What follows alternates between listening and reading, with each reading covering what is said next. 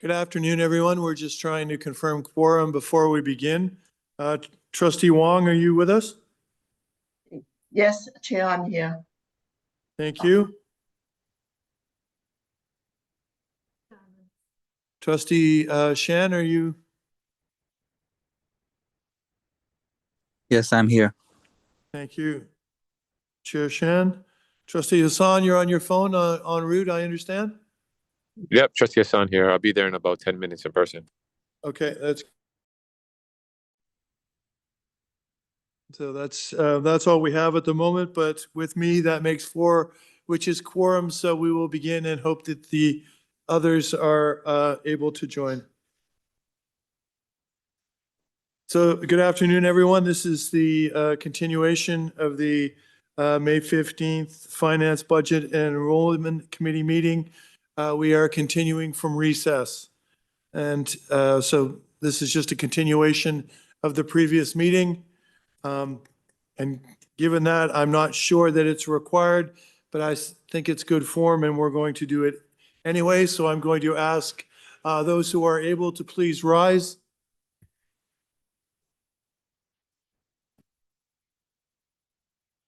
We acknowledge that we are hosted on the lands of the Mississaugas of the Anishinaabe, the Haudenosaunee Confederacy, and the Wendat.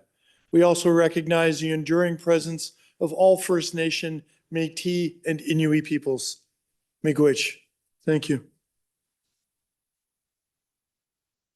Okay, so just to be clear on where we are and what we're hoping to accomplish with the remainder of this meeting, and thanks to everybody, trustees, staff, support staff, everyone that's come to support the resumption of this meeting.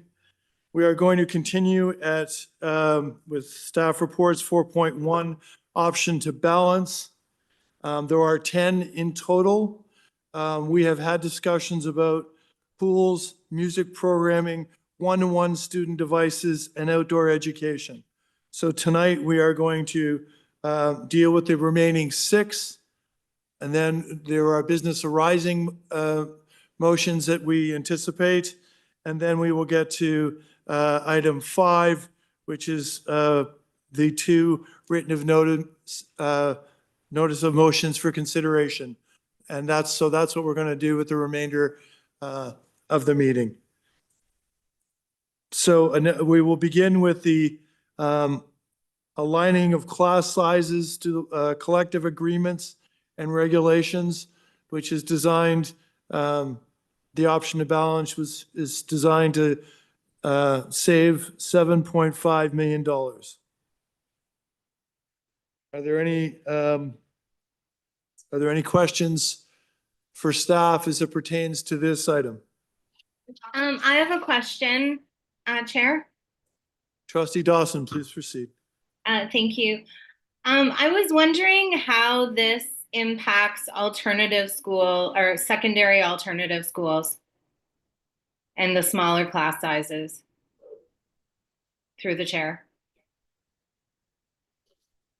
Through the chair, there should be no impact on alternative schools for this instance. We are looking further down about making sure that where we can accommodate students at local schools, that we would try to ensure that the programming is provided at local schools, but it should not impact the class sizes of alternative schools.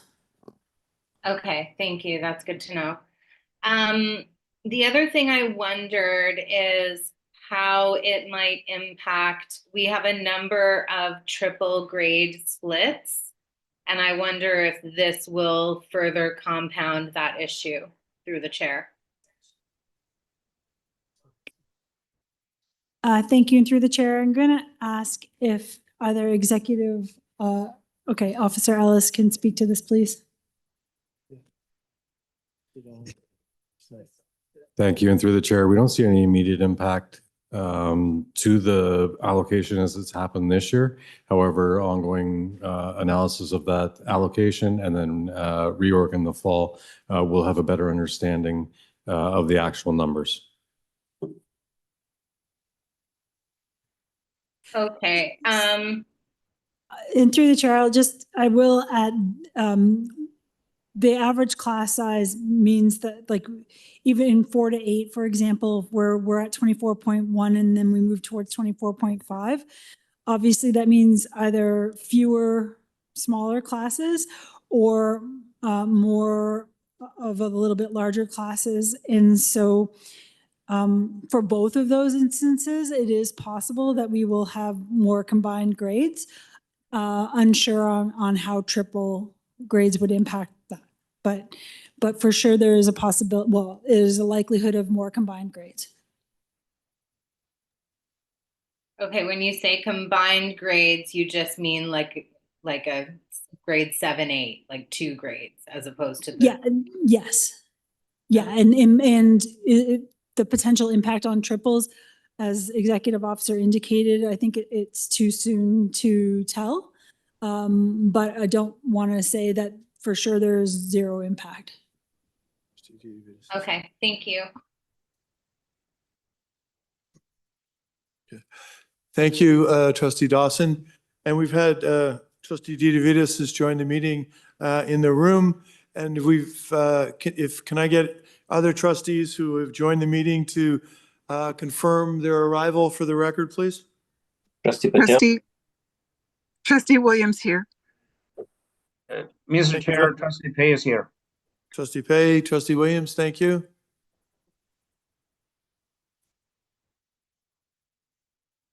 Okay, thank you. With no one else on the speakers list, Trustee sorry. Sorry. Who do we have? Sorry, Trustee Shan, you have the floor.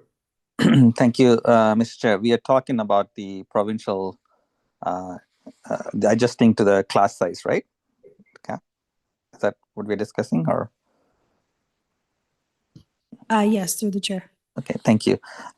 So this is being proposed as a way to potentially save funds, and I just wanted to know, what does that mean in terms of number of full-time equivalent staff members being reduced? So through the chair, it means that we would have less teachers when it comes to reorganization. So right now we have a percentage of teachers in holdback. So we would distribute less of that holdback likely in order to get to as close to the 24.5 as possible for 4 to 8. And then also for the other amounts for kindergarten and for 1 to 3 is pretty close, but for kindergarten and for grades 4 to 8, it would mean less teachers would be added through reorganization.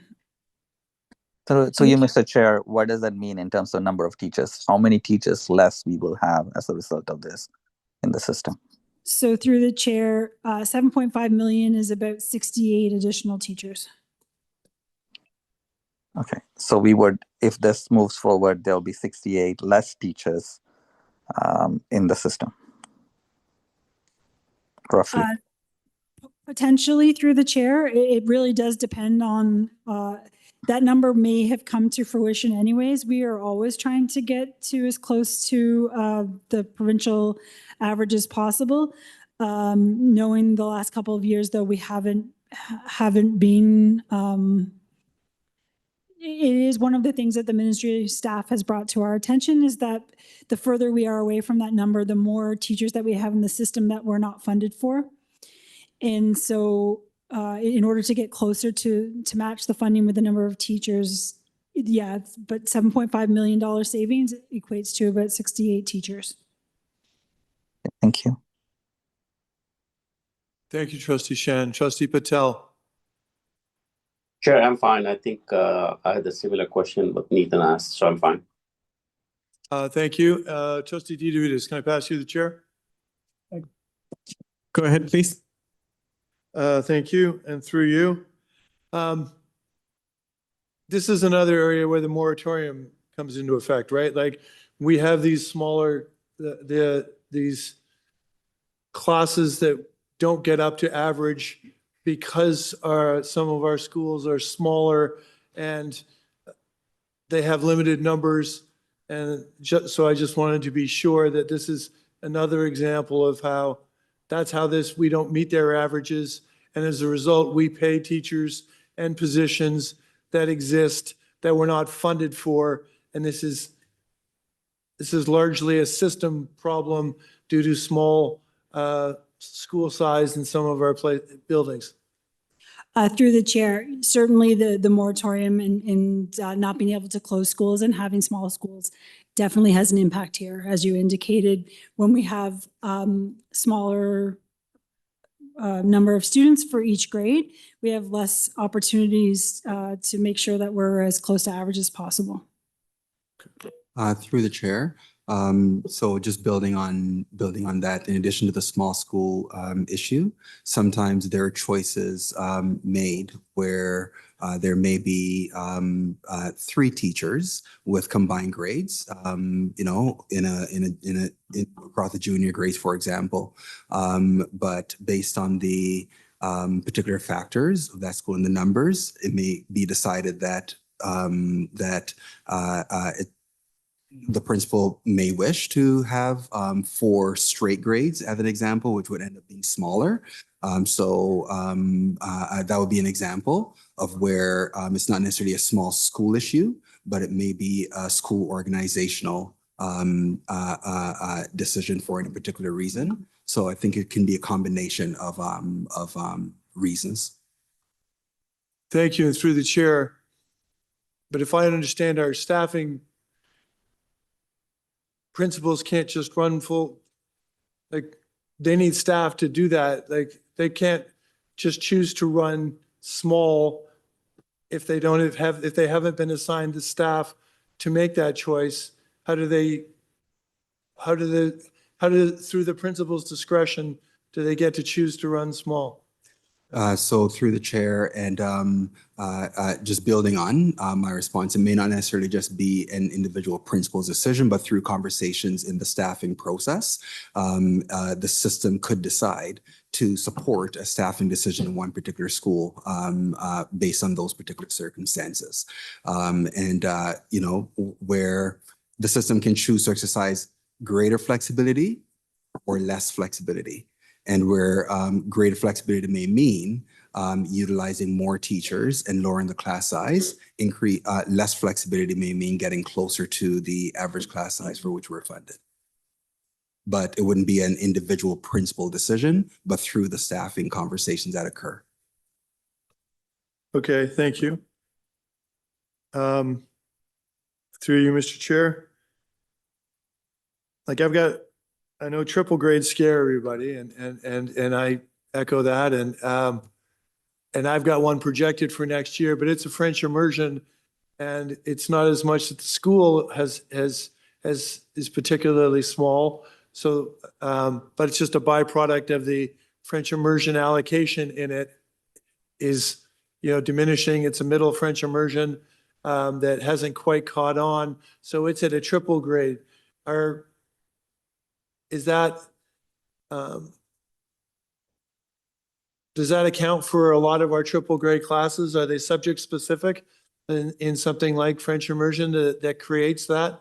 Because I know the triple grade classes kind of freak everybody out. And through the chair, so certainly French immersion does play a role in some of the triple grades. If we look back to last year's data, last year we had, at this time of year, projected 43 triple grades. And in September through reorg, we reduced that down to about 30. So this year we're at 47. And we're looking at, well, how do we solve reorg how do we solve that with reorg in the fall, modeling what happened last year. So French immersion does play a role in that. And other factors of small schools, small grades, small classes, they all play factors as well. Thank you. And through the chair, does that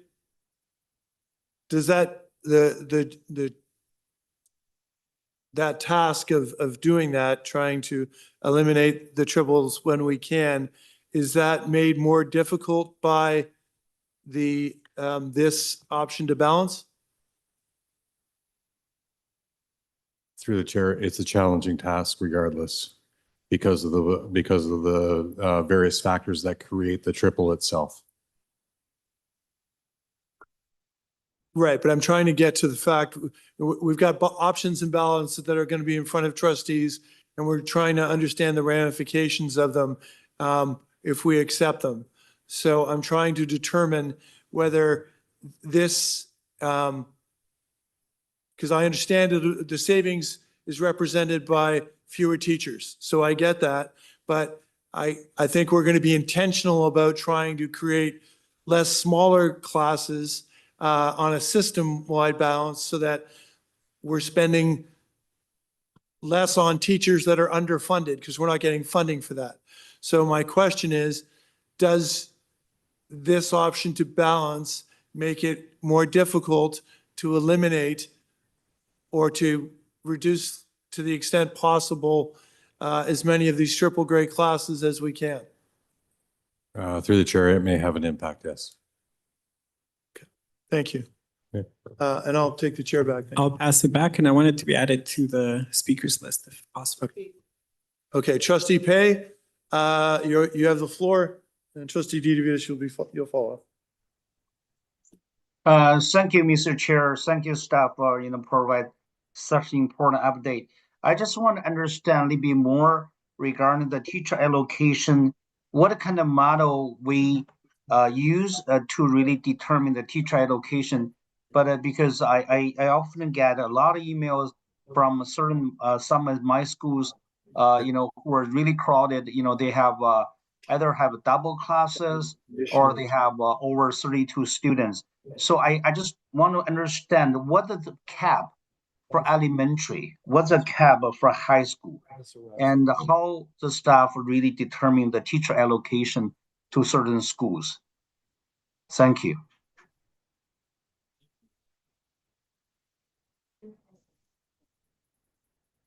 Thank you. And through the chair, I'm looking for the caps as we speak. I'm sorry, I don't have them fresh in my head. However, we do follow ministry requirements with respect to those cap sizes, and that's how we do the allocation. We get the planning information and we assign based on the cap size divisors to the various schools to hit that target as close as we possibly can in our planning methodology. And then in the fall, we compare that to what actually happened or the numbers that showed up in actuality and make adjustments through reorganization. So we're trying to follow ministry guidelines as close as possible. Okay, so Mr. Chair, I just want to understand a little bit more specific the number. So what's the ministry guideline regarding class size cap for elementary and the secondary? And through the chair, full day kindergarten 29 for 32 for full day kindergarten F French immersion, 20 for primary, 90% at 20 and 10% at 23, and then 24.5 average for 4 to 8. What's the maximum cap for primary? I heard it's like kindergarten is 29 or 32. Sorry, the maximum cap for? Yeah, maximum cap. Yes, I want to understand maximum cap. Yes. Through you, Chair. In primary, as in grades 1 to 3, because there are different class size requirements for kindergarten. In grades 1 to 3, 90% of classes across the district must be 20 students or below, and up to 10% of classes across the district can be up to 23 students. And that's at the point of the class size reporting date to the ministry. Okay, so I hear is that from kindergarten is around 32, the maximum cap, and the primary is like 23, right? Maximum cap. I just want to understand maximum cap. The reason I'm asking is I often get a lot of email, with the parents complaining the class sizes, right? So I want to understand the class sizes. What's the maximum cap, by provincial guideline, and what is we as a board, in average, what do we have? So through the chair, I'll continue with the discussion. So kindergarten, the average class size is 26 to 1. there's a cap of 29. And again, I think there's a small percentage, it might be 10% that can go up to 32, but that's 32 is the hard cap. So that's for kindergarten. Grades 1 to 3, the director indicated it's 20-1, but 10% can go up to 23. For grades 4 to 8, it's 24.5 is the average, and there is no provincial cap. In grades 9 to 12, it's 23-1. Again, there is no cap per se that is mandated by the province. And except for online, it's 30-1. So those are all the different sizes. The caps are only within kindergarten and grades 1 to 3. We do know that the board did pass a motion related to a cap for grades 4 to 8 at 32. And again, that does start to have an impact on our ability to reach average class size. So I hope that helps, but kindergarten specifically 29, with I think 10% that can go up to 32. Okay, great. I really appreciate, it is okay. My follow-up question is how as a board-wide, we have a class average size. What's average class size, as a board-wide number? Compare provincial average, if that's possible. Know that number. So, Trustee Pei, if you give us a chance to pull it up, we can find. Absolutely. You know what? Meantime, I can ask other questions. You can pull up the number. That's no problem. So I want to understand regarding the 68 teacher reduction. Is this a reduction virtually by attrition, by retirement? So it means like if a 68 teacher retired, we don't hire 68 new teachers. Is virtually by attrition, or is like we're just gonna say, okay, we're gonna keep this number, but we're not gonna hire 68 new teachers for the incoming year? So through the chair, again, it is part of our holdback. So we don't release all of the number of teachers that were passed by the board at the March school-based staffing report. We wouldn't have allocated all of those teachers. And then through reorganization based on the actual numbers, we would determine the appropriate number of teachers that we would have, and we would make adjustments accordingly. So if everything stayed the same, what it would mean was we would use 68 less teachers of the holdback, but it would definitely be done through attrition, or as you indicated, we wouldn't be in a hiring position for 68 positions. Okay, that's wonderful. So I just want to understand the impact regarding the reduction 68 teachers, because I assume those 68 teachers are being cut like through our teacher allocation through the whole board process. Would that impact on those school with LOI index number is on the top?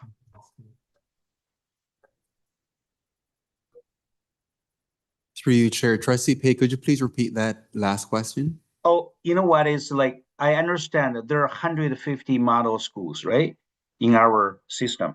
I just wondering if the 60 teachers being cut, would that goes mostly going to impact those model schools? Because I just want to know where that 68 is, or we're going to cut regardless LOI index, we're going to cut like a board-wide evenly. Yeah, through the chair, I think it would depend on where we were either over or under. The good thing is that we have just started to implement a staffing software, which will, once we have the actual enrollments in September, we will be able to automate this process. And so we'll be able to see, okay, this school has 7 teachers, but it really only needs 6. And then we'll be able to make those adjustments. So that happens every year at our count date. And I guess that's the other important thing to remember is that we're talking about class size on a specific date in September. If 2 more students moved in after that count date, the average class size would be higher, but the average class size that counts for reporting purposes and what we're held accountable for through regulation is only that 1 count date in September. And just also, we do have the number, and our average JK, SK, so our average kindergarten class size is 24, and the regulation is 26. So we are 2 students under class size for kindergarten. Okay, okay, I think that's wonderful. So just go back to my original question. Have you been able to pull out the numbers through your chair? Or you need more time? I can come back the list whenever you have that number. Sorry, Trustee Pay, we were talking over here and I missed that question. I apologize. Oh, no, don't be. Through your chair is like, I think you need more. So AD Zucker, so you probably need more time to figure out that number, right? Because you need to pull up. Trustee Pay, can you ask the Are number? you, sorry, are you referring to what the TDSB average class sizes are? That's right. I'm asking average Yeah. TDSB's class size compare provincial, average class size. So Because I I'll want to just, understand this, like where we at the position provincial wide, yeah, so Yeah. I'll do this again, I'll do them all together. So for kindergarten, we're at 24-1 average class size in the province. Sorry, so 24-1. Yes. So what that mean, 24-1? 24 students to 1 teacher. That's our average class size. Okay. Thank you. And Okay, great. Okay. The regulation provincial class average is 26-1. Mm-hmm. So we're 2 under. Yeah. Okay. In primary, so grades 1 to 3, we are allowed to, we have the average class size of 20. We're allowed to have 90% that have to be within that number. And I think we're at 91%. So we're better than provincial average there as well. Okay. And then for grades 4 to 8, our average class size is 24.1 and the provincial average is 24.5. So in all of those instances, we are under the provincial regulations. So we're under the regulation, but I'm comparing like the provincial average class size. Do we have that? Sorry, that when I say regulation, I mean the provincial average class size. Oh, so that's okay. that's how we're funded. Yeah, sorry. Oh, okay. So after the 68 reduction of teachers, would we come close to the provincial average, or we're still above provincial average? So through the chair, 68 teachers would bring us from 24.1 in grades 4 to 8 to 24.5, which is the provincial average. It doesn't take into account at all the kindergarten moving to from 24 to 26. So between all of the elementary, kindergarten 1 to 3 and 4 to 6, we would get closer to provincial averages, but I think we would still be below. Okay. 7.5 million would still keep us below. So, okay, if we really want to reach the provincial average, how many teachers we have to cut? Through the chair, we can do that calculation. I think the hard thing about it is, as indicated by some of your colleagues, our small schools make it difficult for us to be exactly at provincial average, because we know that we don't get exactly, 24.5 or 26, kindergarten students. So getting as close as possible. We can do the calculation for sure for the kindergarten teachers as well. But the 68 was just an example for the 4 to 8 class size. And so we figured that that's a good starting point, and that we can use it to do it across all of the elementary school class sizes, knowing again that we're not going to be perfect just because of the number of schools that we have, and then the number of small schools that we have in particular. Absolutely. I'm totally agree with you. Through you, Mr. Chair. So basically this is cut is only for the grade 4 to 8 classes, right? The 68 teachers, as I understand. Through the chair, like in a pure calculation, that's correct. But we would apply it to all grades. And the intention would be to get 7.5 million for all Okay. grades. That was just an example, but if you give me a few minutes in the background, we'll look at the calculation for kindergarten as well. Absolutely, absolutely. So, it's like I actually, to be honest, I'm just treating this as mathematical questions in just like, our decisions. So I hope my trustee colleague don't take me wrong side as I want to cut teachers. No, I don't want to cut any teachers. If I have funding, to be honest, I want to hire more teachers, especially for my work. I have a really overcrowded classes. Okay. And I just want to, the staff, maybe if you can do some really just mathematical exercise, regarding how many staff they had to reduce to reach the province average. I think that should be the target for us in the future. But other than that, I think I finished my question. So AD Zucker, you have the number, you can always come back, so I don't want to waste anybody's time. I just finished my questions. Really appreciate the chairs. Really appreciate staff, for a wonderful, insight regarding this reduction. Yeah, thank you.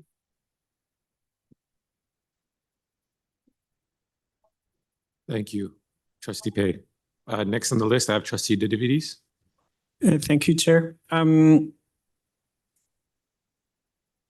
So the questions I have are for a couple of different items that I don't necessarily see here, so you'll let me know if I'm offside. But I had a general question about the Learn for Life program. It was mentioned in the report, but It's okay. we're good? Okay. Because I think we finished through the other itemized list. So the question through the chair for staff is if we're able to get more detailed listing of the items that are going into the increase for the program, right? So there's an article a couple of weeks ago that basically had a number over 40% increase to what seniors are paying. And I've had a number of people reach out to me with questions about what that, what goes into that number. What we have in the report is very general. So the questions for staff is if we can have something more detailed on a maybe at next month's report, that would give us a sense of why and how the calculation was made.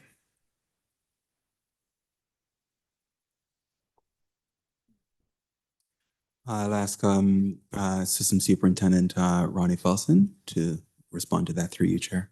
Thank you, and through the chair. I can provide a breakdown of the costs to go into the hourly rate for learners. Just keep in mind when we talk about the increase to $15 per hour for learners, we aren't receiving $15 from every user. We have subsidy rate payers, we have seniors, and we have full rate users. So we're actually using a smaller amount to calculate the breakdown.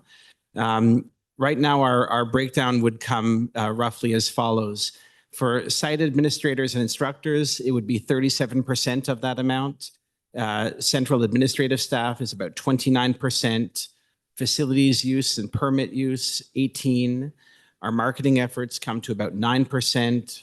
Bank charges, 3%. The use of eBase, which is our online registration system, also 3% annually. And then other basic office expenses, phones, photocopier supplies to about 1%.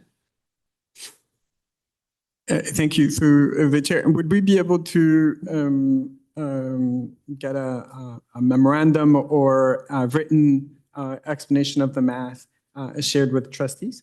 Through the chair, I'm happy to provide it in Trustees Weekly. Thank you. And can that also include our forecasting, right? Because we assume a certain increase and a certain amount of, we hope a certain amount of students to the program. Can we include that as well?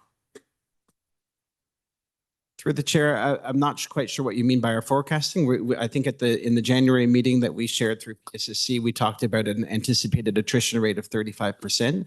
Is that the breakdown you're looking at? Yeah. Sure, we can put Yeah, something so how together. we assume to be able to balance, we have some estimates of what we're able to do, Sure, right? we Thank can you. provide that. Through the chair. So my next question, changing topics, is about CSWs. To my understanding, there's been a change to the program, and I want to understand if I need to go in camera to find out what happened.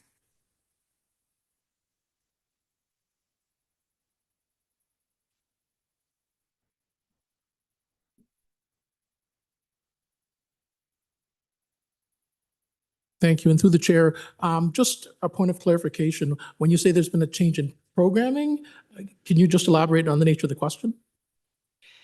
I understand that a number of the staff have been surplused.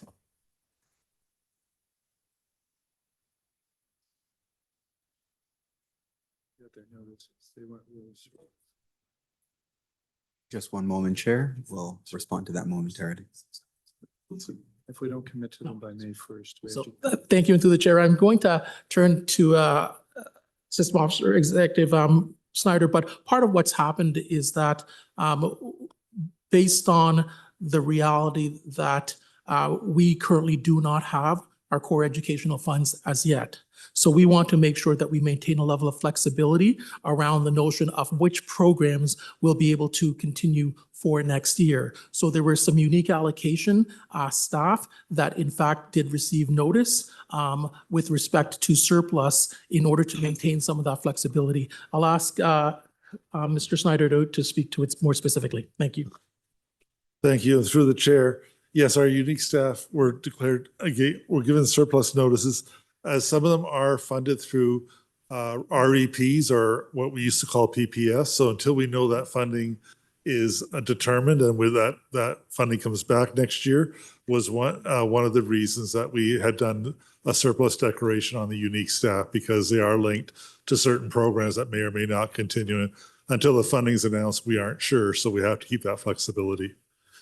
And again, the funding's being announced later this year than typical. This would usually happen earlier in the process. Through the chair, why was that program not, or those positions not included in the options to balance if we're keeping the flexibility? Because that is something that's come to the board before. I understand the distinction between operational and board decisions, but I find that whether or not we keep a program should be a decision of the board, no?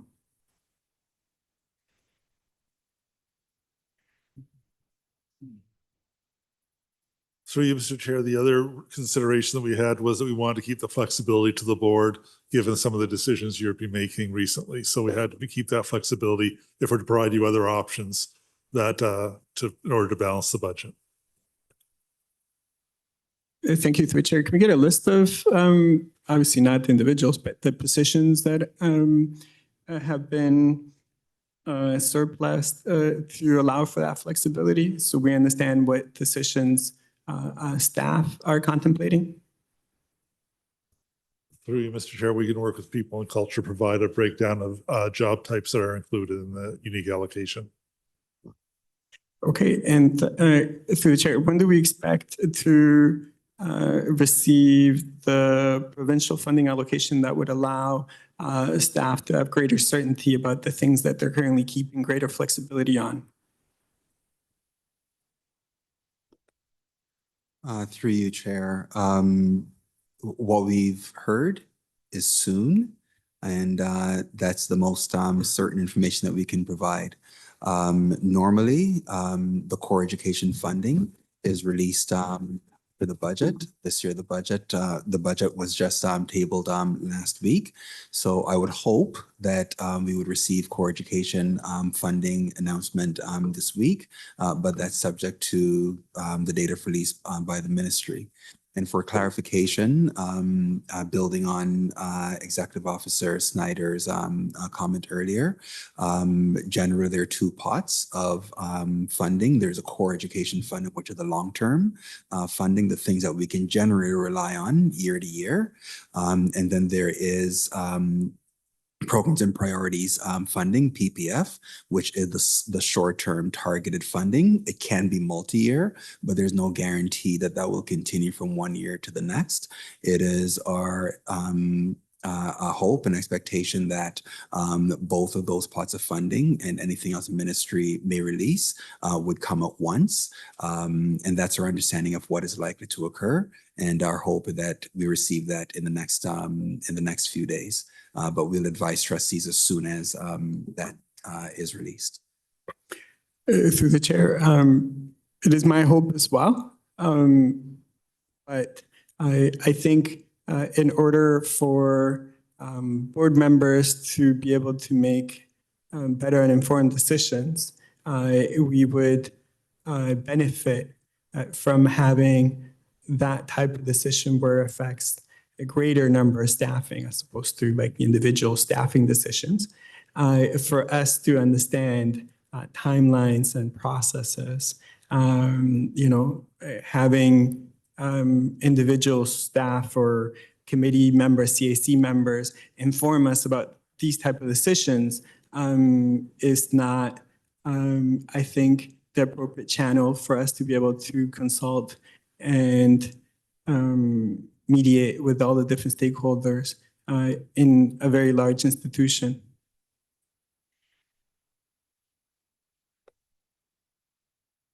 Through you, Chair, thank you for that that statement and question, Trustee DeVitas.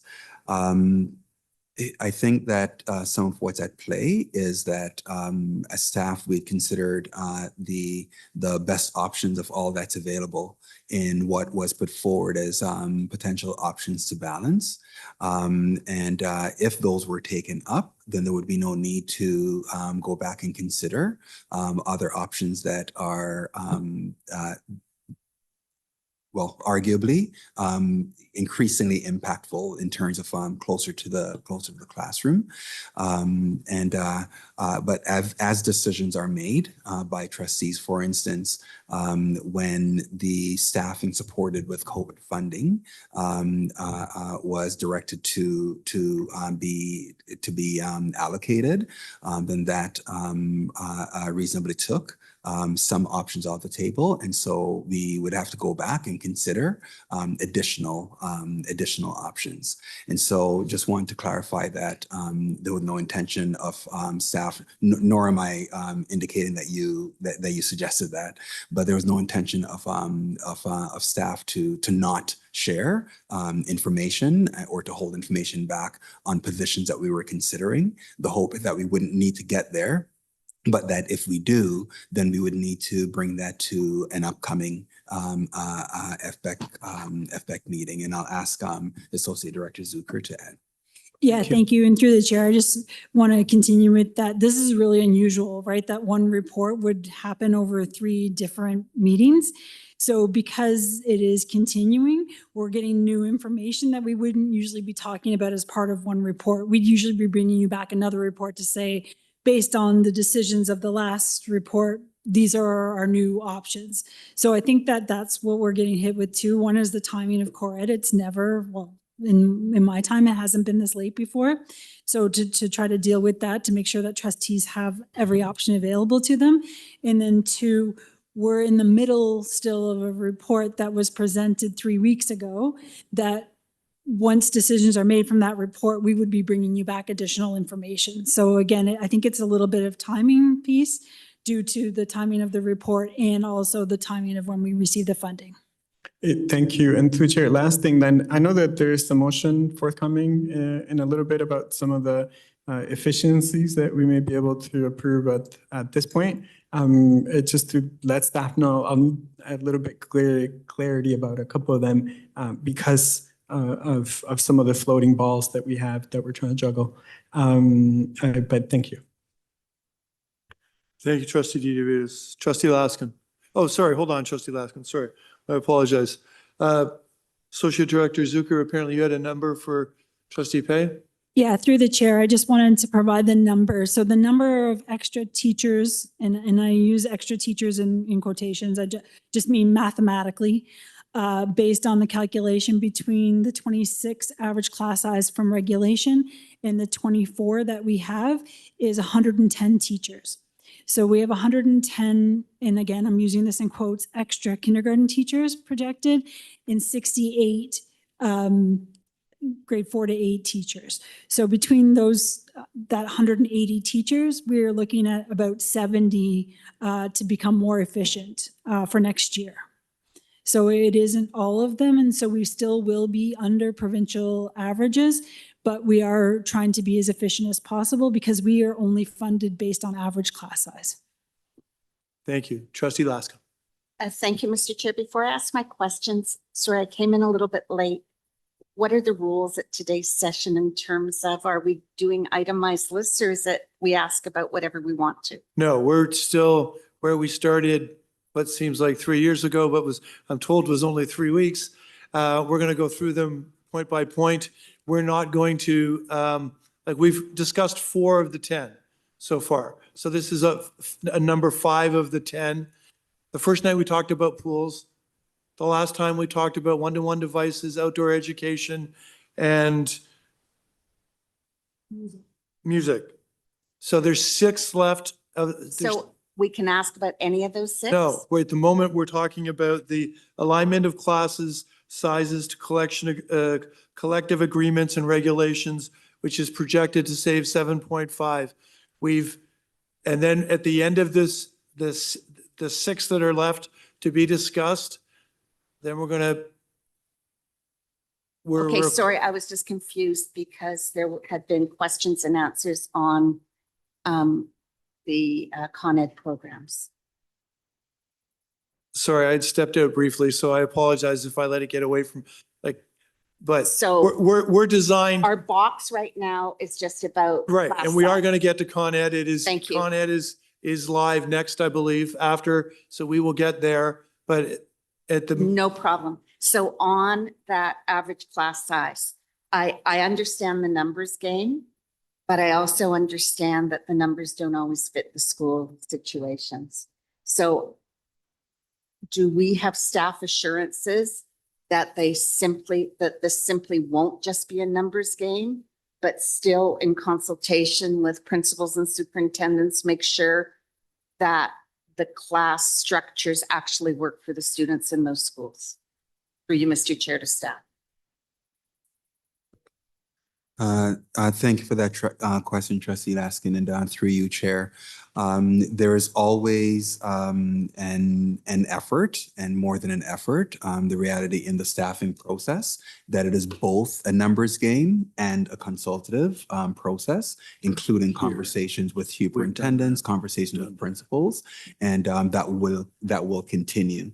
I think what we're talking about is that there's been greater flexibility exercised over time for those conversations to lead to smaller class sizes or more favorable class organizations. The reality is that if we're allocating fewer teachers in order to get closer to the class size average, then those conversations will still continue, but may not lead to as much flexibility in as many cases as is currently the practice. Michelle, did you want to add anything further to that? Thank you for the question. I think your response was quite accurate. We do consult individually with schools as they raise concerns for whatever reasons, and we do our best to support, but this will reduce a little bit of that flexibility. It tends to be that if a school started out with an additional class, we would try to leave it in place so as not to disrupt. But if we're looking to be closer to provincial averages, then we would be trying to move more to that direction, but definitely listening to the concerns and the needs of the school. Thank you. Okay, so through you, Mr. Chair, yes, there have been years where the instruction has been take from one school to give to another school, not necessarily take from one school, not to give to another school, but take from the system. So I don't remember these conversations before around this table. So that this is new from my perspective. The second point I wanted to make is there are situations where principals know through registrations that come in May and June that they have not been allocated enough staff. And it is incredibly disruptive to schools having them wait till reorganization towards the end of September. In these situations where we're concerned about taking and not giving back, will there be any flexibility when schools actually know they have, been given one kindergarten class, for example, that have 40 kids registered? That these significant and serious class situations can be alleviated in June, so it doesn't cause the reorganizations at the schools in the fall, because in some schools, changing one class changes all classes. So I'm wondering through you, Mr. Chair, to staff if they have an opinion on that. Thank you for the question through the chair. At this point, schools have had the opportunity to communicate with their planning officers around any thing that they've noticed in terms of increased enrollment, particularly it would be kindergarten. And so that communication has been made and adjustments were done based on that information. So moving forward from this point, it would be based on actual enrollment, and we make adjustments on the first day of school. So if a school has more students than projected and needs to have an additional staff member in place, we will put an occasional teacher in place for that day or the very next day, pending reorganization September 30th. Thank you very much for that clarification. And then my other question then is, if this has been done and the anomalies have been raised with system planning officers, would that mean that superintendents now know the class organizations for all their schools? Through you, Mr. Chair. That is correct. That there was an earlier date, April 15th, where all models, classroom organization models, were approved by school superintendents. May I just adding to the chair and not to detract from the series of questions Trustee Laskin, but through you, Chair, I think it's important to qualify, because we're still in this current school year and not next, that although the class organizations are known at present, that they're still tentative class organizations until we're actually in the fall and until we're at the class reorg date. So they're not fully confirmed until such time that that the staffing is settled. So I think it's important to communicate tentative, although the vast majority of those may very well remain in place as they're presently organized. Thank you for that clarification. So then realistically, superintendents would know the tentative class organizations in their schools and be able to update trustees on any potential issues so that we will know to expect those calls from community members. For you, Mr. Chair, to staff.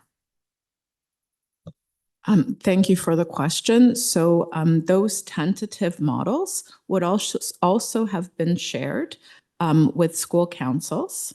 And so, yes, superintendents would be aware, as would school communities, of their tentative models for the upcoming school year.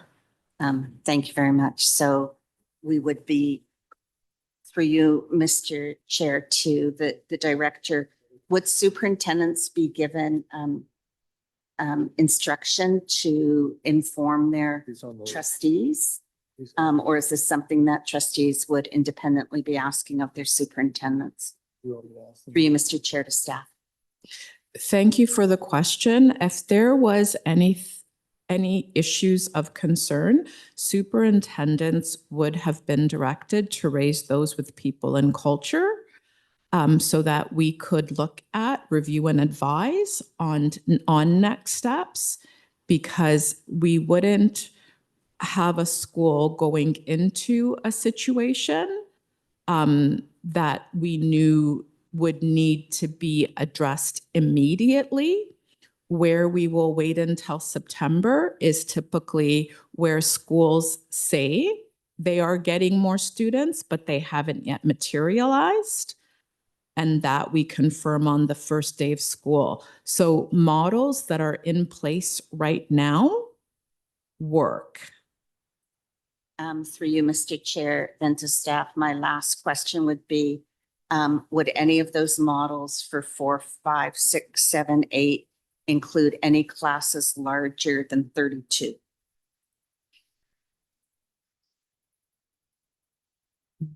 We can review that very quickly and give you a response. Thank you, because that's where a lot of the concerns come, because of the caps in elementary, 4, 5, 6, 7, 8. I have schools now with 34s and 36s as kids have come in during the year. I'd like to know that we're starting the year with a tentative organizational model that doesn't staff more than 32s. Thank you. I do believe that we used 31 as the divisor, so I do not believe we have any classes above 32 that are projected. Right. And I think Executive Officer Mark Ellis has a response. Thank you, and through the chair. Currently, we have 5 situations that we're working on. And they're a little bit unique to those individual schools, but we're working through those situations to get them down. And if I may add to that, through you, Chair, the normal practice in, I would say, most school boards that I'm aware of is that it's by the class or school reorg date that we need to be making sure that classes end up where they need to be. So there could be a situation, for example, in a school with high transiency, for example, there may be high numbers now registered, but if it's possible that 10% may not necessarily show, or there could be movement back and forth, or we need to consider the implications for teachers in one school and whether movement needs to occur to reach class size average in another school and so forth. All of those pieces get sorted out by the time reorg date occurs. And that's not to say that efforts aren't made up front to take care of as many of the issues as possible. But I would caution against the expectation that every class starts the way they're expected to land at reorg, because the system can end up hampering options when that time comes. I understand that through the chair to the director, and many principals and experienced trustees do understand the schools within their ward that have significant transient populations year after year. It is unusual. Sometimes we are surprised that different situations happen, especially during COVID. A lot of situations happened where a lot of international students or families did not end up coming, and some actually left. So there were quite a few anomalies, but I do understand. Thank you. Those are my questions on this item. Thank you, Trustee Laskin. And before we go to Trustee Earhart, we're going to ask trustees that have joined late to please share that you've joined the meeting. Trustee Lee here. Thank you, Trustee Lee. Trustee Rajwani. Thank you, Trustee Rajwani. Trustee Arts, have you joined? Okay. Hi, yes, I'm here. Thank you. Thank you, Trustee Arts. Okay, and with that, Trustee Earhart. Thanks very much, and thanks everyone for the questions so far. I wanted to start just by asking, as a reminder, how many elementary schools do we have in our system right now? Thank you. Approximately. I can answer that. 483. 483. And okay, and so I'm just gonna do some math just to understand how many schools, if we think it's approximately 68 teacher reduction.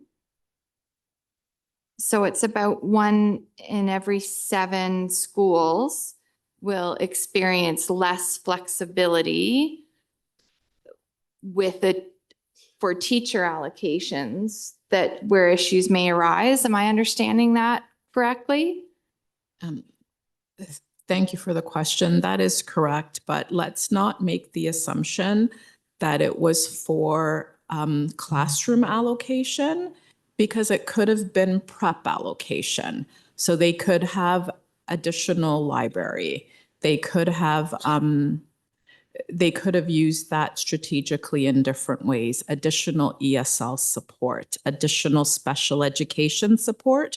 So it's not necessarily an additional classroom allocation. Okay, thanks very much. That's a helpful distinction, but a concerning distinction to me, because I think removing that flexibility just from what I saw last September, I thought we had already started to remove that flexibility during this school year. So I'm wondering if someone could help me understand why, like what, if we have been already taking this path to better align to achieve cost savings due to our ongoing financial situation. This isn't the first year we've been trying to align, isn't that correct? We did seek to also do this last year? That's correct. Thank you for the question. We did, but there's different, the parameters are changing slightly. So we're in, the French immersion programs that are being phased out, that is giving us a little more flexibility. We tend not to run as many triples. So that would have an impact as well. So there are different parameters that we'll look at to try to support schools. So we're going to have to be just a little tighter.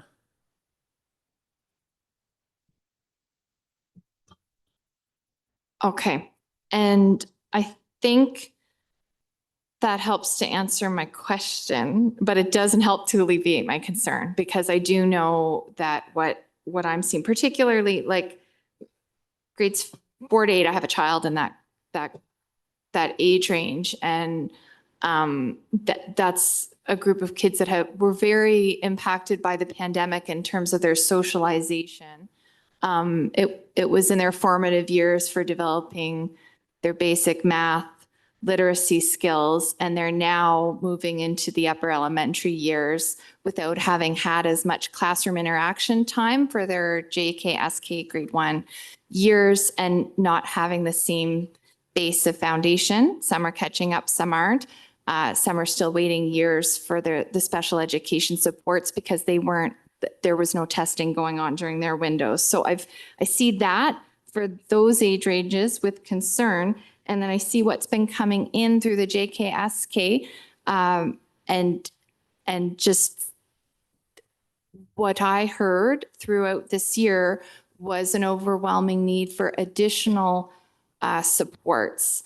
And so removing the flexibility and hearing that it would also be for those JKSK years as well, I just think everything's running with so little flexibility already to deal with the diversity of needs we have coming in. So while I appreciate what everyone's attempting to achieve, I'm very concerned. I don't believe that the what's outlined in legislation should be a ceiling.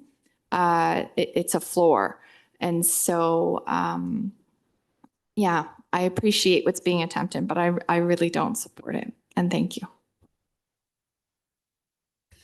Thank you, Trustee Earhart. Trustee Lee.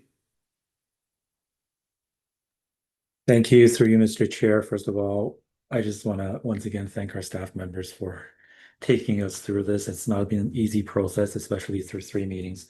And this question may have already been asked, but we also passed a motion at FBAC asking staff to avoid having tri-split classes. Are we still following that direction throughout this entire process?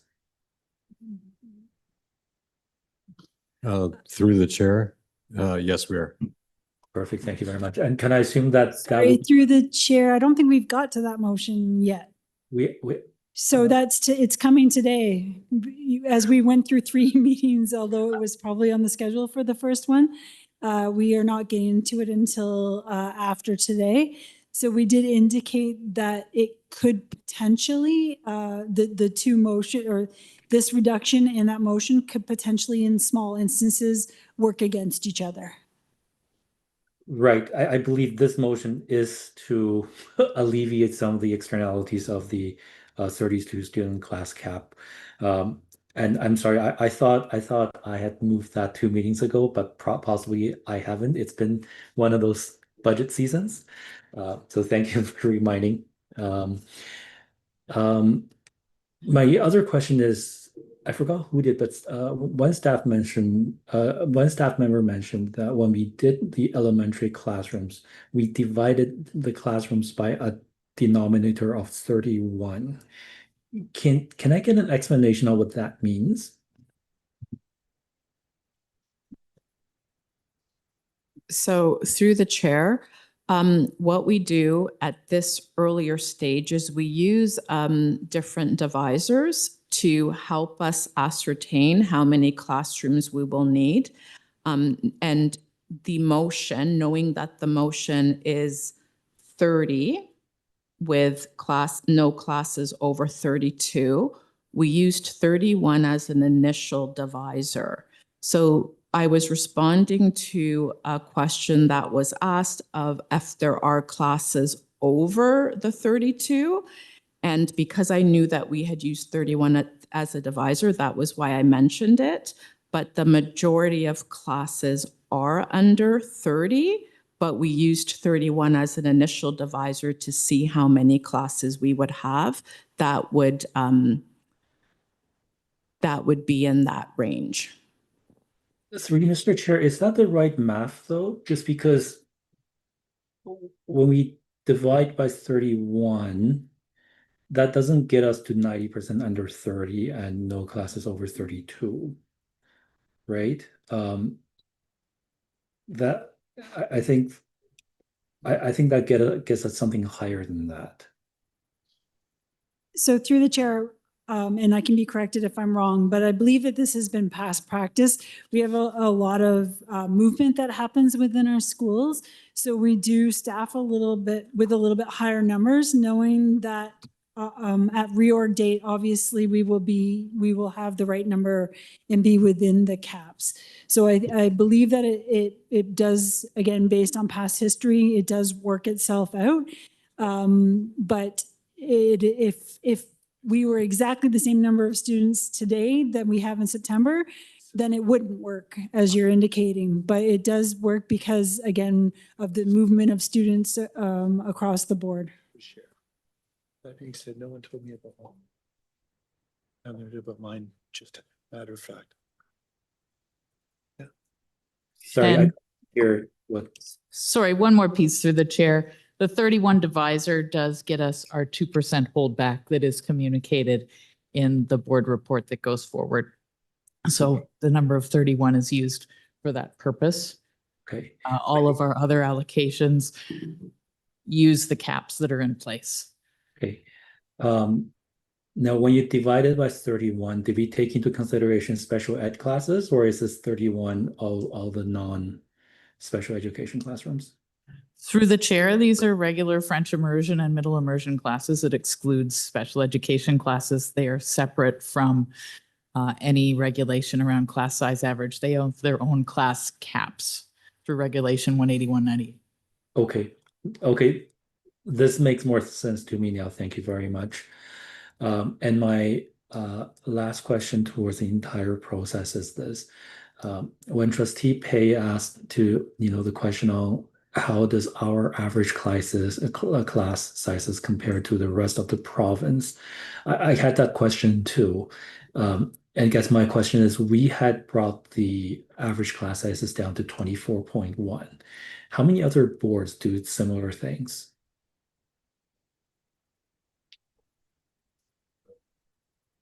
Through you, Chair, while the team looks for that information, I would bring that question back to the TDSB context to say that other boards may have different averages. My assumption is that they would be operating within their funding envelope, or their local funds would be used flexibly to support whatever priorities they've established. I think it's significant that we're having this conversation in the context of a budget decision.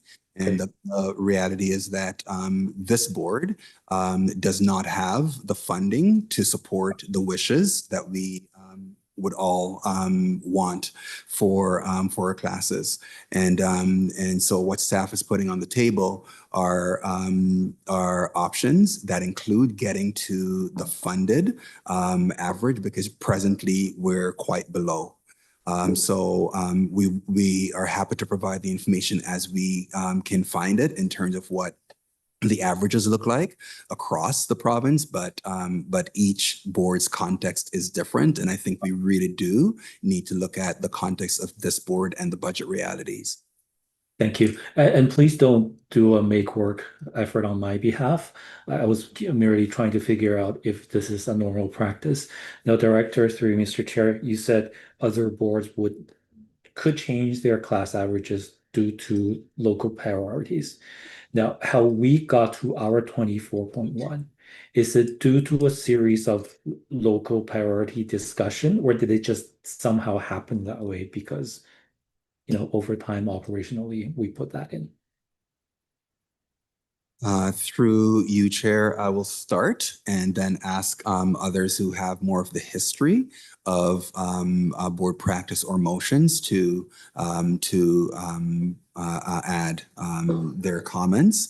I think System Officer Michelle Lawrence earlier spoke to certain board practices, and I'll share an example. The example where staff are allocated to a school in the spring, say now, and then in the fall, the number of students that were expected or projected do not show. However, the decision has been made to leave the staff in place that have been allocated, meaning that one result would be that the classes in that school could be a little bit lower or significantly lower. I'll speak to my past practice, which I think aligns with my understanding of common practice throughout the province, is that staff are allocated in the spring, just like in TDSB. And then in allocating staff in the spring, certain decisions are made. For example, a school with high transiency, you may exercise certain flexibilities because you look at the patterns over the last 5 years and you know that there's some up and down, and oftentimes, for example, the projections are higher in the spring and then there's movement and leading to lower numbers in the fall. So you look at those patterns and you work with the local school to make those decisions as to how many teachers you'll actually allocate, and prepared, of course, to provide more teachers if those numbers come in. You may also make the decision to at reorg time to actually move teachers around in schools. So it is not an uncommon practice during the reorg time in September for a school that has dropped in their enrollment to need to give up a teacher that they've hired in order to move that teacher through the surplus process to a neighboring school that has gone up in numbers. So I think that to some extent, Trustee Lee, these are the practices as System Officer Lawrence has indicated, have contributed to where we have landed in time. As to whether there are any specific motions or other direction that has contributed to this factor, I will ask others to chime in if there's any additional information.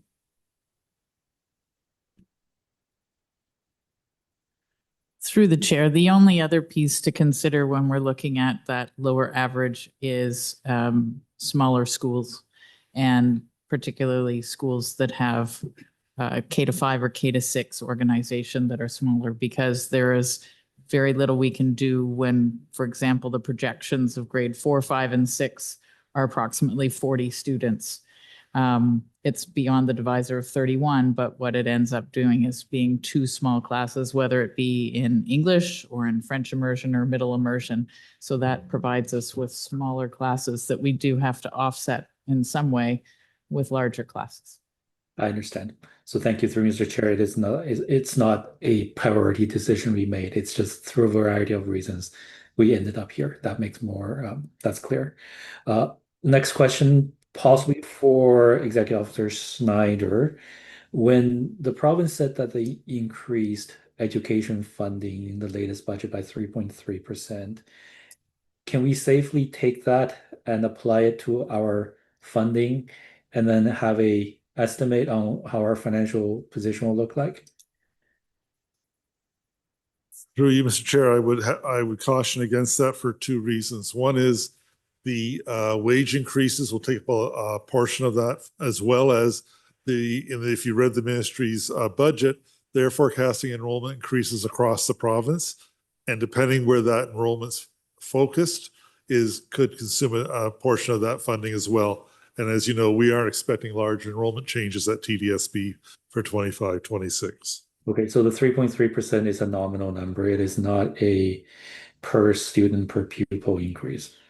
I don't believe so. I would believe it's based on their total funding year over year, what they anticipate to roll out to education. Okay, so which means as long as our provincial-wide student enrollment volume is higher than 0.9%, for example, then that funding will still not cover inflation.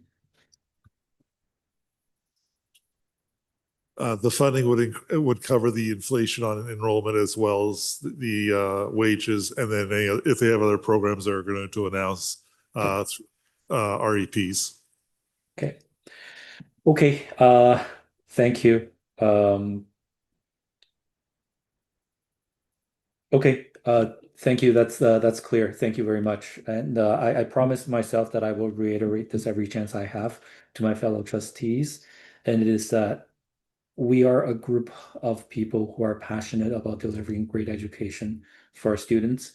But I do believe we do hold a responsibility to deliver a budget that meets provincial legislation, whatever that legislation is. I think the people chose the province, and the people chose us to follow the Education Act. So I think to electively not deliver a balanced budget and electively not make these difficult decisions to get us there, especially there are things where that our board is doing that no other boards are doing, in fact, I think that does a disservice to our community. So I continue, as every chance I get, to encourage my fellow trustees to make these decisions. I know they're tough, but it is what we've been elected to do. Thank you. That's all. Thank you, Trustee Lee. Trustee Hassan. Thank you. Through you, Chair. Out of the 57 classes that will be seeing the 3-way split, how many of them are in model schools? Through the chair, we'll have to take that back. And I would just like to say it's 47 triple combines for next year, not 57. Was the fact that that model schools, what are the implications of the 3-way split in the model schools compared to others? When a triple combined class comes up, it means in primary, and I mean, it's not unique to model schools, It is coming up in regular program. It's coming up in French immersion, K to 3, 4 to 6, and 6 to 8 in middle immersion specifically. But when those happen in primary, it's because there are fewer than 20 students, for example, projected in grades 1, 2, and 3. In 4, 5, 6, or 6, 7, 8, quite often, it is because, again, there are fluctuations in projection or very small projections that have pushed together 3 grades. In some cases, we actually have mitigated some middle immersion programs that had fewer than 31 students across 5 grades.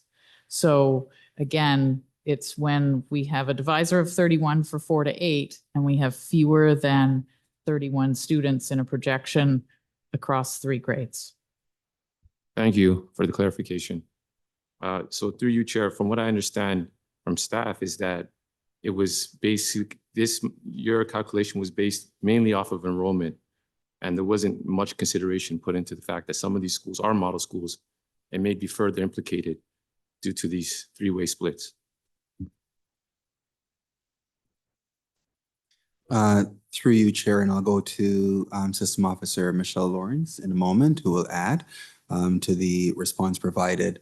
I think that staffing allocation is always a combination of a number of factors. Certainly, the funding that's available to support the number of staff that may be allocated, the provincial funding model or class size regulation, any local board priorities or practices, and as I mentioned earlier, that process always includes conversations with the local principal, local superintendent, and the people and culture staff, along with others that may that need to be engaged. So there wouldn't be a situation that would simply be on numbers only.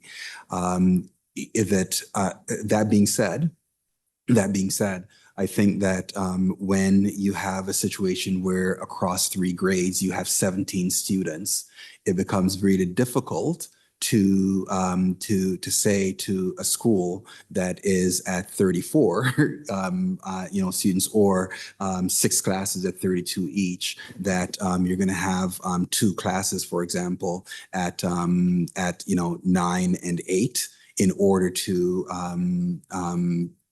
have those other classes run higher in another school. So it's always looking at the local conditions as well as the system scenario, and those local conditions might include the makeup of those classes, the other kinds of supports that might be available in a school. It can also come down to teacher capacity within within that school, and I think I would also caution against the assumption that on the basis of being a model school only, it means that should direct necessarily how staffing is allocated for classes. I think that it's an important consideration because we know that there are factors that go into how model schools are identified, the LOI, and so on. But I don't think that it's necessarily directive. I think we have to consider it as a factor among many factors on the table. Michelle, did you want to add anything further? I think that was thorough. We will scrutinize all of the triple splits and look at which schools they are in and why they have occurred and where we can support. And this is in fact the first year that we haven't already looked to reduce the triple splits. And it's because we don't know how many holdback teachers are going to be required as a result of the motion that we haven't actioned that yet. Thank you for the clarification. Have trustees been supplied a list of which classes or schools in their ward are going to be receiving the 3-way split? Because me personally, I haven't been informed by anyone. Every day I get an email from a new school, a parent from a different school complaining about the 3-way split. So I'm wondering if trustees can receive that list and an update on that, please. Thank you, Trustee Hassan, and through you, Chair. I think that connects to something that Trustee Laskin had also asked about, and I think I would ask superintendents to advise trustees of any hotspots, including where there may be triple splits presently in place, so that you are aware. What I would request of trustees is your patience to allow the staffing process to play out and to allow staff to manage that process operationally, keeping in mind the directions that you have given, but keeping in mind changes that may happen over time. As Executive Officer Mark said earlier, some of these situations naturally resolve over time, and he gave the example of last year, starting with 47, ending at 30. And as Michelle said earlier, normally some of those would be supported towards resolution now, but there's so much on the go right now that it's very difficult to make any decision in isolation. And so it's really necessary for staff to be considering all of the requests and thoughts of trustees, but for staff to be allowed to do our jobs, to consider what trustees are asking, consider the requirements of us, but also to be able to play out those scenarios, keeping in mind the timelines as well, that while it's desirable to resolve as many of these things before June 30th, it may not in fact be desirable operationally if in September is going to lead to other changes and so forth that may happen anyway. So I appreciate the angst. I appreciate the angst of parents that are calling trustees. I appreciate the angst of teachers that may be asked to teach a triple grade split. I appreciate the angst of principals that may be dealing with this for the first time or are dealing with it for the 6th year in a row and so forth. So I appreciate all of that. However, we need to be having all of these things on the table and considering the best decisions to make when. And with all due respect, I don't believe that in the majority of cases, these are decisions that are best for the boardroom. I believe that it's important for us to hear trustees' wishes and for us to take those away and operationalize them in the best way possible, knowing that we're going to be attending to the same thing that trustees want are the things that staff want as well. And we want to be able to operate within the framework nevertheless. Thank you, Chair. Thank you. Through you, Chair, the reason why I bring this up is because I want to just make sure that model schools and communities that are historically under-resourced are carefully considered when making decisions such as three-way splits.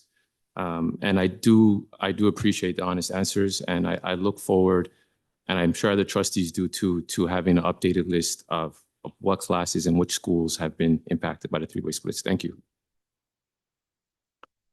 Thank you, Trustee Hassan. Anybody else want to be heard on round one? No, thank you. And with that, I'll pass the chair to Trustee Hassan. Floor is yours, Trustee McLean. Thank you. Through you, Chair. So if I'm under an oversimplified version of what we've talked about for the last hour, we're going to be intentionally looking for situations to be able to eliminate this. So we're going to be more apt to restructure in September and leave well enough alone type of thing. Because in the past, we've had situations where we had numbers that were a little lower, but because we wanted to avoid reorganization, we kind of left things the way they were, and we left them a little low. And we're going to be a little proactively less willing to let that happen and need to take the savings that are potentially on the table and reorganize in more different situations, assuming that the numbers break that way. That's the change in our philosophy 1 year over the next. Is that an oversimplification, but pretty much what I'm hearing? Thank you for the question. We're still going to do our best to support schools based on their needs. So in the past, where we would have left a situation, let's say that they've got 2 kindergarten classes, but we could have made it 1, being a cap of 29, but we've left it at 2, we would take a second look. Because we do have the ministry caps, which are more precise in terms of funding, and we need to look at the savings. So we will take that second look, but I don't want to oversimplify because we're always going to listen to the needs of schools and principals. So we will look at where cuts can be made or we can take out based on where we need to put in. So there's going to be that factor as well. A lot is unknown. If we meet our projection or have an increase to enrollment, we are in a very good place. So it would mean less that we have to take out because we have holdback and potentially additional allocation to put in. So it really depends on what happens in September. But I don't want it to sound like we're just going to look to where we can extract in every situation, because we will always listen and consider the needs of the school.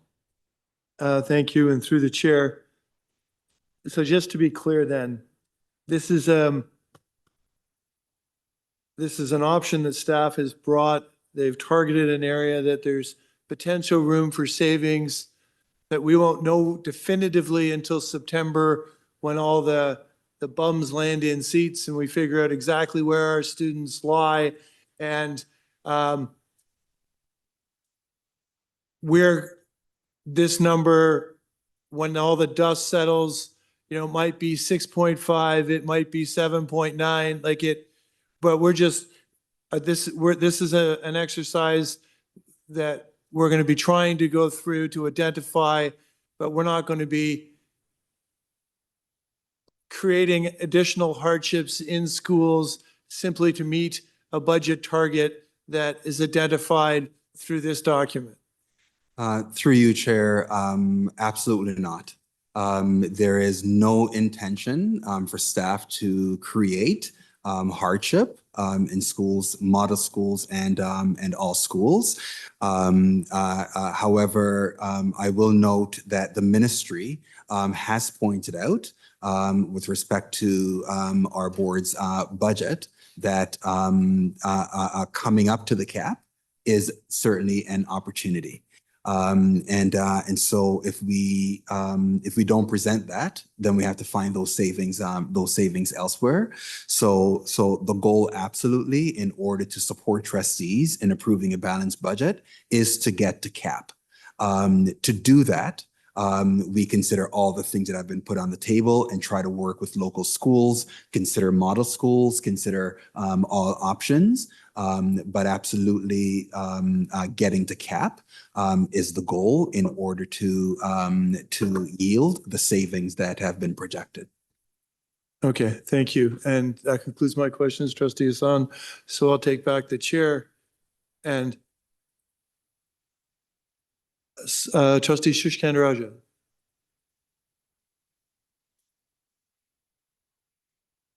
Thank you, through you, Mr. Chair. I just wanted to, I'm sure has already been voiced, my displeasure at this suggestion. I understand, again, not a reflection of staff. I understand we're trying to do everything that we can to find balance within the budget. This is obviously directed at the lack of appropriate funding that we're getting. And again, just sounding like a broken record every year, our funding model is deeply flawed. As a trustee who has to deal with the triple split classes, they're hugely unpopular, understandably so.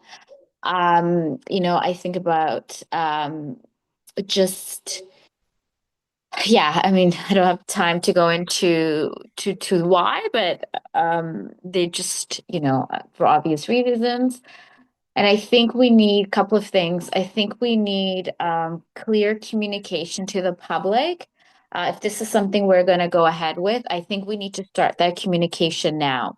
We saw last year there were several news articles making headlines about our triple splits, and it sounds like that was less than what we're proposing this year. And so I think we need to get ahead of it. We need information on why this is happening. I think when we don't do that, misinformation spreads, and it's often seen as something that we are just doing because we're being careless with our budget. I implore staff, if this is the direction we're going, to get a really strong communication plan before, as opposed to after schools are notified which classrooms are getting this. The other thing about the model schools is, from my experience, it's often model schools that end up with the triple split classes, because when it comes to French immersion and things like that, they often have lower enrollments for other reasons. And so they tend to be stuck with these triple classes. And so again, I worry about what is being said here, that yes, we're going to take those things into consideration. I'm just not really sure how that plays out. I know from some experiences that we have, to be fair to staff, remedied some of the concerns and been, kind of move up the priority for model schools, which I greatly appreciate. But I do think the more that we do this, the more this becomes normalized within the ministry. And I do worry that what path we're going down. So I just wanted to share that at this moment. Thank you, Trustee Shishkandaraja. Thank you. And with that, that concludes our conversation as it pertains to the alignment of class sizes and collection agreements and regulations. Next up will be continuing education. Does anybody have any questions for, as it pertains to the option highlighting the savings of 2.3 million in continuing education? Trustee Laskin. Mr. Chair, while you were out of the room, Trustee Dividides asked questions of Executive Superintendent Felsen. And I'm wondering if Mr. Felsen could just repeat that for your purposes and for all of us to hear again. It was about how the increase would be applied and the percentages that it would be going to, and how not every program participant would need the increase because of the differentiation in our fee structure. So if Mr. Felsen could just give us a bit of a synopsis of what's before us, I would appreciate it. Thank you, Mr. Chair. Through the chair, thank you for the question. I just want to confirm the question from Trustee Davides was a breakdown of the cost, percentage breakdown of the cost per learner hour.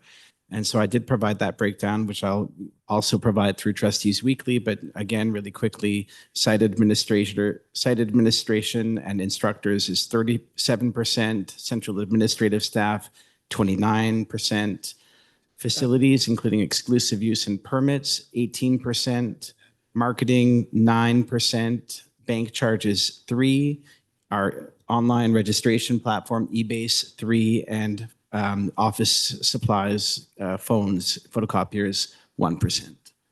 I was also asked to provide a forecasting of the attrition of 35%, and so I'll provide that as well through Trustees Weekly. Thanks.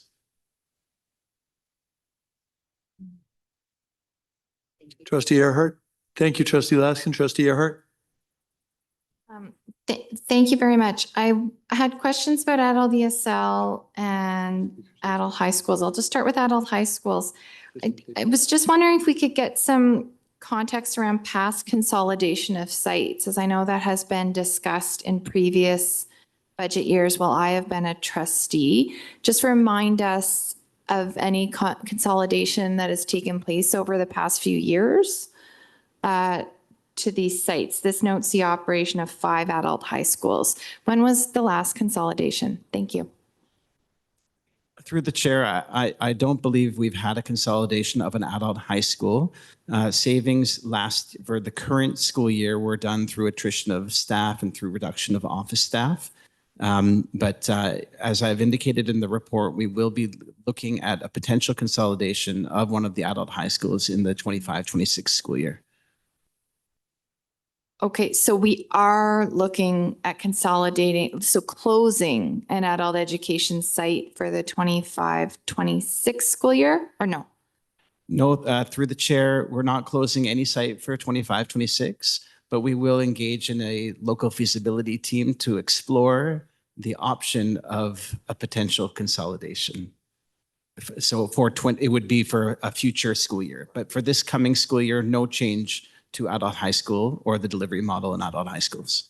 Okay, that sounds good. Well, I mean, it doesn't sound good. It sounds better because I'm reading here that even though there's been years of declines in average daily enrollment, enrollment has been increasing, which I can say I'm also seeing in terms of what I'm receiving as a trustee, the stories of young people. I'm assuming this includes the advanced program, the ages 18 to 20 within that, the new increase that we're seeing. Is that correct? Through the chair, I don't believe so. Average daily enrollment is only for our adult 21 plus learners. The advanced program 18 to 21 students are considered in our K-12 funding. Okay, thank you. So 18 to 21 advance is funded through K-12. So even though it doesn't sound like K-12, it is, and it's funded through that. Do we have any information on how the enrollment in that is contributing to demand at our adult education sites? Thank you.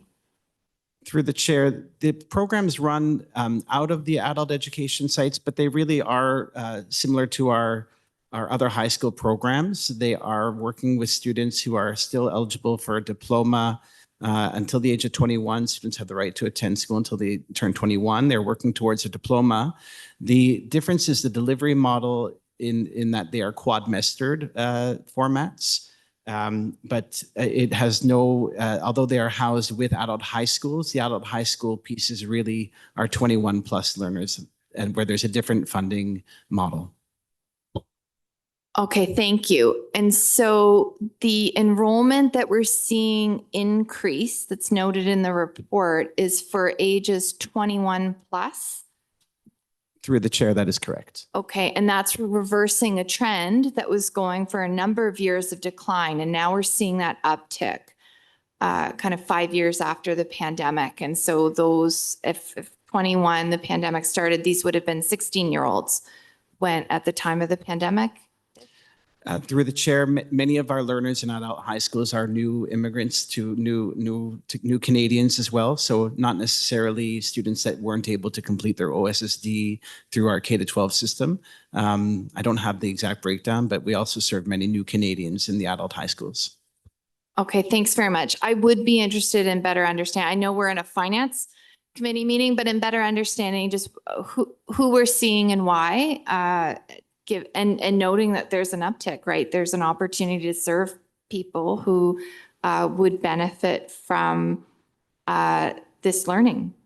Yeah. Just one other point through the chair. We do have a personal support workers program that is currently being funded through the ministry, and so through the MLI TSD. So that is also accounting for our increase in adult high school learners. And so that program covers their costs for their certification towards PSW. No. Okay, thank you very much.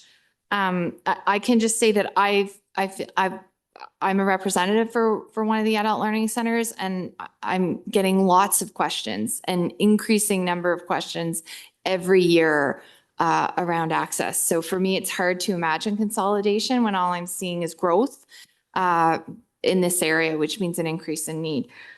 So thank you for responding to the questions. I wanted to also ask about adult ESL and just help me understand how adult ESL that was in continuing education is different from ESL that is in community services. Is one credit? Is there a difference in what one receives if one registers in one versus the other? Thank you.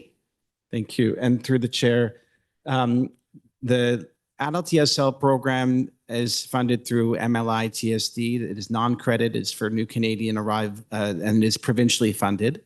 The language instruction for new Canadians program is a similar program, however, it's federally funded. We saw the opportunity to find efficiencies and worked more closely with that program. And then, so the decision has been made that effective September 1st, adult ESL will report, the reporting structure will be through community services. It will join language instruction for new Canadians, LINK.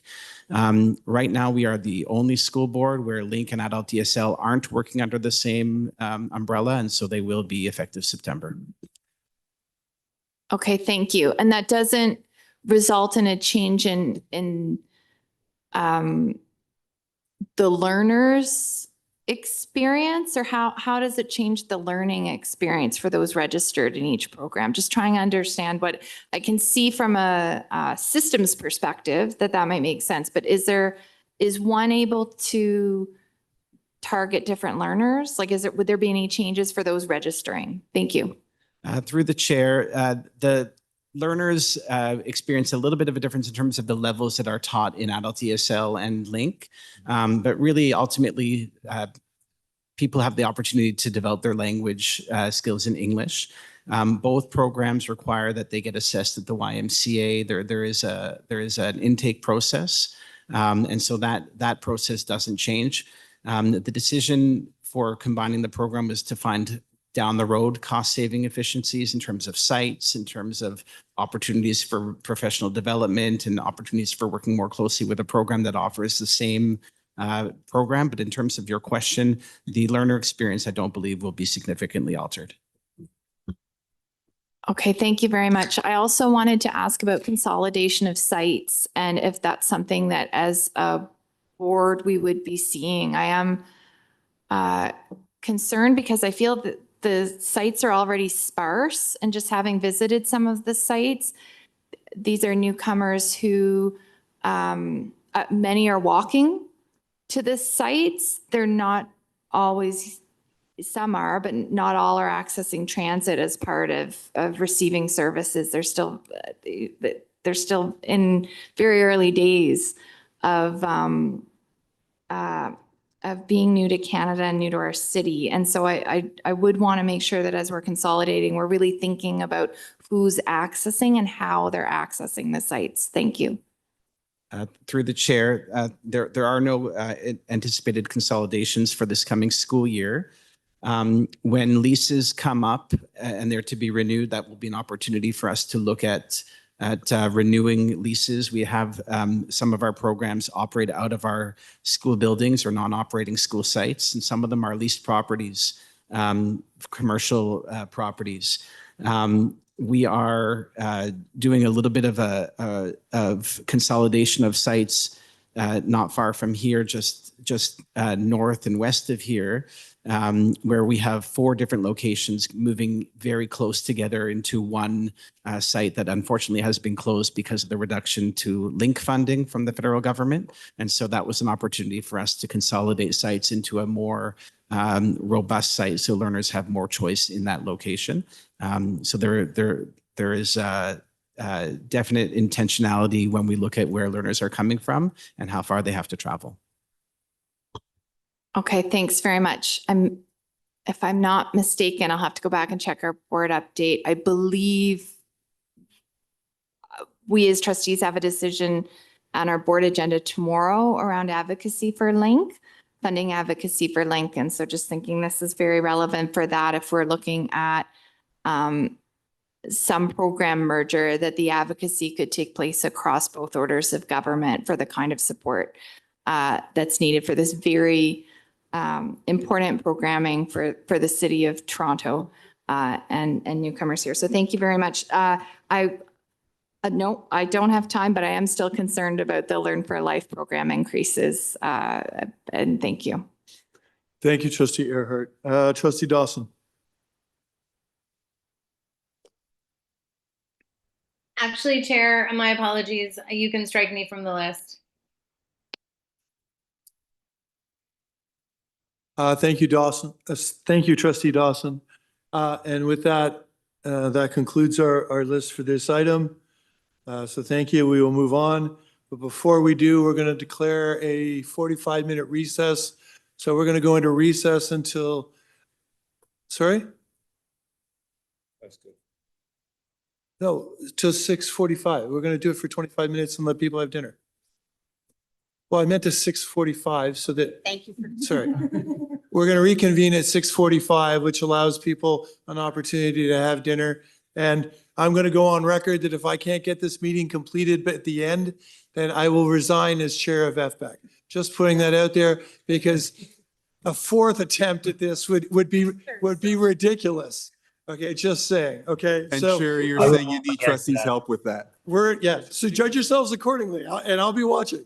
But we're in recess until 6:45. Chair, there will be a motion at the end that prohibits Chair of FPAC from ever resigning. Seconded.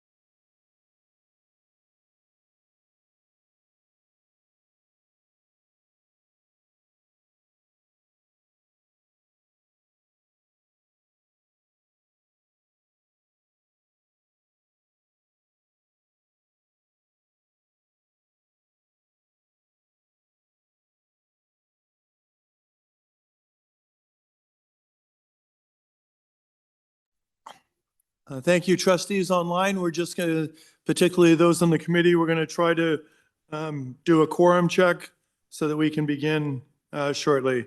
Trustee Wong, are you with us? Yes, I'm here. Thank you, Trustee Wong. Trustee Shen?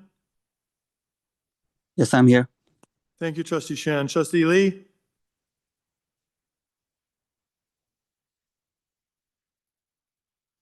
Trustee Rajwani?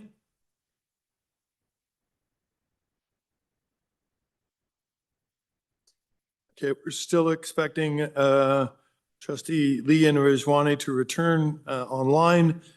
Trustee Hassan is in the room with me, so we have quorum and we can begin. And our other colleagues, Trustee Patel, Trustee Earhart, Trustee DeVitas, are just wrapping up dinner and will be able to join us shortly.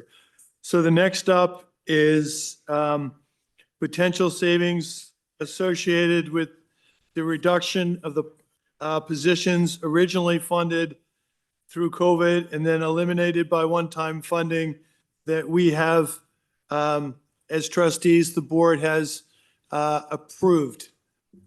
We've already approved. We've passed that. So just playing devil's advocate for a moment, if our budget situation remains where it is and the board were to consider all the options to balance, this one would have to be done at seriatim, and it would require reconsideration. So it would need 2/3 majority of trustees at that time. So just so that we're all understand where we are with that. Trustee Laskin. Chair, so my question goes to the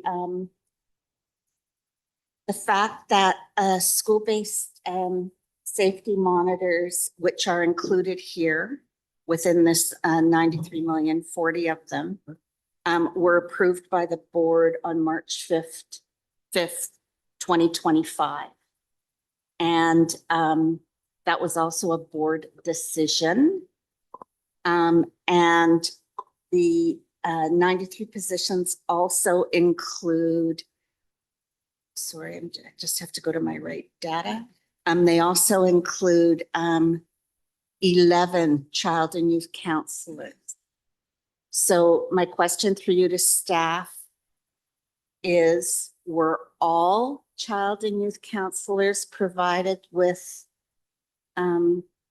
potential with surplus notices, even though the board voted to on adding the 11? Through you, Mr. Chair, to staff.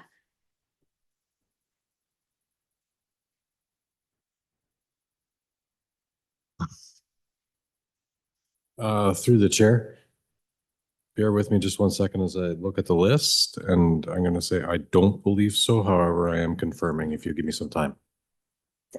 Thank you. So I just would like it confirmed that not all children and youth workers were given surplus notices, and the fact that the 40 school-based monitors were included with the as long as the VPs, the social work, whatever, in the previous report. So thank you very much, Mr. Chair. I'll let other people talk and they can confirm with me. Okay, we'll let Mr. Ellis share that when he finds it, and he'll let me know. Is there anybody else who has a question, wishes to be heard on this? Trustee Earhart. Thanks very much. I'm just wondering, because the report states that 93, so it reviews around one-time funding that the ministry provided around COVID, which was for 500 staff positions. So roughly one in every school. And then there were adjustments, meaning this board voted to remove 429 of these positions, and that 93 totaling 10.3 million were maintained. I'm just wondering if staff could run through the 93. Could we, just to confirm what they were? So 28 vice principals, 40 school-based safety monitors, 12 social workers, 11 child and youth counselors, 2 caring and safe school staff. Would those numbers be what is proposed to be removed then? Thank you. Through the chair, the option that is provided, yes, are those positions. Okay, thank you. Just a follow up. So the proposal would be to remove exactly those positions. We wouldn't seek, or staff wouldn't be proposing to shift the positions slightly to achieve the same financial reduction, but change the staffing complement or anything? It's exactly those. Thank you. Through the chair, that is what is intended.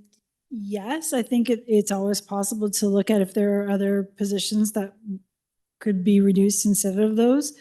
But the reason that staff has put it here as an option is because we did receive direction through the ministry letter that was sent to staff as part of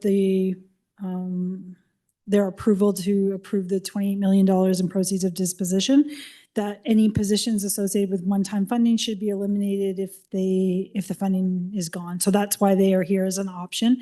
And it is those specific positions that make up the 10.3 million. If there were other positions that could be replacing these, then it's something that we would be able to look at for sure. Okay, thank you. And okay, and all of these positions are located in schools. They're not central that rotate to multiple schools, but they've each been given a school-based allocation, right? They're school-based safety monitors that are allocated to specific schools. Is that correct? Thank you. So through the chair, the vice principals and the school-based safety monitors were included as part of the school-based staffing allocation. The social workers, child and youth counselors, and caring and safe school staff are centrally deployed. And I'm not sure, I would look to my colleagues to determine if the social workers and the child and youth counselors are for multiple sites or for specific sites. Social workers and child and youth counselors have caseloads for a set of schools. Thank you. Okay, thank you. So if I understand correctly, they have caseloads because we don't have the resources to put one in every school. They service multiple schools. Is that correct?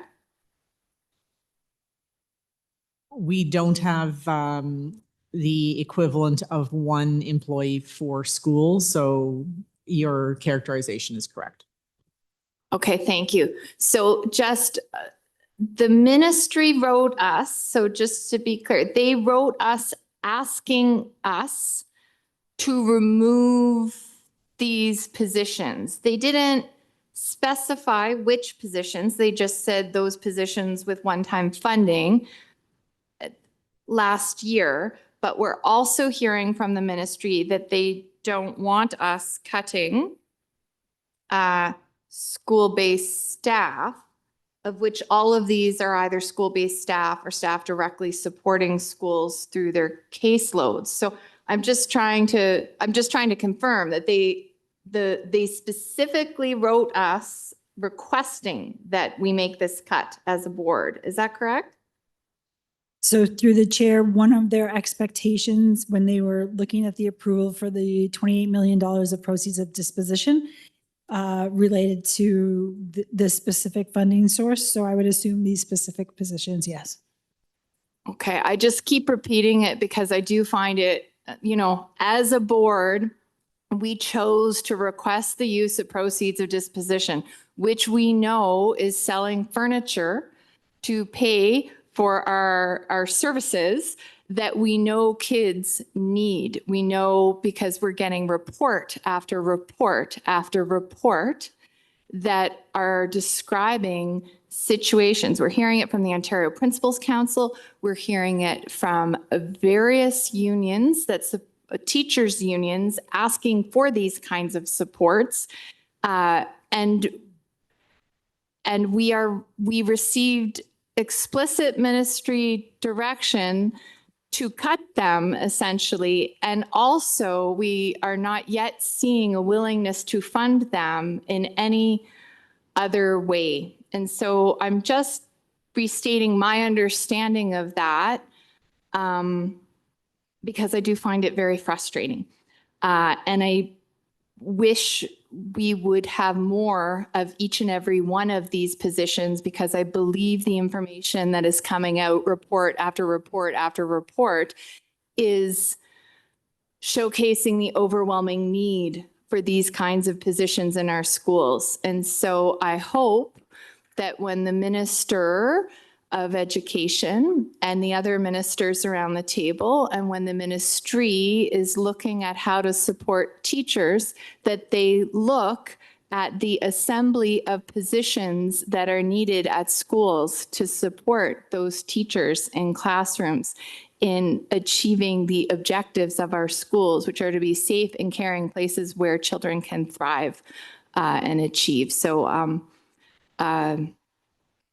I appreciate that this board has continued to keep these staff, and I hope we will continue to, and thank you. Thank you, Trustee Earhart. Trustee Sishkandaraja. Thank you, Mr. Chair. Through you, I just have a question.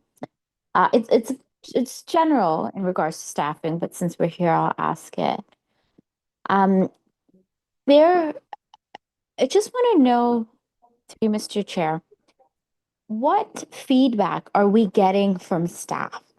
And how do we get that feedback? Are we doing surveys to see which positions they think in the schools are useful, are not useful? Is this data collected in any systematic way? I can start and look to my colleagues to contribute. Thank you for the question and through the chair. In regards to mental health supports, and partially this is in response to the Auditor General asking for TDSB to be developing means by which we can assess level of need. We're certainly looking at caseload ratios in comparison to other school boards. But to your question, Trustee Siskanaraja, we're looking at social workers' response to different types of support. So assessment and counseling, crisis response, family support, mental health support, and restorative practices. That is, I think, a proxy to what you're asking in regards to level of need that is out there and how we assign staff.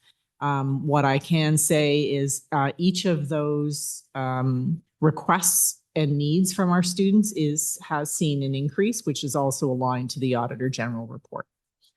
Thank you. Thank you. I implore staff, through Mr. Chair, if we could get some sort of, maybe not this time around because of the time pressures, but moving forward, if we could get surveys out, online surveys of our teachers, if it's not something we're doing, to see which positions they really need in the schools. I think that will help us in our advocacy, but also help us perhaps in our aims to be more efficient. Speaking with, there's a lot of discourse out there that are, amongst the community that our executives are getting paid too much. We've heard all that before, but and like everybody else here can say, our executives work incredibly hard. And I'm not one just to defend staff for the sake of defending staff. They work incredibly hard. They're amazing. And we're so fortunate to have them. And I know superintendents work around the clock. But I have heard from teachers that there are some positions in the middle that they feel could perhaps be redirected. So for example, there are coordinator positions that, teachers have expressed to me that would be great if they're redirected back into the classrooms. So sort of, I think executives get the sort of the media attention, but I do think there is opportunities for us to work sort of in that middle and direct people back to the classrooms in that way, or at least get the say from what teachers on the ground. Because what I'm keep hearing from staff is that there is a disconnect between some of the conversations we have at this board level and the conversations that are in the school levels. And our teachers are really, really, really stretched for resources, time, personnel, and they're crying out for help. And I hope we're doing our part in making sure that we're hearing them. So I just wanted to share that we move forward with sort of more meaningful engagement with those who are actually in the school buildings every day. Thank you. Through you, Chair, and recognizing the Chair's comment before recess, I'll do my part to keep it short, Mr. Chair. I appreciate your suggestion, Trustee Sriskandarajah. I think that there are a few considerations. I think we have to be careful to pay attention to feedback from trustees in another scenario where it was indicated that asking staff to provide feedback regarding other staff positions may not be advisable. But I do hear the sentiment of your suggestion around how are we gathering input or feedback on impact and what makes the difference to teachers. I would also say that sometimes folks sitting in one position may not necessarily be fully aware of what the responsibilities of another position are and what their role actually is and how that role may actually be contributing to the support for and of teachers, quote unquote, on the ground in classrooms. So I do think that it's a bit of a balancing act.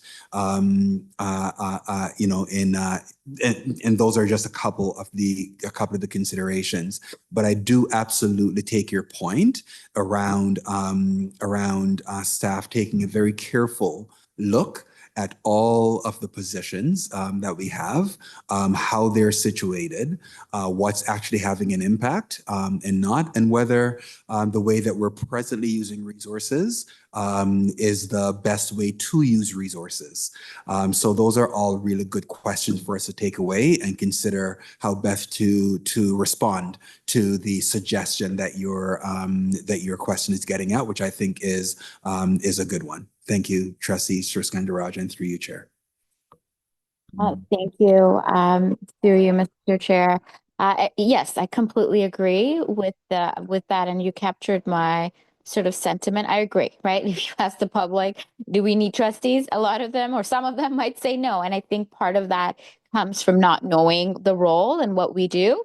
And that applies, of course, across our system, right? That some people in certain positions do not know what others are doing. But I think in that regard, that's also sort of perhaps a communication piece that we need to be better at. So, you know, if we're finding certain positions, teachers aren't seeing value from it, then maybe we need to do a better job of showing exactly what it is those positions do. And then it also allows our system to have accountability of what positions do. Again, this is not at all an argument to reduce staffing at all. I think the sentiment is coming from teachers who are just asking for more help locally. But yes, thank you. Thank you. Thank you, Trustee Sriskandarajah. Executive Officer Ellis, did you have the information that Trustee Laskin had shared? Thank you, through you, Chair. With respect to the question that was asked, we have 43 school-based CYCs that were provided notice based on enrollment numbers. They will be moving around in the system and will end up where the enrollment has changed in the opposite direction. And 5 school-based safety monitors received similar notifications. Okay, thank you. And with that, I'm going to pass the chair to Trustee Hassan. Floor is yours. You can go back. Sorry. Yeah. Okay. There's no one on the list at the moment, so we can do it just after. Okay. Yeah. Thank you. Just to talk about mental health and didn't the audit, through you, Chair, didn't the Auditor General's report kind of indicate this was something we were supposed to work on with the province around providing additional mental health supports. And so can staff just kind of reiterate the Auditor General's report in this matter? Sure, through the chair, the Auditor General did indicate that the level of mental health support for the board is not increasing at the same rate as the demand for services. So their recommendation was to determine the appropriate levels of mental health staff needed in schools for key positions that support mental health. And Associate Director Sarisco was referring to that in the work that we're doing to try to determine that number, and then to hire the necessary positions to meet the determined staffing thresholds. So again, the response for TDSB was we would do that if funding was provided. So in order for us to be able to increase the level of mental health supports at schools, we either need to make reductions in other areas in order to add, or we do need additional staffing in order to address the needs that the Auditor General indicated that we should determine. Okay, thank you. It just all sounded familiar. We're sure we had heard this somewhere before, so I appreciate that.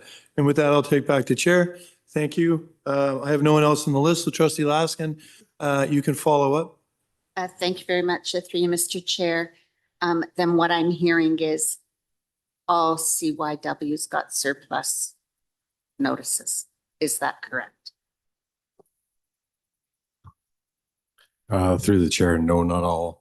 43 CYWs received notification due to enrollment needs at their particular location and will be relocated throughout the system most likely. So for clarification, how many CYWs currently working at TDSB this year in 24-25 did not receive surplus notices? If you'll kindly indulge me for a minute, I'll respond back. Thank you very much, Mr. Chair. Did you have anything else other than, okay. So we're going to conclude that.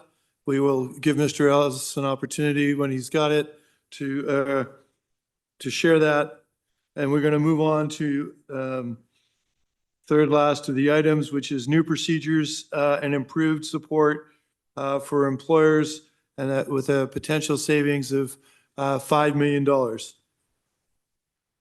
Director Latouche is going to speak to the, no, sorry, that's not, you did that already.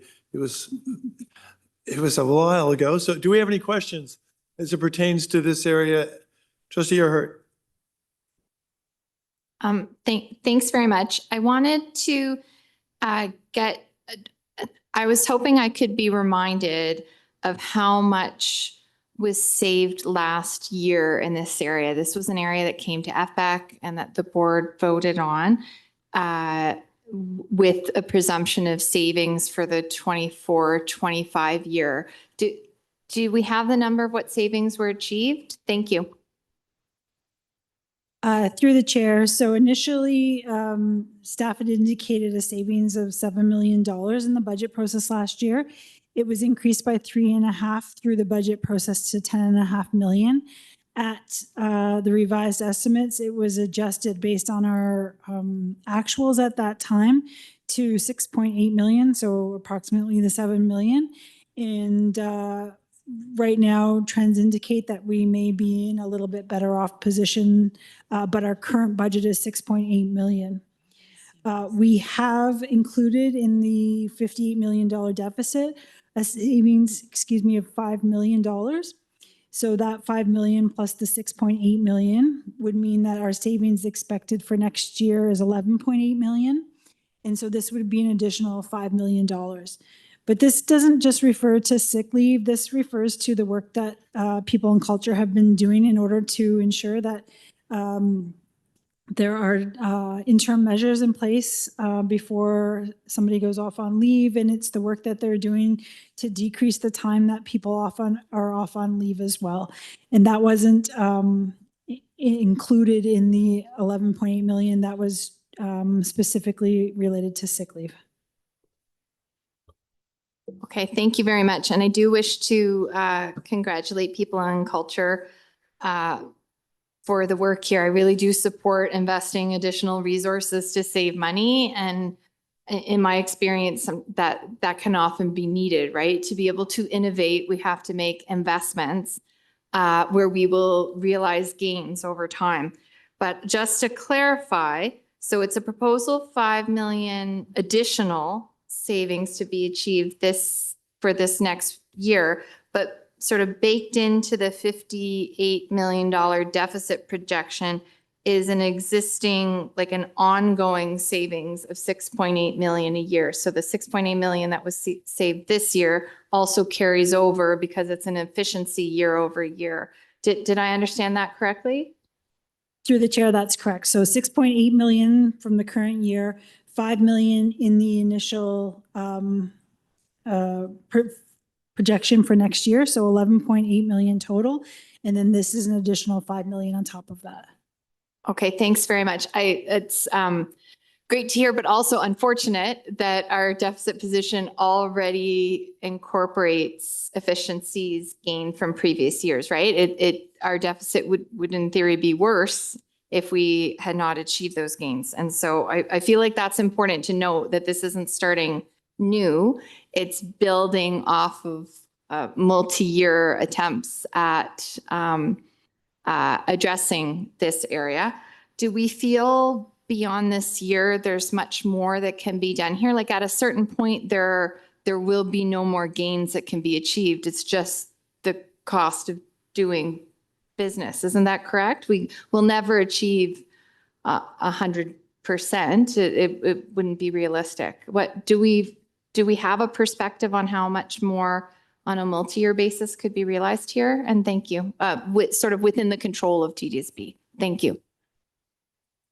Thank you. And through the chair, before I turn it over to Executive Officer Ellis, I will say that each day of sick leave, so if for example, every employee were to come to work one more day a year, we would save $7.5 million. When we look at our sick days, we were in last year, 4 days over the provincial average. So if we were striving towards average, there is, I would say, additional savings that we are hoping to achieve. But again, that investment required in order to be able to achieve those savings is important. This was also something that was indicated by the Auditor General, and indicated that there should be an additional investment in disability management in order to help us to achieve savings. I'm not sure if Executive Officer Ellis wants to add. Thank you. Through the chair, I think you covered it really well. I think after a couple of years, there will be diminishing returns in that we will have achieved maximum efficiencies because there will always be something there based on the employment that we're in. Okay, thanks very much. And I'm sure I recall the chart that we saw about factors that are sort of within the control of people and culture or within the control of the TDSB, and factors that are outside of the control. And I continue to support efforts to support healthy schools. And so clean air to support the reduction of disease transmission within our schools, but also staffing and supports that would support the reduction of workplace injuries as well, which we hear about in multiple reports. And so while I know that some of that is outside of the control, I do believe it's also the case, and I'm hopeful the ministry is hearing that we do need to invest in supports for our schools to realize continued gains in attendance as well by having other supports in place at the school to support teachers throughout their day as well. Thank you very much. Thank you, Trustee Earhart. Executive Officer Ellis, through your little circle of negotiations, were we able to put were you able to find the number that Trustee Laskin asked about those who didn't receive notices? through the chair, we don't have an allocation yet for our CYCs. I just received clarification on the acronym being used, and I apologize for that. CYCs are a unique allocation, and we haven't allocated that out yet. Okay, so we're good? Okay. And with that, Trustee Pay, you have the floor. Thank you, Chair. I want to ask, staff regarding some basic numbers for last year. And so what's the total replacement cost for last year regarding 20 days sick leaves?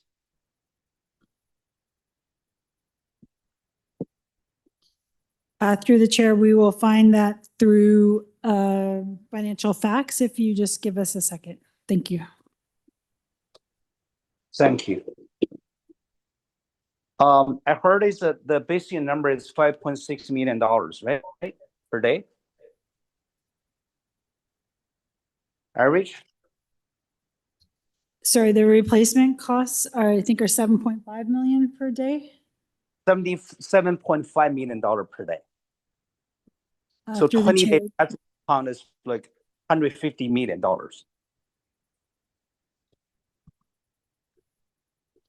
Our total supply costs for teachers and EAs is estimated at 122.3 or 122.7 million. So $122.7 million. So that divided by 20 days would be come to $6.1 million, right? Per day, average.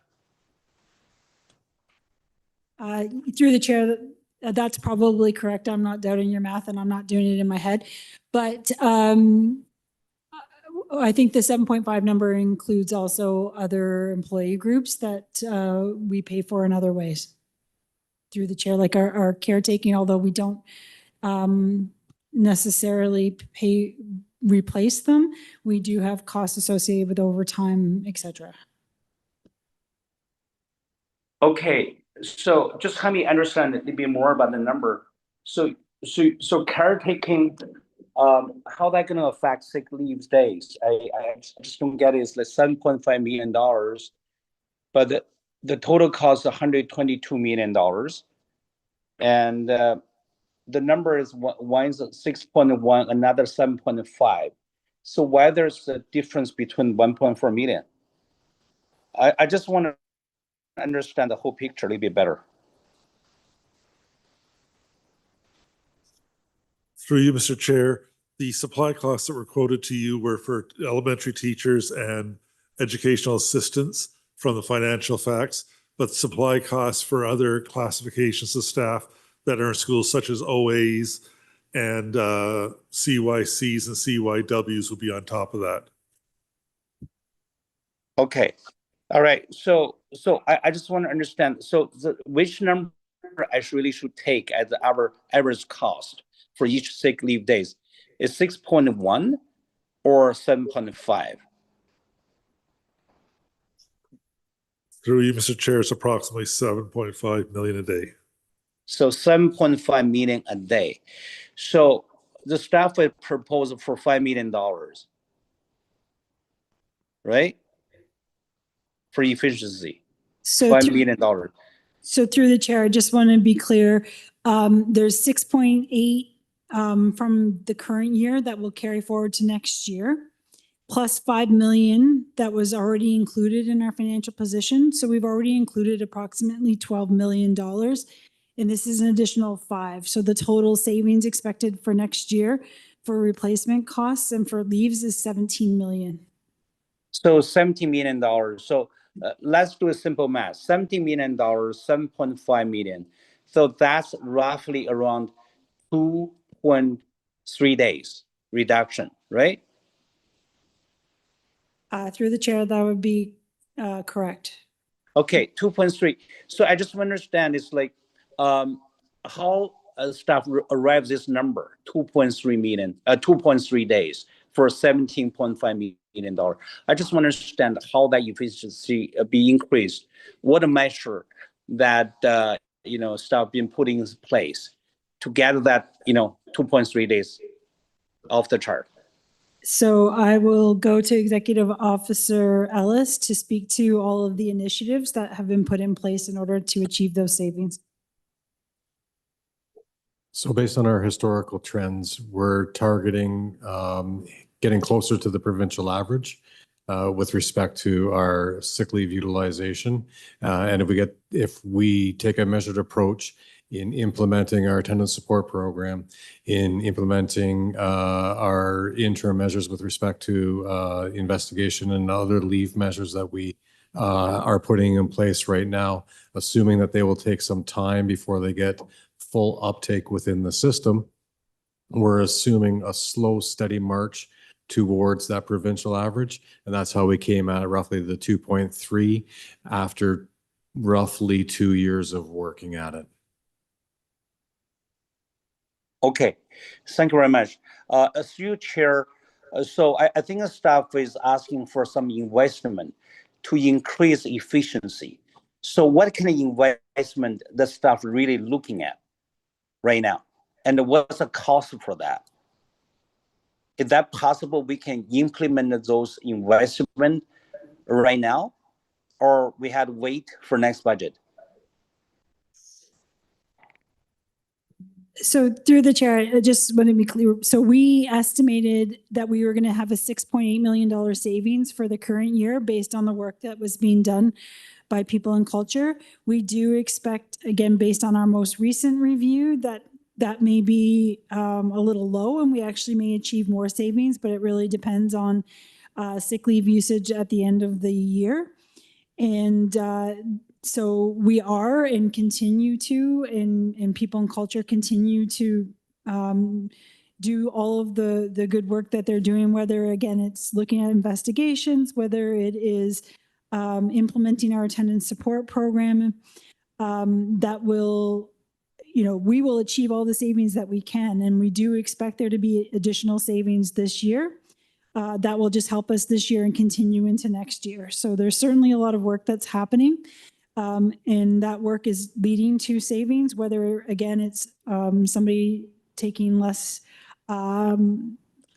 days off, so there's less replacement costs, whether we're bringing back somebody earlier, whether an investigation takes less time, or whether somebody doesn't even go off on a leave and that we follow our new procedure. So there is a lot of work that's happening, and I think we've had reports with regards to this in the past. And those things not only are doing the right things for our students, but then they're also leading to budget savings. And so that's what we're talking about here today, or the $17 million of savings expected next year. Okay, wonderful. Really appreciate it, Nizuka. So through you, Mr. Chair, I think I probably not been clear regarding my question. I'm talking about investment. Is the human power human resource investment by the board? Or is the human and the culture department is People and Culture department looking to hire more staff, or maybe use some new software or some new technology? I just want to understand when you're talking. Through you, Mr. Chair, I would confirm that we have made a modest request for some staff, but that request is net of the savings. So the $17 million that is being promised is net of any additional staffing that we have requested, yet to be confirmed. Okay, so that's amazing. I'm really happy to hear that. So you, Chair, my last question will be to the staff is, I think the staff has been done fabulous work on this. It's dramatically decrease the sick leave. I think that's the goal, should be our efficiency at the board.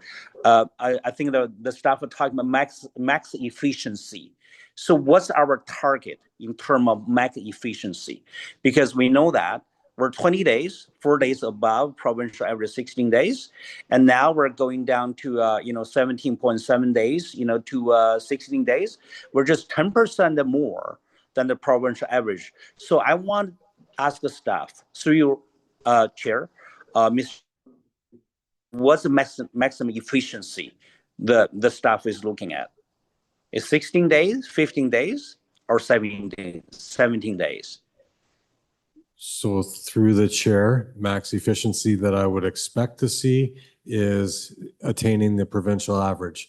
I think though that the TDSB is the best in the province, and I hope to beat the provincial average. That's amazing. So is that Officer Alex? So you're looking a bit of the provincial average, which is 16 days, right? So you try to come below that, right? Eventually, yes, through the chair, that is my goal, is to come below the Okay. provincial average. Okay, if that is even reach a provincial average, we could save another 1.7 days, by $7.5 million. I think that's close to another $20 million saving, right? In the future years, if it's not next year. Through the chair, it won't be next year, but it possibly in year 3 or 4 of this transition. Okay, that's amazing. I think if that's a target, I think I'm pretty, sure, the board would be in the better position if they're really looking for at, cutting the sick leaves close to, to max efficiency. That's the target is a provincial average. Okay, for that, Thank you, Trustee. I really appreciate. Oh, sorry. Go ahead, sir. You're out of time, Trustee Pei. Okay, yeah, I'm fine. I just want to say thank you, staff, for your, fabulous effort. That was amazing. I really appreciate. Thank you, Mr. Chair, for allowing me, asking questions. Thank you. Thank you, Trustee Pei. I'm going to pass the chair to Trustee Hassan. Thank you. The floor is yours. Thank you, and through you. I just want to confirm that you've made a modest request for staff that was granted, and the projections that are, and I agree, are impressive, and we're moving in the right direction. Happy to hear that. But this is, I'm at the same place I was with Richard Christie. I want all the savings I can possibly get. So there wasn't a scenario where you asked for 2 extra, because I'm liking the rate at which we're adding staff to your department and the return I'm getting for the investment. So is this a byproduct of, if we gave you 2 more people, would the savings get larger, or? Through the chair, that's a hard function to figure out. I don't think I can move faster even if I had more people. However, I am speaking with the group, and they have not been negative towards my discussions around improving technology, which is where the real key lies in this field. It's not about adding people right now. It's about adding people because there simply isn't enough hands on deck. But the next stage of improvement really is anchored in technology, and that was reiterated in the various reports that you've seen prior. That's great. Okay, thank you, sir. Thank you to the team, and I think it's great to hear, and we're moving in the right direction, and that's terrific. So with that, I'll take the chair back. Thank you. Trustee Laskin. Thank you very much, Mr. Chair.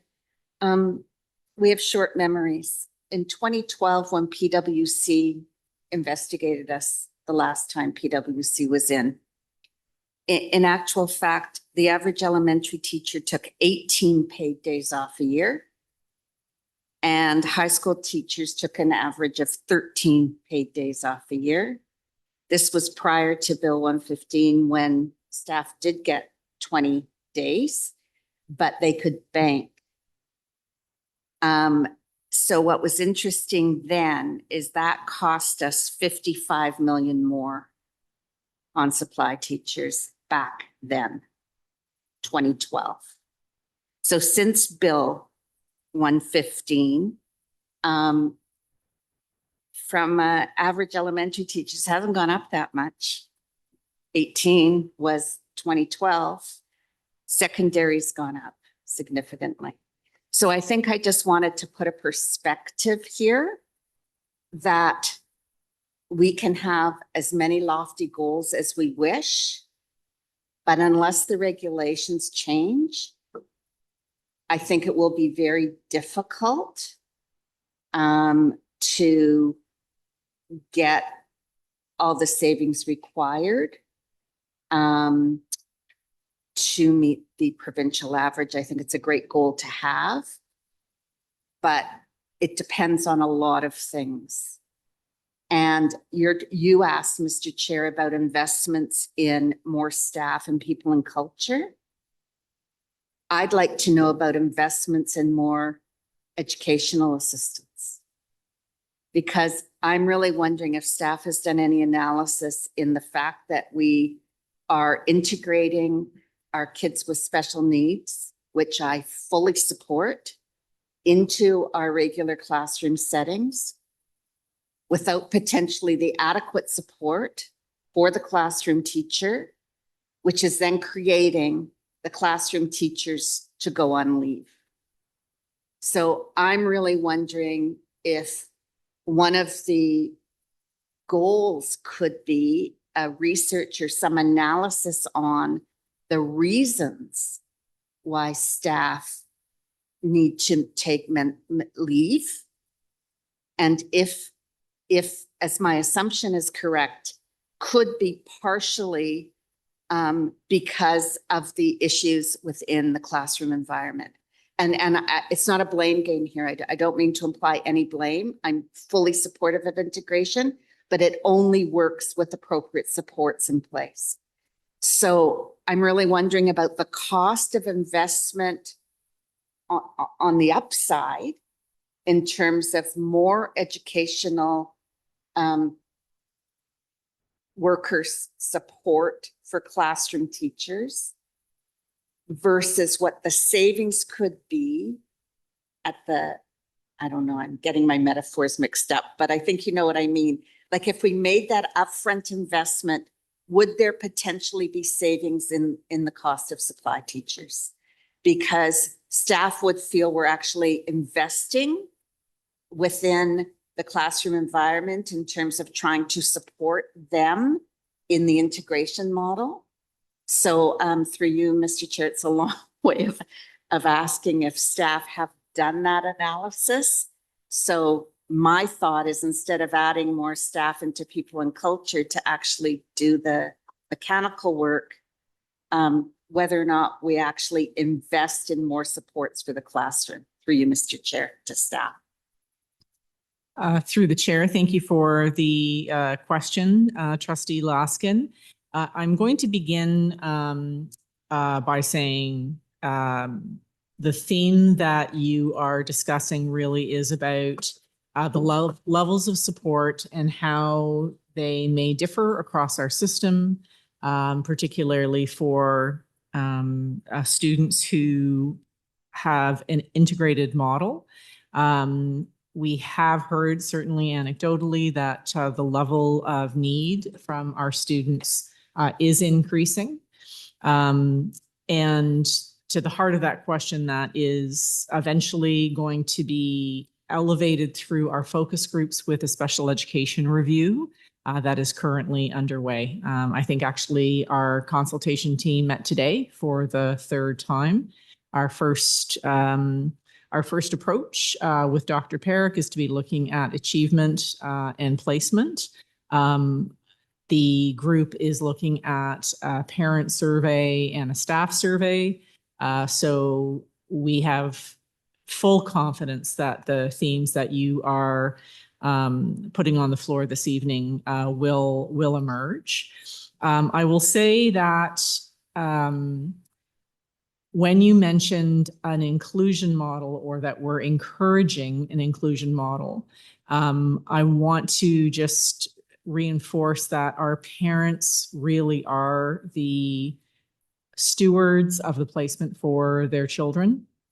And we listen very intently during an IPRC meeting. My observation is our parents are very often choosing an ISP or a special placement class. So we are wondering why that is. Is there a perception that parents are wanting a smaller class size? So again, that is an interesting observation, right? Because is the perception that there's more support in a congregated class. which goes to the heart of your question, Trustee Laskin.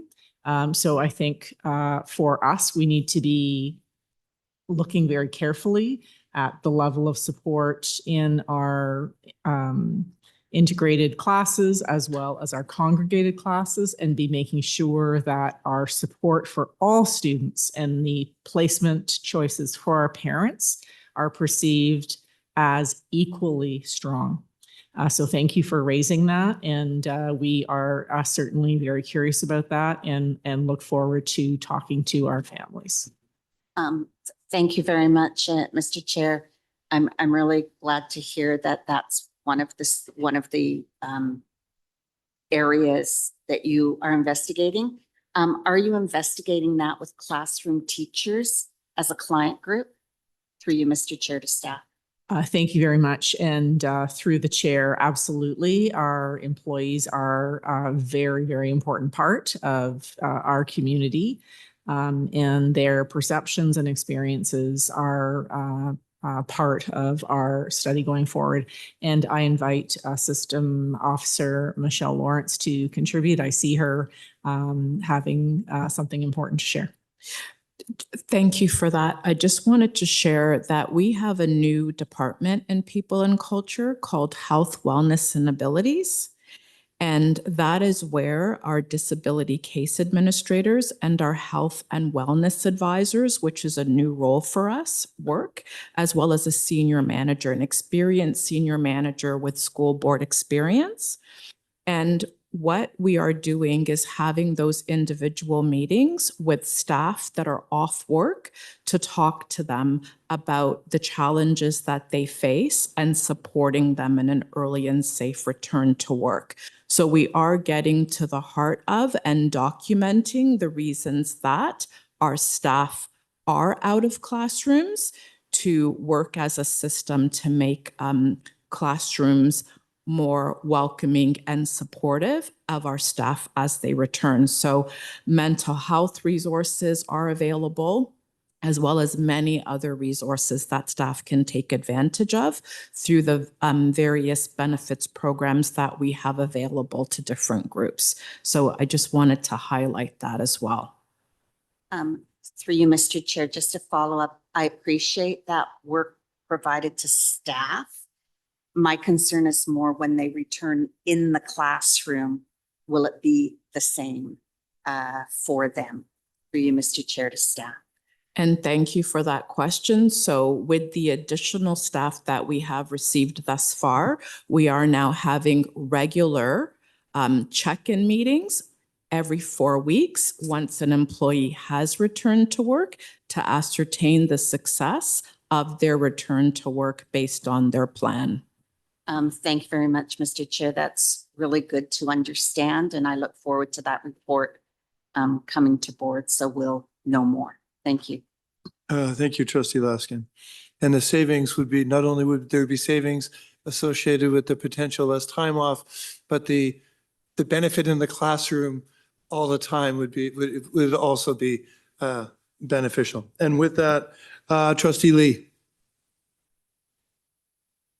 Thank you, through you, Mr. Chair. I just want to reiterate, I truly believe that this is I think the only instance since I became a trustee where we can save money and improve education in the same time. So I fully support staff in their venture to reduce the number of days that our staff have to take off from work. Now, I do want to follow up on Trustee Laskin's question on, why is this happening, right? So Trustee Laskin, I think, rightfully touched on integration and what the effect of that is.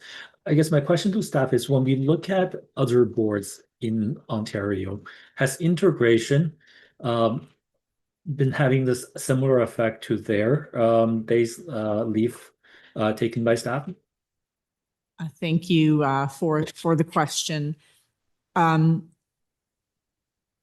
Trustee Lee, and again, this is my lived experience. The Toronto District School Board does not have a high percentage of our students overly in an integrated setting. We have many, many students in congregated settings. in small class sizes and in congregated sites. There are boards who have primarily integrated settings that have no congregated sites and very few contained classes. So I would say that we are closer to one end of a model compared to other boards that have the opposite.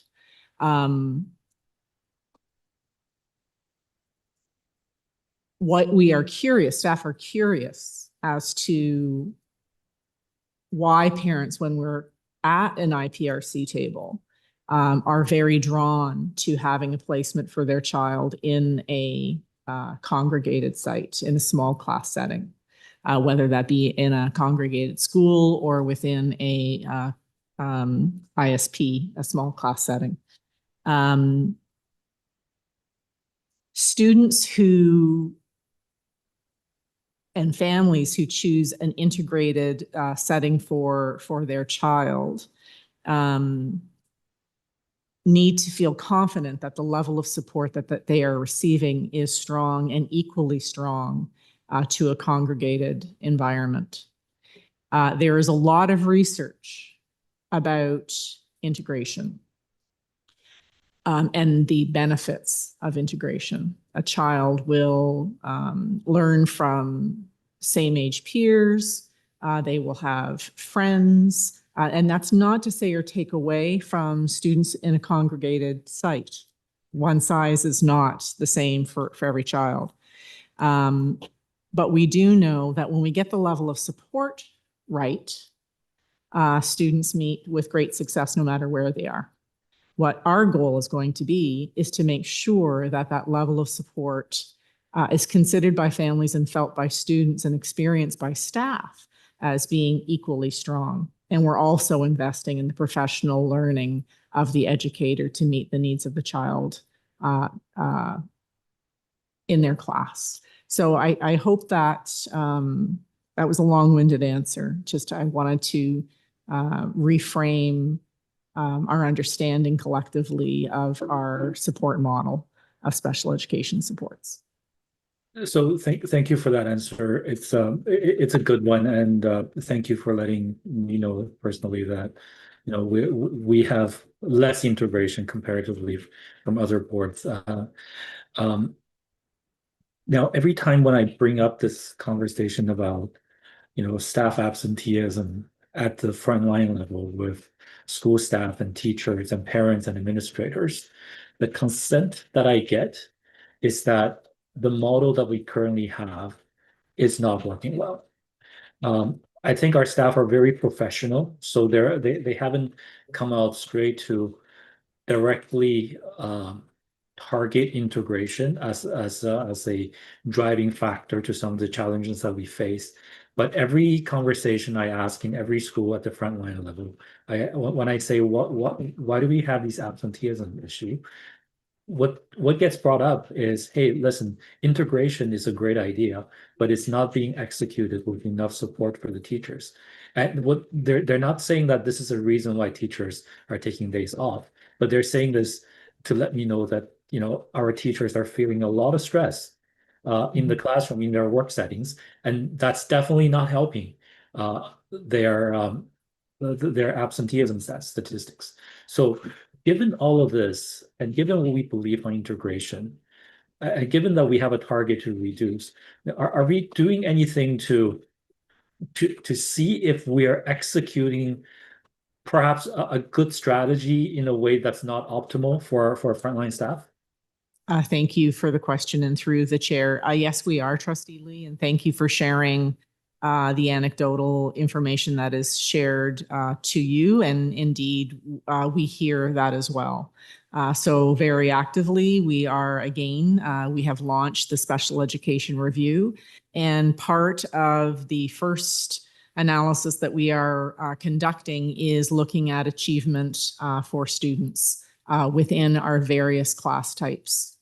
And I can share with research that students actually who are in a integrated setting often perform more strongly than in a contained environment. The perception from staff as you are relating that the integration model is not working, I would say does not the data does not support that, but I do not want to minimize the challenge that staff are articulating that connect to that observation. So what we are doing is looking at the level of support, and our consultants and coordinators and system superintendent Debbie Donsky and executive superintendent Andy Palmer are looking actively at the level of support within our contained class environments compared to our integrated setting. We know that we invest $38 million more in special education than we are funded. And we are also seeing a decline in enrollment. So we're not coming to the board asking for increased investment in special education. We're asking us to be holding the staffing ratios as they are. And we're looking closely at how we can best align to make sure that all of our students and those in integrated settings have equal amount of support, no matter what their placement is. We additionally are supporting staff through targeted professional learning. And that is a very large level of need, Trustee Lee.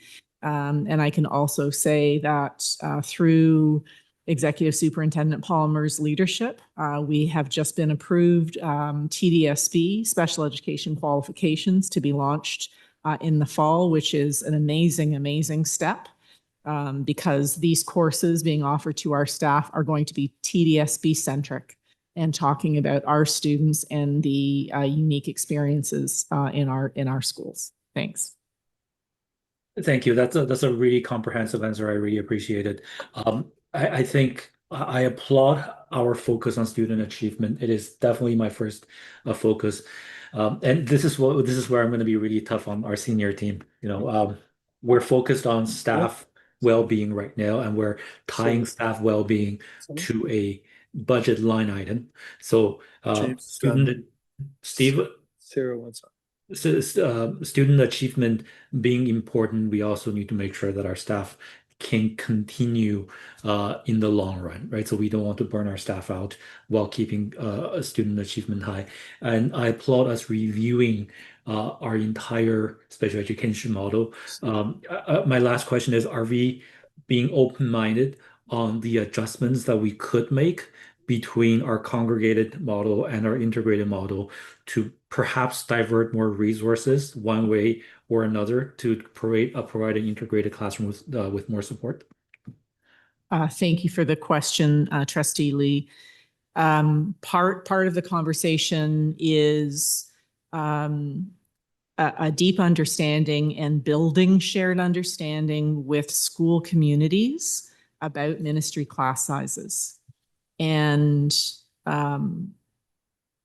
at SEAC last week, time is evading me, recently, we shared with SEAC the intention to be adopting class size caps, ministry class size caps for DK classes, as well as classes for learning disabilities.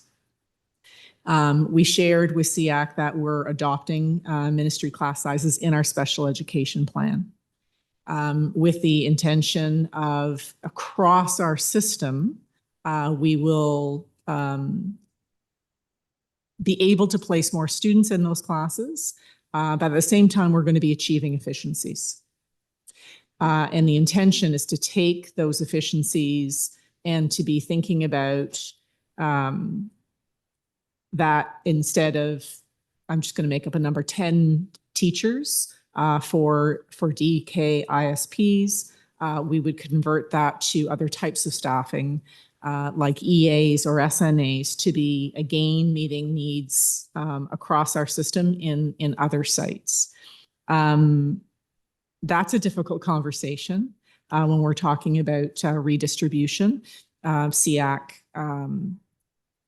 was not in favor of that. They're wanting to see additional investment.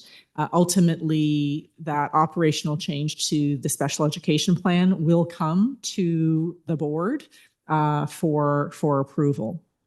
And we'll talk more at that time. So that is a way, Trustee Lee, that we are actively looking for ways to create that ability to redistribute support, to make it equally strong across all of our placements.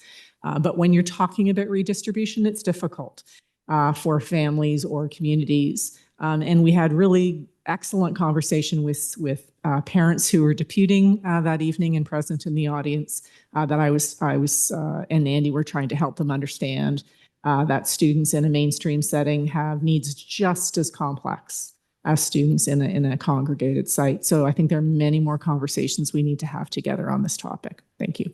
And I'm talking too much. I apologize. No, you're not. I think I love the context.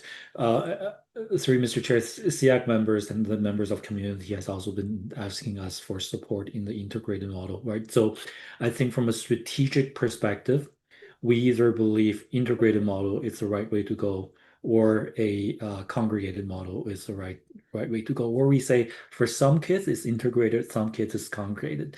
But to have it sort of half and half midway without really committing to one or another, I think what we're seeing is our limited resources isn't going far enough to make both models work the best. The congregated sites are saying they don't have enough resources. The integrated classrooms are saying they're struggling. So I think at one point, and this is probably where, once again, I advocate within this board on making difficult decisions, but the right ones. I think the board will have to make a decision on which way are we going and how are we going to support our strategy with the resources that it needs to be successful. Right now, I feel like we're halfway there on each side. And I think there are things that we can do to make it better. That's all my time. I just want to say I commend People and Culture for all the work that you're doing. It's very valuable, and I hope you see more success in the future. That's all. Thank you, Trustee Lee. Trustee Earhart. Thanks very much. I'm jumping in with a bit of a comment, just hearing the discussion on integrated model or congregated model, and also reflecting on Trustee Laskin's questions around support in classrooms. And I'm not a special education expert, but it occurs to me that we have more to consider than just a child in a regular classroom in a regular format versus a child in an ISP classroom or congregated site. Students in our what we call integrated classrooms leave the classroom during the day for reading support. They go for lunch, sometimes in very busy environments. They're outdoors in a 99-to-1 ratio. Some children have sensory needs where different parts of that experience are positive or traumatic. An integrated model is not the same for every child in a class, and that's irrespective of special need or exceptionality. One doesn't need an exceptionality to benefit from supports that are offered at school, either in class or being withdrawn from class. Although students with exceptionalities are one category of students who stand to benefit from those supports, they aren't the only students. I say this just because I think it's more complex than just being in a class, an integrated class, or being in a congregated site. And I may not have the right words for it, but I think supporting teachers in classrooms needs to contemplate which children are in that class for how much of the day with how many other students doing what kinds of programming, and how does that flow with their learning needs as well as their other needs? And I say that just like as a child, I was pulled from my class every 2 days a week for 2 years for speech language therapy without having an identification of an exceptionality or special need that was protected by the province. But because I was identified as being someone who would benefit from speech language therapy, I failed math one of those years because one of those scheduled times was during math.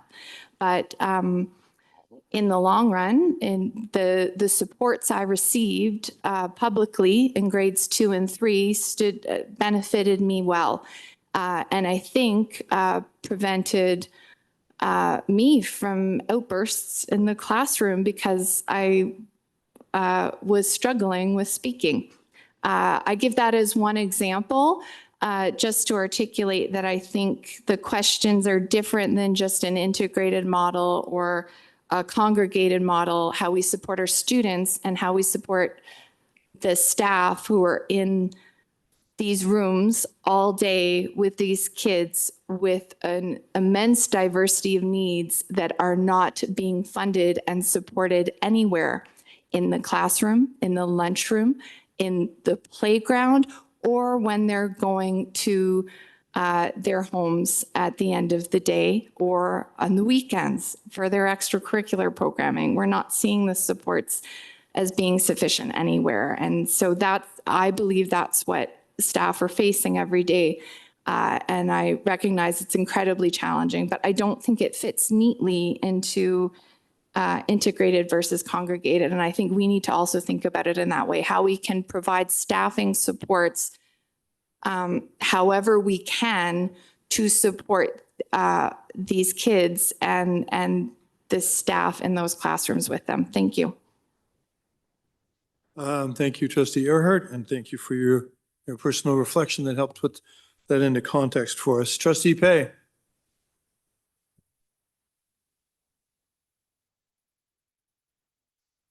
Thank you, Mr. Chair.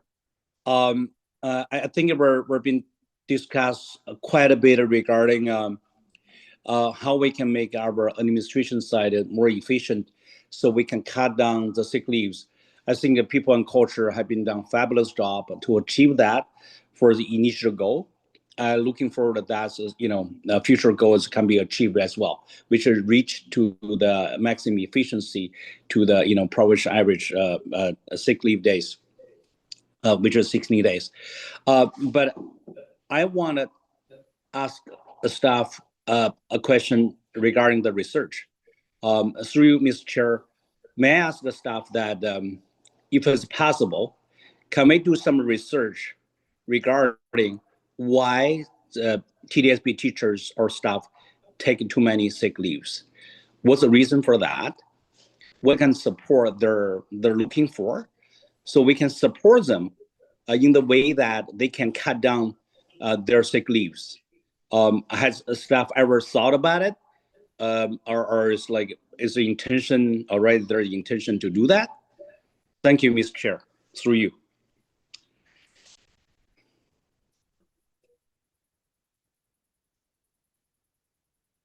Thank you. And through the chair, thank you for the question. We haven't thought about doing the research ourselves because it burgeons into areas of personal. And we don't want to cross that work-personal divide because there is some information that's private. Personal health histories, et cetera, do come into play in all this. We are working with others in the field to understand what the teacher experience is. We do include our own teacher experiences that we know of that are part of our knowledge, part of our interpretation. And we do try to make changes based on what we see in people and culture as the issues in the classroom. We have constant conversations with our colleagues in education, talking about how we can make improvements. But as far as system-wide research goes, that's really outside of our hands, and we're looking for our system partners, whether it be SBCI or other provincial partners, to help us really dig into this and get a more global perspective on the matter. Through you, Chair, if I may, Trustee Pay, just Sure. harking back Harkening back to what System Officer Michelle Lawrence said earlier as well, that there's also information gathered through conversations with the staff who are off on sick leave about the reasons they may be off and what would help to create a pathway back to work. And then there's check-ins after they return, supported by the improved processes in people and culture presently. So I think when we look at data and research on Trustee Pay, we can look at that coming from several directions or several coming to us in several ways.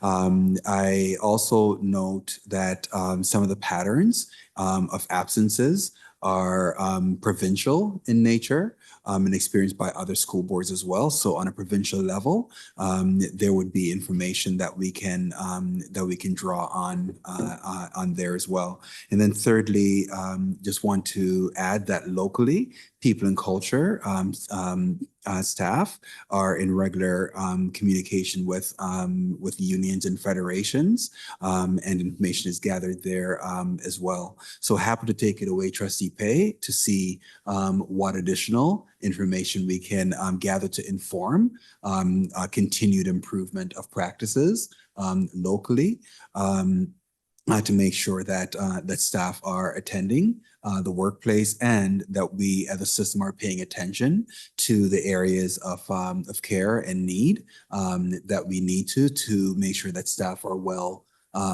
supported. Thank you very much, Mr. Director. Through you, Mr. Chair, what I really mean that is we have, research department, and we should utilize their function and their ability to do the proper research for us. I think if we can do a census over 230,000 students, which is close to a 250,000. I think we should be able to do some kind of census, for 43,000 staffs, right? Because we can collect those data. Those data is very, very valuable because that should help us understand why TDIP staff take more sick leaves. Is that the mental health issues or some other issues? Okay, because for me, I want to understand that as well. Because if we don't address those issues, we just try to address the administrative side of, issue such as improve the efficiency, getting people back to work. I think is maybe we already reached the maximum efficiency. Okay, so we try to dig out and whichever the way we can to make sure that we understand what really the root cause of the sick leaves.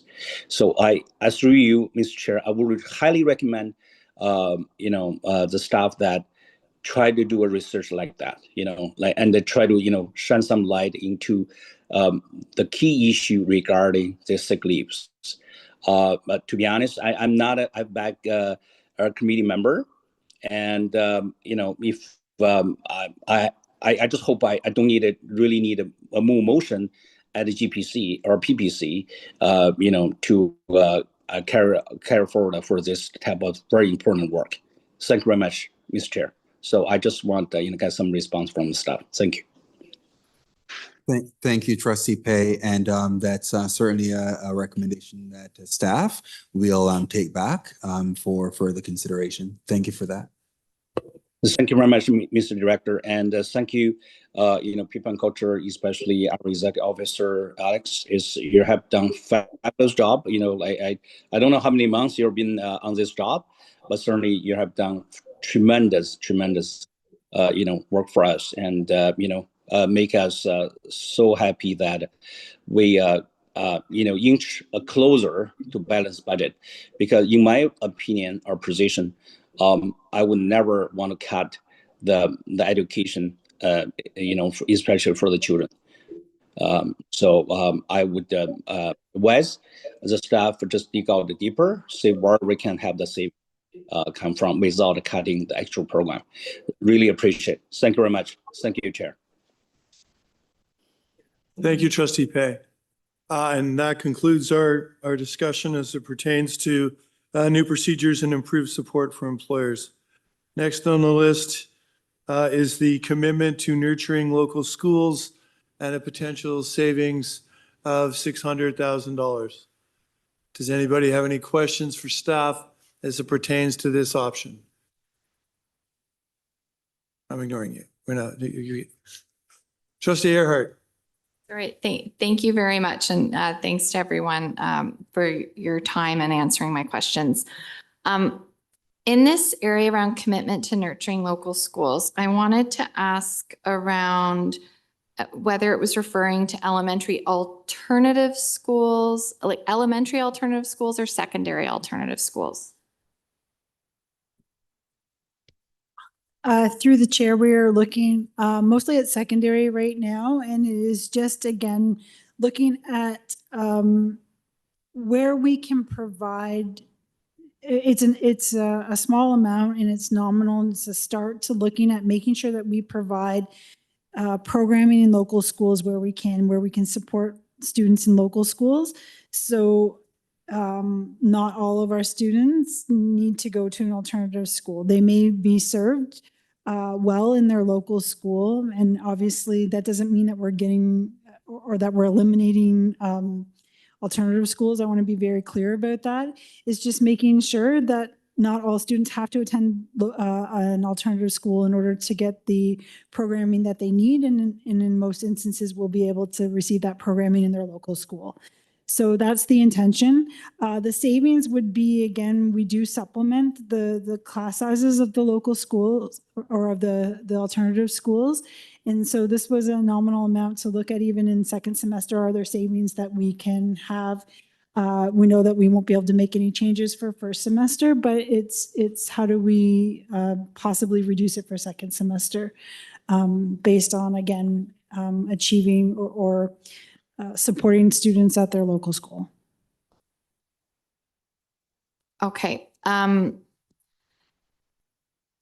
That does make me nervous because I know that for secondary alternative schools, we can be dealing with vulnerable students who are really benefiting from the alternative school environment, or with whom there may be a reason why they are not returning to their local school.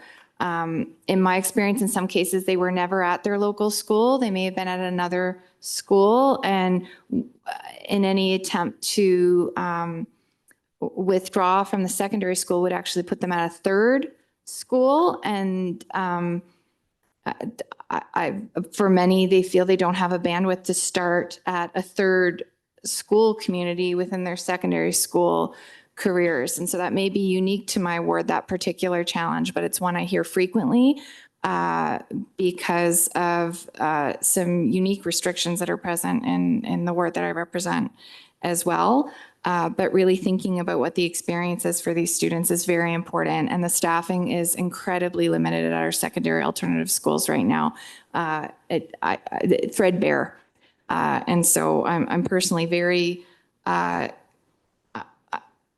I'm hard pressed to understand how the savings would be achieved. Is the idea that if it's fewer students, we would then have fewer teachers? Because some of the schools have just 3 or 4 staff entirely right now, other than the caretaking. And so I don't know how we would get, I know I see that it's only 600K, but I'm hard pressed to see how we could get more out of there. I hope that's helpful, and I'd be grateful for insights. Thank you.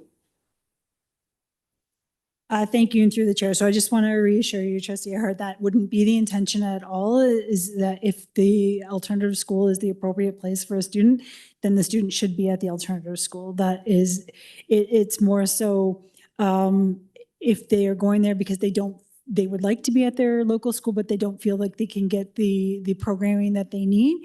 It's to make sure that all of our schools have programming to support students as much as possible. The savings would come from, again, a reduction in enrollment would mean a reduction potentially in teachers. It is a small amount. We would be looking at second semester. And again, this is something that we would have to reassess through revised estimates, but it's just the start of really, I think, an important process that we need to go through anyways. And we do know that we have a secondary alternative review that is happening right now. So how that review fits in with the savings as well is to be determined. I would add, we're wanting to be very strategic and the use of precision for our students at the greatest level of risk. So we increased attendance counselors this year, Trustee Earhart, and we are seeing tremendous positive response from our students and families, and increasing attendance for students on a caseload. So for us to be connecting with guidance counselors for students who may be experiencing challenge. So again, if they're best situated in an alternative school, we'll make that happen. But if the concern is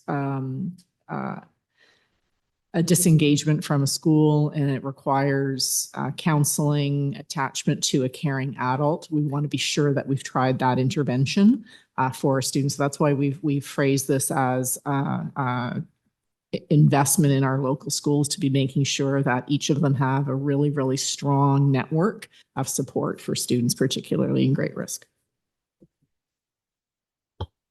Okay, I absolutely understand that and I'm supportive of that, but I still can't envision that any of our secondary alternative schools would be in a position to lose another 0.5, any of them, without the course offerings being fundamentally at risk, or the presence of sufficient safe and caring adults, just based on having seen the schools and how few adults or educators are running them right now. So for what it's worth, I'm very cautious about this one, even though I'm supportive of the aims. I'm not clear where a savings could be achieved. And thank you. Thank you, Trustee Earhart. Trustee Dawson.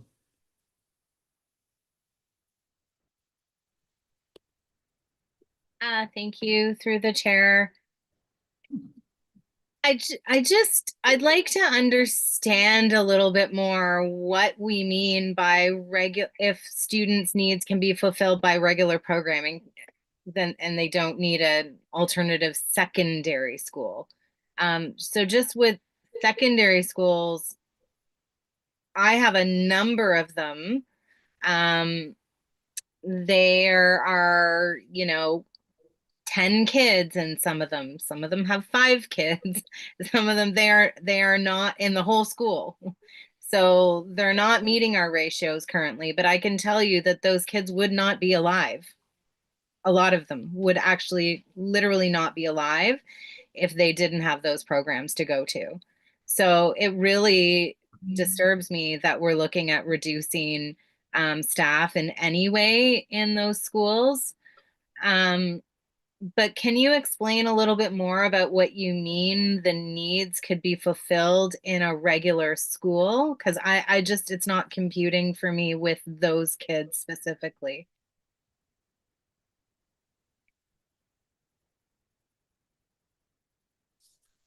Thank you, and through the chair. With respect to secondary alternative schools, I think that the review will provide us with a lot more insight into what the specific needs and direction that we need to go. Part of it really is around reestablishing, answering that question. We want to also make sure that our local secondary schools are strong and are able to provide programming for all learners. And part of the question then also becomes, are we doing that in all of our secondary schools? And if we're not, is there something that needs to be done in order to try and meet the needs of all the learners within that context?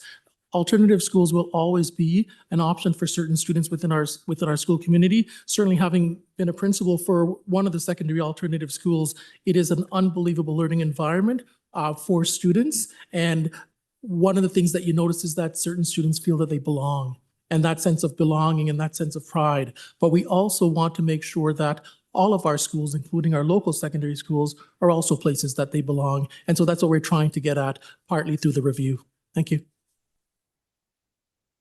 Okay, thank you. That's helpful. Okay, that's all. I'm really pushing for secondary alternatives to stay the same, just because I'm intimately familiar with the demographic. So thank you for that. Appreciate it. Thank you, Trustee Dawson. Trustee Arts.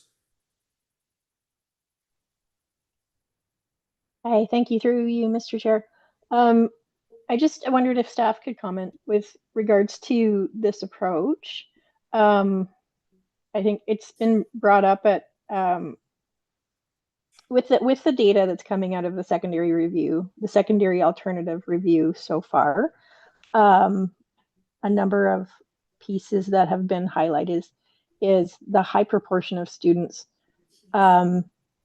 with special education needs and the high proportion of students who identify as 2S LGBTQ who are finding their way to alternative secondary schools and not necessarily, I was going to say, we do have those alternative secondary programs focus with specific focuses, but the numbers are very high, much higher than statistically within our system. So are staff going to be looking at why certain students are drawn there? So I like my colleagues, knowing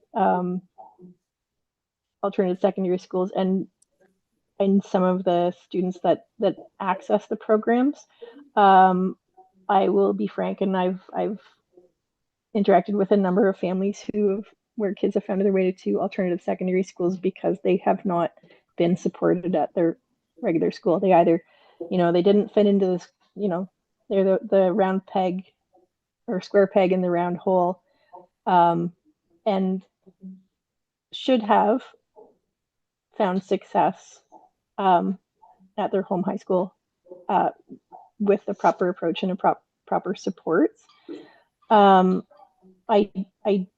I do love, I also have an alternative secondary school, and that one is not one of the ones that's struggling for staffing. It's overfull. It's older kids. It's older kids who have found their way back to our system. And there's a lot of hard life stories there. So I think, as was stated, we do have a need, but I would like to see through the review, and maybe staff can comment on what would come out of this. I would like to see through the review that this kind of work is being mentioned as a budget piece of why are kids accessing alternative secondary schools, and what's being done to address that why. Thank you for the question. And I think your answer speaks to the paradigm that we exist in because of the fact that secondary alternative schools play a significant role in so many students' lives, but we also continue to ask ourselves that question around what is it that students weren't getting at their local secondary school that is leading them to want to go to another location. And I think how we move forward and try and address that at the local school will become important. I'm going to ask System Superintendent Felsen to speak a little bit more with respect to the review. Ronnie? Thank you. And through the chair, I want to remind trustees that we presented we brought to Planning and Priorities Committee a interim report in February 12th, I believe is the date. And that report contained a summary of the consultation and the research that we were able to pull together, mostly from Canadian sources about alternative schools, and a summary of what the team had garnered from the consultations from each of the different schools. In the next month, we'll be meeting with trustees for our long-term program and accommodation strategy, and part of the work we'll be doing with trustees in those meetings will be to share some concepts around alternative schools and some ideas that we have been able to put together to look at where we move forward with our secondary alternative schools, and then that will help us in terms of developing a final report, which we'll present to trustees in the fall.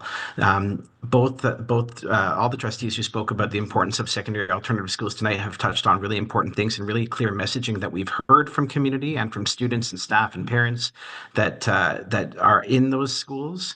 And so we want to honor the experience of students in those schools, but also provide an experience that might give students in schools, secondary alternative schools, greater course option opportunities, because as you are aware, I think Trustee Dawson said there are some schools with very, very small populations and therefore just can't access the range of courses that they would be in a mainstream setting. How do we bring some more opportunities to them in a secondary alternative environment? So a lot to come, a lot of discussion coming in the next month with trustees, and that will help shape our report for the fall.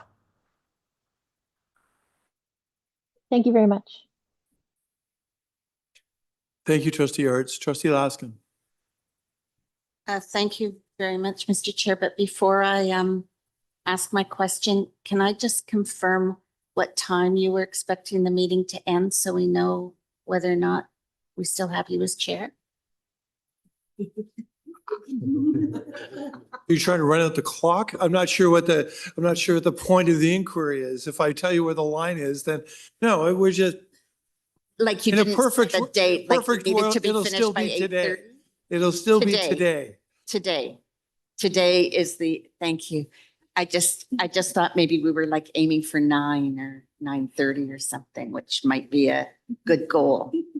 But anyway, I to not run out the clock, the only thing I will add to is I appreciate Superintendent Spelson's comments that it's about the program offerings in the schools. And I'm looking forward to the second half of the report that speaks to potentially consolidating some of the schools to offer more programming opportunities for students. Thank you.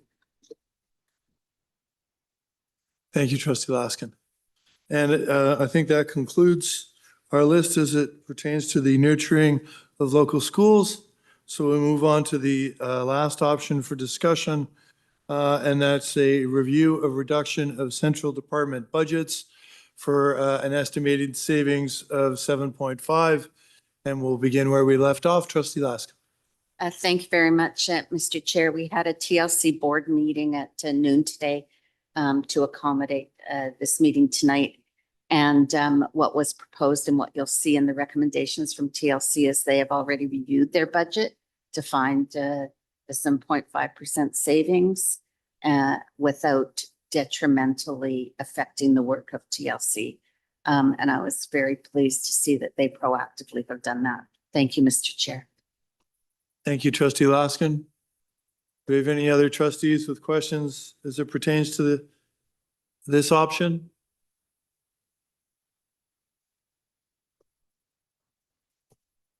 Trustee Earhart.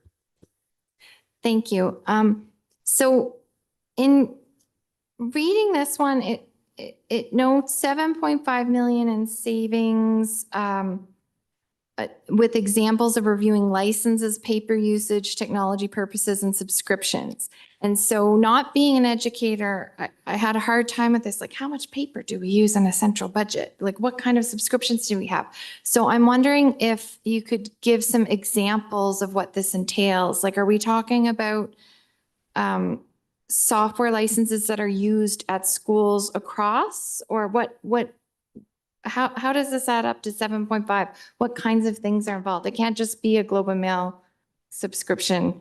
And that's what I'm struggling with. So please help me understand, and thank you. No, thank you. And through the chair, I appreciate the question, and they were provided as examples for some of the things that departments are looking at. And I'll give you a couple of examples from when I was going through this process.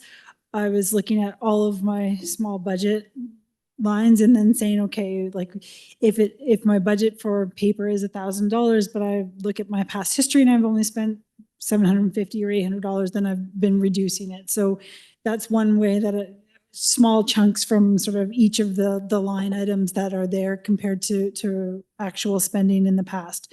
So every department has been provided that information to show their spending over the last, I think it's 2 or 3 years, and then their budget for the current year, their spending to date. So then they've been provided with a target.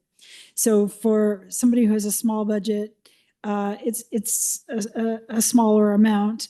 You've got larger departments like facilities, for example. I think that 7.5% is almost $3 million. So it's quite significant. And so obviously that's not going to be paper. IT is another, I think, $2 million. And so when IT is looking at their budget, they're looking at, okay, these are some of the projects that we had planned for next year. We may not be able to do X, Y, or Z. And so those are all the things that the departments are looking at right now. And so currently, again, we've provided all the departments with their expected savings, and they're going away to look at it. And again, a license, for example, would be we use Teams and we use Zoom. So can we move to one? So we're only paying for one. Those types of efficiencies that we'd like to find. Departments haven't finalized their submissions yet.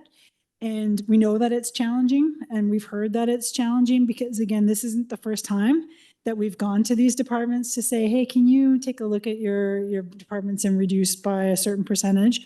So we know that it's challenging, and we're trying to do it. And I just want to be clear, without impacting staffing, but we may receive recommendations from departments for reductions. And if we do, then we will update trustees accordingly. So the first is, let's find 7.5%, which is about $7.5 million.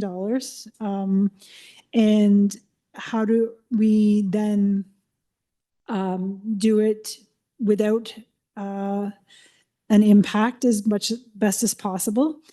And certainly, how do we do it without impacting staffing?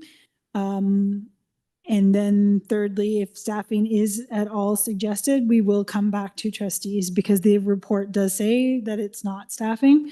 And I want to be very clear that that is our goal. Okay, thank you very much. And that was a lot of helpful clarifying information. So thank you. I did want to ask you, made reference to that this isn't the first time for central budgets. And my recollection is that funding was cut last year. That was both staffing as well as other savings, like looking at licenses, paper usage.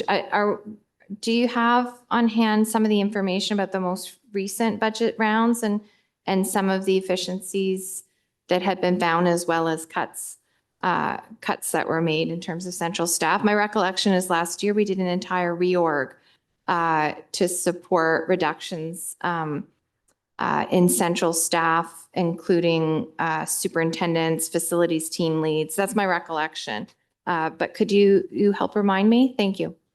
Absolutely. So and I'm going to do the last 5 years, although most of it was done within the last 2. In fact, if I look at the last 2 of this total, only 2 positions relate to 5 years ago. And the rest are from 23, 24, and 24, 25. We have reduced 90 positions. So senior team, as you indicated with the reorganization, centrally assigned teaching staff, so coaches, and you know, the coordinators that we were speaking about earlier, there was a reduction in 2 years of 69 of those positions, 7 centrally assigned principals, and then 7 other department staff. Or really, if we include the supports for senior team, 11 other central staff. So 90 positions in total. And that totals about, $10.9 million. And then in the same period, each year when we go back and look at central discretionary staffing over the last 5 years, we're looking at about $8 million that we have reduced in central budgets. You're good? Okay, so it was about 10 million in staffing and over 8 in discretionary budgets. Through the chair, that's correct, yes. Yeah, and so that's year over year savings. So our deficit this year of 58 is already has baked into it almost $20 million of central savings from staff and operations that were made in recent years. That's correct. Yeah. And then we're proposing to further find another 7.5, even though we've had an auditor's report that had recommendations that would implicate central with expenditure, as well as known IT risks that we need to look at. So I know it can be challenging to defend central operations when there is so much need in the classroom, but my understanding is all of that reduces overall risk and enhances the quality of the experience in the classrooms and for families at the schools. So just, I will flag that I'm concerned. It's great that we can look at actual paper usage and find a little, but I am concerned that there's $2 million in there of IT projects. I'm concerned that 7.5 isn't all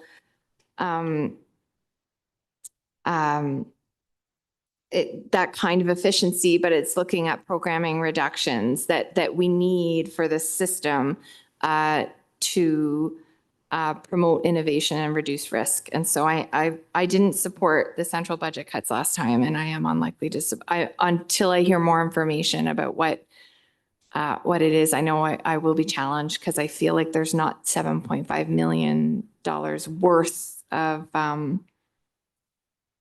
paper. I'm worried that it's projects, and I think we need those to build a modern 21st century system. And but thank you. I know it's a very difficult budget year to put forward these proposals. Thanks. Thank you, Trustee Earhart. Chair Shan. Thank you. Through you, Mr. Chair. When we're talking about licensing and subscriptions, I'm just wondering how much of this would be subscription of things that students use, like the reading programs or any kind of math programs and stuff that we offer for free for a lot of the students who might not be able to pay for it externally at their home. Through the chair, I am unsure of what that number would be until we receive, if any, until we receive the submissions back from the departments. I do know that departments like program, again, it is challenging to find 7.5% of their budget. So maybe looking at different subscriptions, but until we receive that back from them, we will be unsure. And if there are challenges associated with finding it, then they are also bringing back that information. So again, the departments right now are doing the work to find the savings.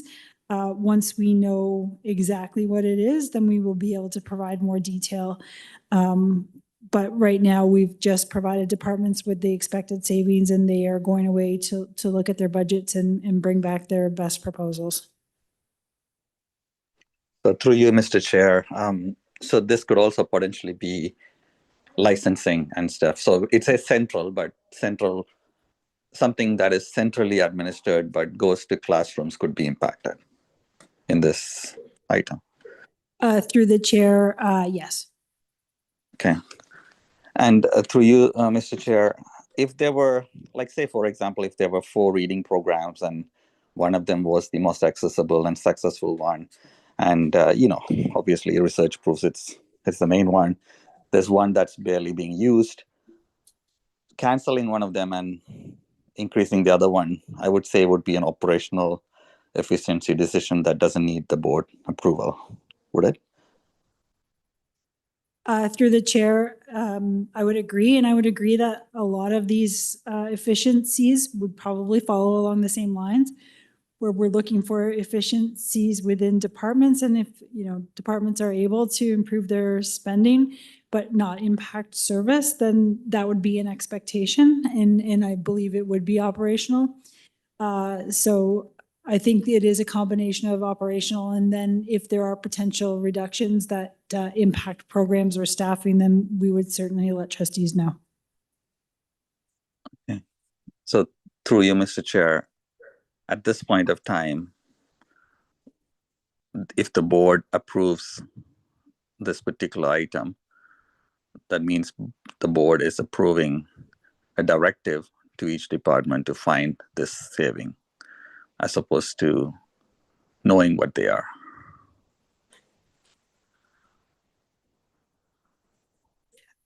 Through the chair, I would agree, yes, that there's a direction to find $7.5 million of savings centrally.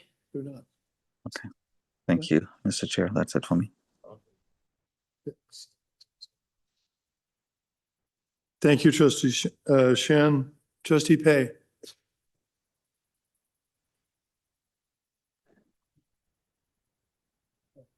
Thank you, Mr. Chair. Through you, I just want to understand a bit more. Just tag on his Trustee Earnhardt's questions regarding this, where does this $7 million come from? I really have issue to understand this number. Can staff is really explain to me? I assume you probably have some kind of breakdown. Can you give me the breakdown? What you've been cutting for? I understand there are $2 million IT budget. What's that for? $2 million. And what are the other $5.5 million? I just want to understand a little bit more about the numbers. Right now, I'm really confused. So through the chair, what we did was we provided every central department with their projected savings. So I'll give you an example. I have a small budget. I was projected to find savings of, I think it was $4,000, or sorry, it was $3,109, and I actually found $8,000 of savings.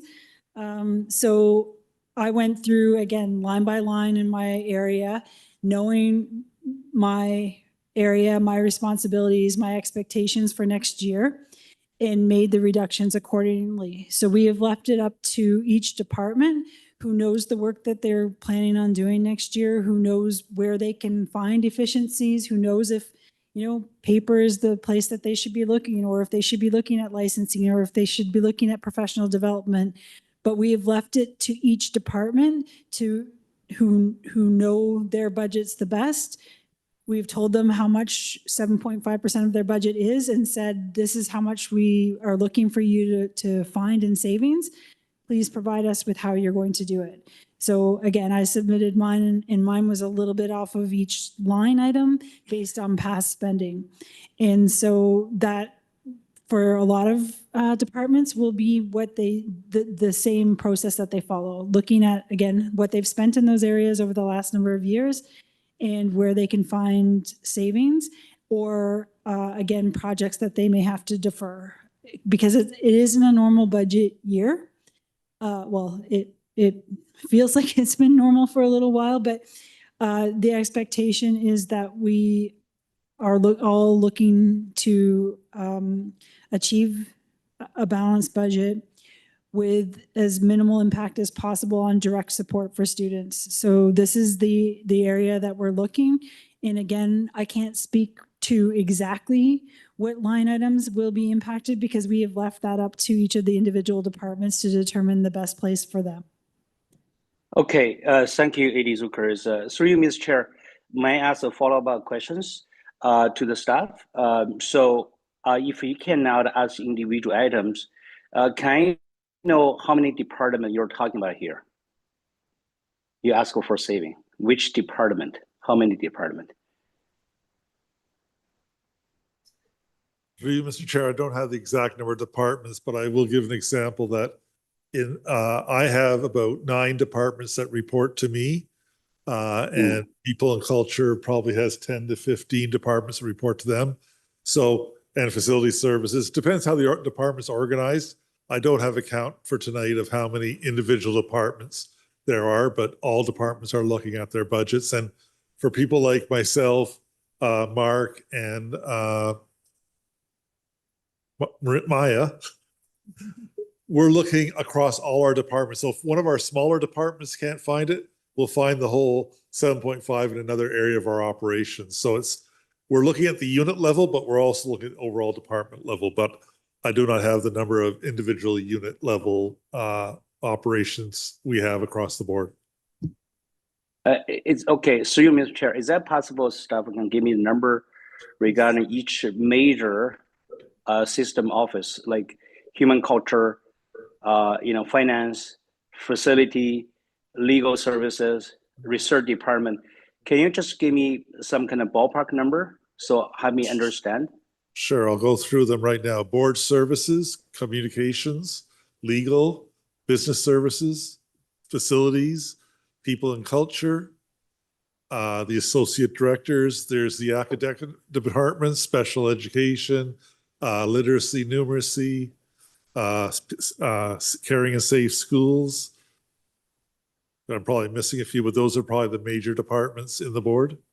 Yeah, so is that possible? You can give me some relative numbers for the major department? Yeah, we can provide a list in Trustee Weekly of all the departments. Okay, that's wonderful. That'd be really helpful. So I understand we're cutting paper, we're cutting like some kind of IT spending. Oh, by the way, I forgot to ask, what's a $2 million IT saving from? Where did that come from? For $2 million from IT? What kind of, is a project cutting or just license cutting? Through the chair, we'll be mostly looking at different projects that they have planned for next year and deferring them potentially.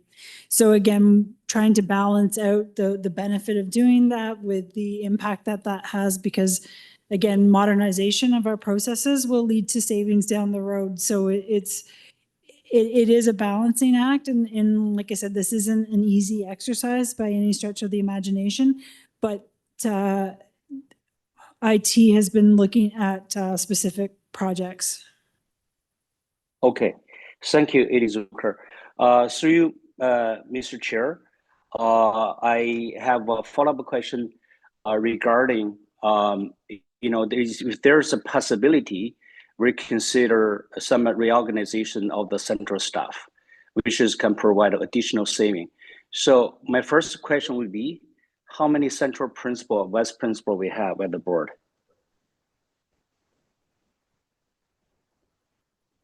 So through the chair, we can provide additional information with regards to central staffing. For example, we do have approximately 50, I think, centrally assigned principals, but many of them have specific responsibilities. Like, for example, I think we have 4 maybe that are centrally assigned for all of our alternative schools.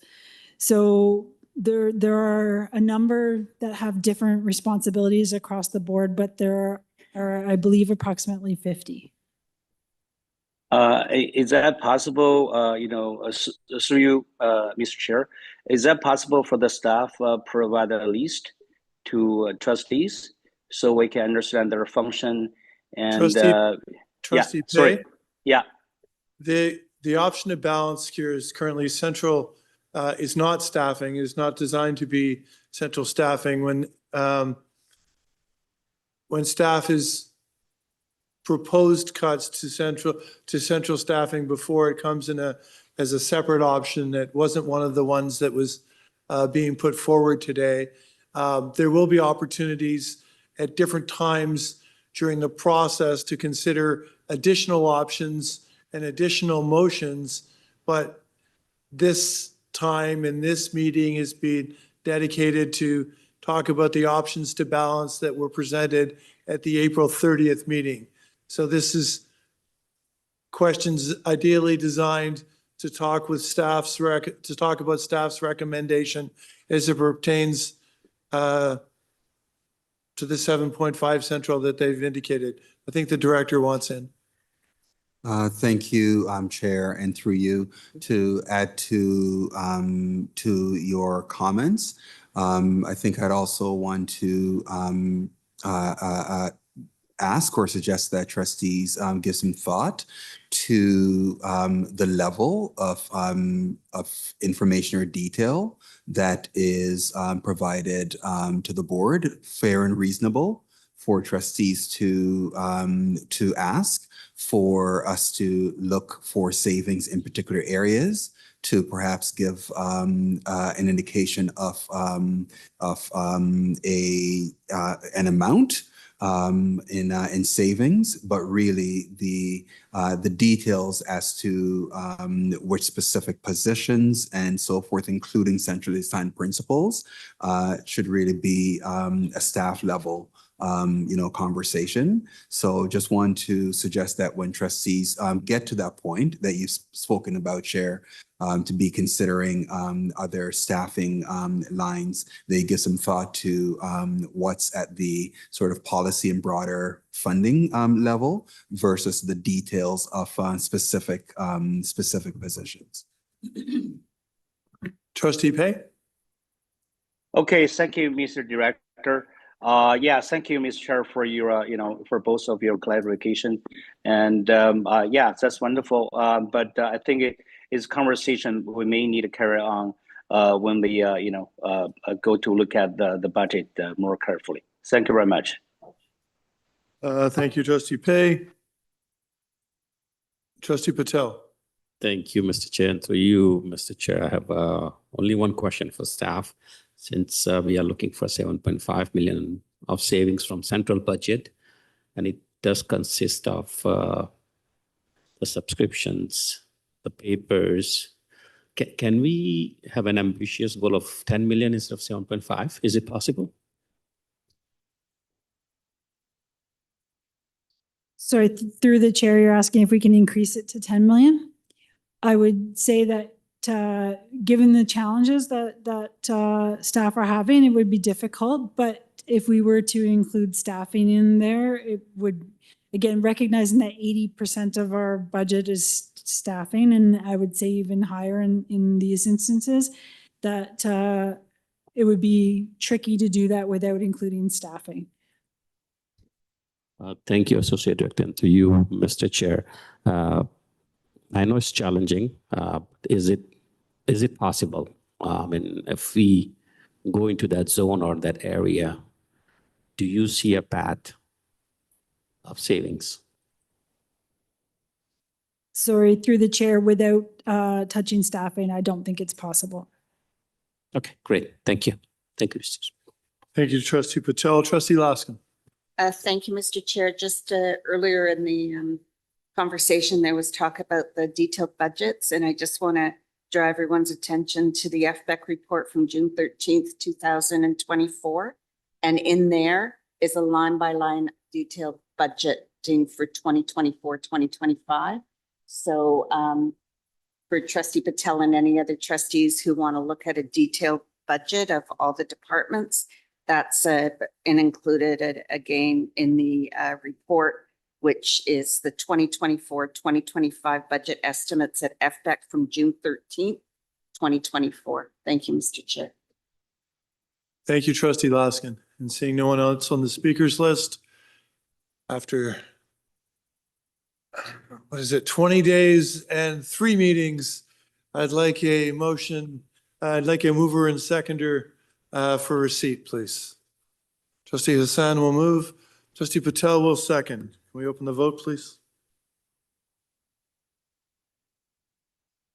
Trustee Lee's in favor. Thank you, Trustee Lee. Shan against. Trustee Shan against. Thank you.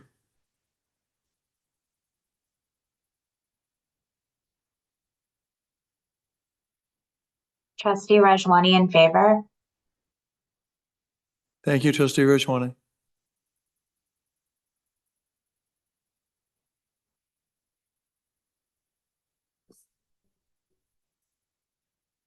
Trustee Patel? Trustee Patel is in favor. Thank you, Trustee Patel. Trustee Wong? I'm in favor. Thank you, Trustee Wong. And that passes. Thank you. And with that, we will take business arising motions. There was a number of them submitted in advance. Does anybody have? Trustee DiVitas. Thank you. I had a motion I was moving on behalf of Trustee Laskin that's in the blue folder.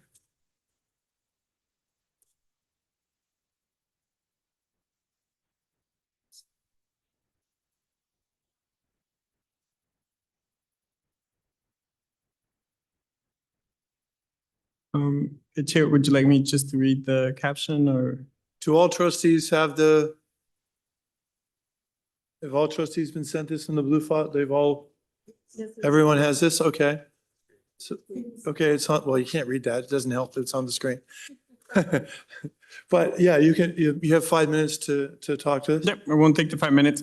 I won't go through the preamble. It's just that the director investigated the possibility of continuing to operate swimming pools in the Toronto District School Board via cost recovery pool permit fees for the 2025-2026 school year for the 37 pools currently not leased out by the TDSB.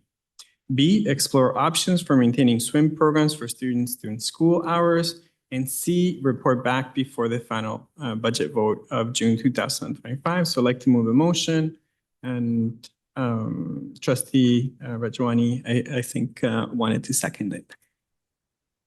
Yes, I'm going to second it. Trustee Rajwani here. Thank you. Did you want to speak to it, Trustee Rajwani? No, thank you. I think it's been summed up and it's on the screen in the interest of time. Thank you. Trustee Laskin will be the first speaker. Just very briefly, Mr. Chair, the TLC has already put out on its website a form for operators of pools to show their interest. They again reported today at the board meeting that they've had significant interest, and they've also met with the city staff and the mayor about the city identifying pools that it might potentially want to keep programs in and expand to. My biggest fear is that these pools in our schools stay empty during the day and are only used by community groups after school hours. And I think that would be just a terrible, terrible disservice to our students in our schools, especially our congregated sites. I didn't want to single them out, but I don't think anybody could have spoken more passionately than Councillor Rachel Turnus-Lynn at the last meeting about the need to keep those pool programs open and staffed in congregated sites. So I know B is a significant issue. Maybe A can be accomplished. But B would cost, I believe, approximately $8 million, if staff can clarify that, for all the aquatics instructors required. But I'm not giving up on it. And I think, so I'm asking staff to explore options. And I'm hoping this gives them a wide enough, I don't know, I'm losing my words. Thank you, Mr. Chair. I think the intent is clear. Thank you, Trustee Lee. Thank you, through Mr. Chair. I just want to clarify. I thought staff was already doing this. Looking for ways to keep those pools open as best as we can.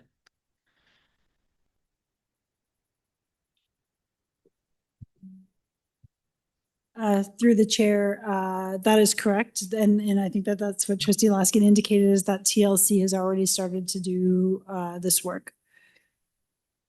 Okay, So, I just wanted to make sure, because I thought we had. Sorry, you mean? Yeah, it's for next year. That's correct. Right. Okay, just making sure. I'm okay reaffirming the direction. I just wanted to make sure that we have already started. Thank you very much. So actually, sorry, I'm just rereading it. This is asking for us to keep all of the pools open next year. Is it And though? that was not part of the motion. Sorry, through Mr. Chair, I thought the motion is directing director to investigate the possibility of continuing operation via cost recovery. That's correct. But that is different than what we were proposing, but it is possible to investigate the opportunity. Thank you. Sorry, through Mr. Chair, when we had the last discussion, the trustees had a lot of questions for staff, and one of the ask to staff is to present options to readjust permit fees and all the other things to make sure that to see if we can keep these pools open even though they're not leased. Just want to make sure. So this is in line with that, right?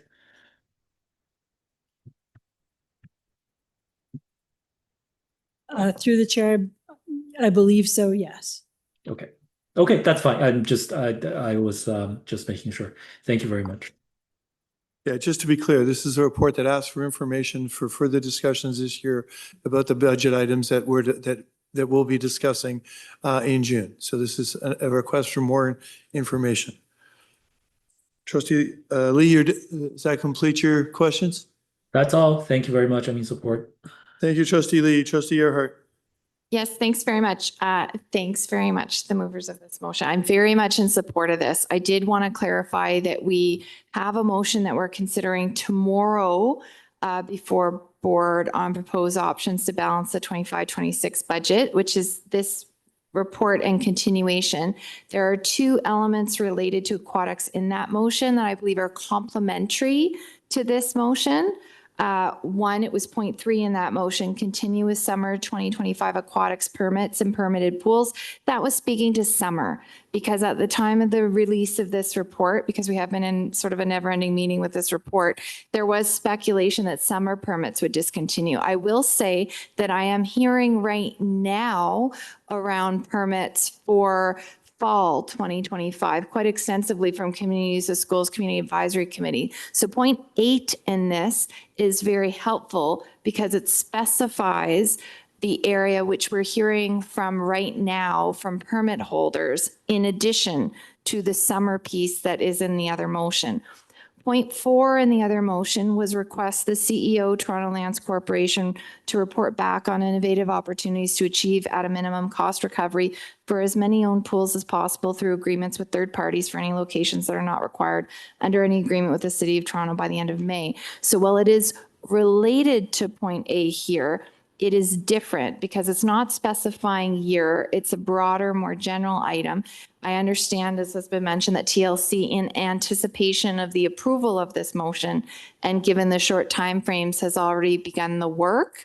But the new motion that's being put forward is complementary, doesn't conflict because it adds the specificity of fall and one, it adds that.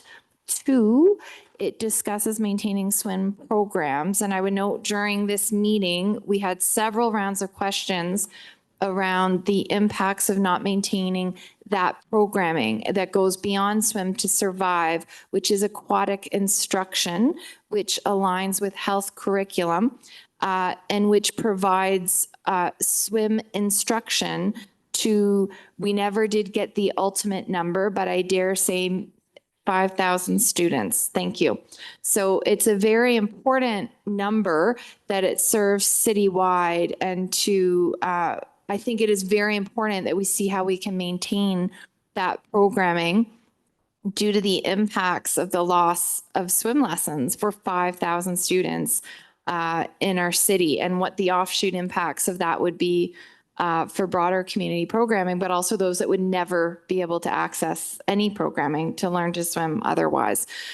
So I think B is incredibly important and an important addition, as well as the specificity of 25-26. So thanks so much to the movers and also to the community that's been very vocal in speaking out about this and the importance of this programming over many years. I hope we all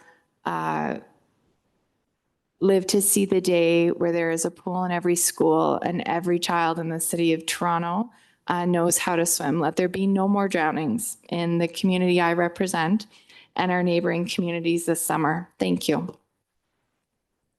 Okay, thank you. I'm not sure I want to live that long because I don't think that's coming anytime soon, but we'll go with that. I'm going to pass the chair to Trustee Hassan. Floor is yours. Thank you. And I just want to share that through conversations today with TLC CEO Ryan Glenn, he is anticipating to speak at the June 4th FBEC. And not only are these third-party opportunities necessarily break even, there's an opportunity to operate some of these at a profit that would be revenue generating, that have the potential to offset the cost of the aquatic structures so I think it's really important that we let this process out, learn all that we can learn, understand the options that are in front of us, and certainly explore everything before we eliminate such valuable programming in the buildings that it's in. And with that, I'll take back the chair. Thank you. And I don't have anybody else first round. So Trustee Laskin. I just wanted to remind the board too, Mr. Chair, that this is in the spirit of what we moved last year for continuing education programming. When it first appears without any opportunity to have the conversations, it's very difficult for trustees to delay a year in order to make sure we've had those conversations, to make sure that we have investigated all opportunities, including the province funding, the swim pools, their capital needs, and aquatics instructors, since pools were part of schools when they took over funding back in 1998. Everything needs to be explored. So thank you, Mr. Chair. Thank you. And with that, Trustee DeVitis, did you want to say anything before we close? No, Chair, we're good. Thank you. Thank you. Can we open the vote, please? Trustee Rajwani in favor. Thank you, Trustee Rajwani. Trustee Lee in favor. Shan in favor. Thank you, Trustee. Thank you. Daly in favor. Favor.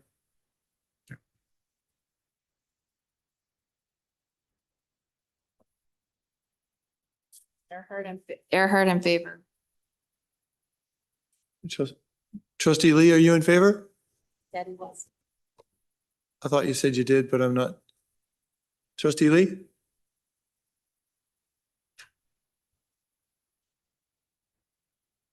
Try one more time. Trustee Lee, are you with us? You share how you vote? We'll assume that Trustee Lee had to step away. We'll mark him absent. Close the vote, please. And that passes. Thank you. Trustee DeVitis. Chair, I have a second motion if I can move that. This one is also in the blue folder. It's a one-to-one device program. And basically, we've had a conversation about the one device program now for a couple budgets in a row. And I thought it would be important to bring back a report that not just gives us the total figures of how much a program is worth, but then also has information about the net value of the program. So if you could put the screen on the board, I can read out the therefore section. And I think we should have that conversation. We should talk about the value of the one-to-one device program and why it was created to begin with. And I think we need to have a conversation about universality and what it means to have these type of programs. And if on that, trustees feel that this is a program that we need to look at for reduction, then we can do it with a better perspective. I don't feel that this is a program that we should be cutting, but some of my colleagues do, and that's okay. we're going to have that conversation, but I do want to bring in a bit more information to have that conversation. And it reads that the director present a report on the educational benefits of the one-to-one device program and the impact that reducing or removing the program can potentially have on learning in time for the June 2025 board meeting cycle. And then 2, on the net gain or loss that the program changes approved last year, and whether or not these changes generated any measurable savings as well. Because we gave some direction as board members last year on this as well. And I had Trustee Rajwani, I think, agreeing to second this one as well. Yes, I will second this motion. And thank you. Did you want to speak to this, Trustee Rajwani? Yes, I just want to pick up on Trustee DeVitus's comments about understanding the value of the program, because I also questioned these cuts both from a lens of equity and ensuring all children that are attending our schools have equal access. I looked at it from the lens of understanding our students' level of digital literacy.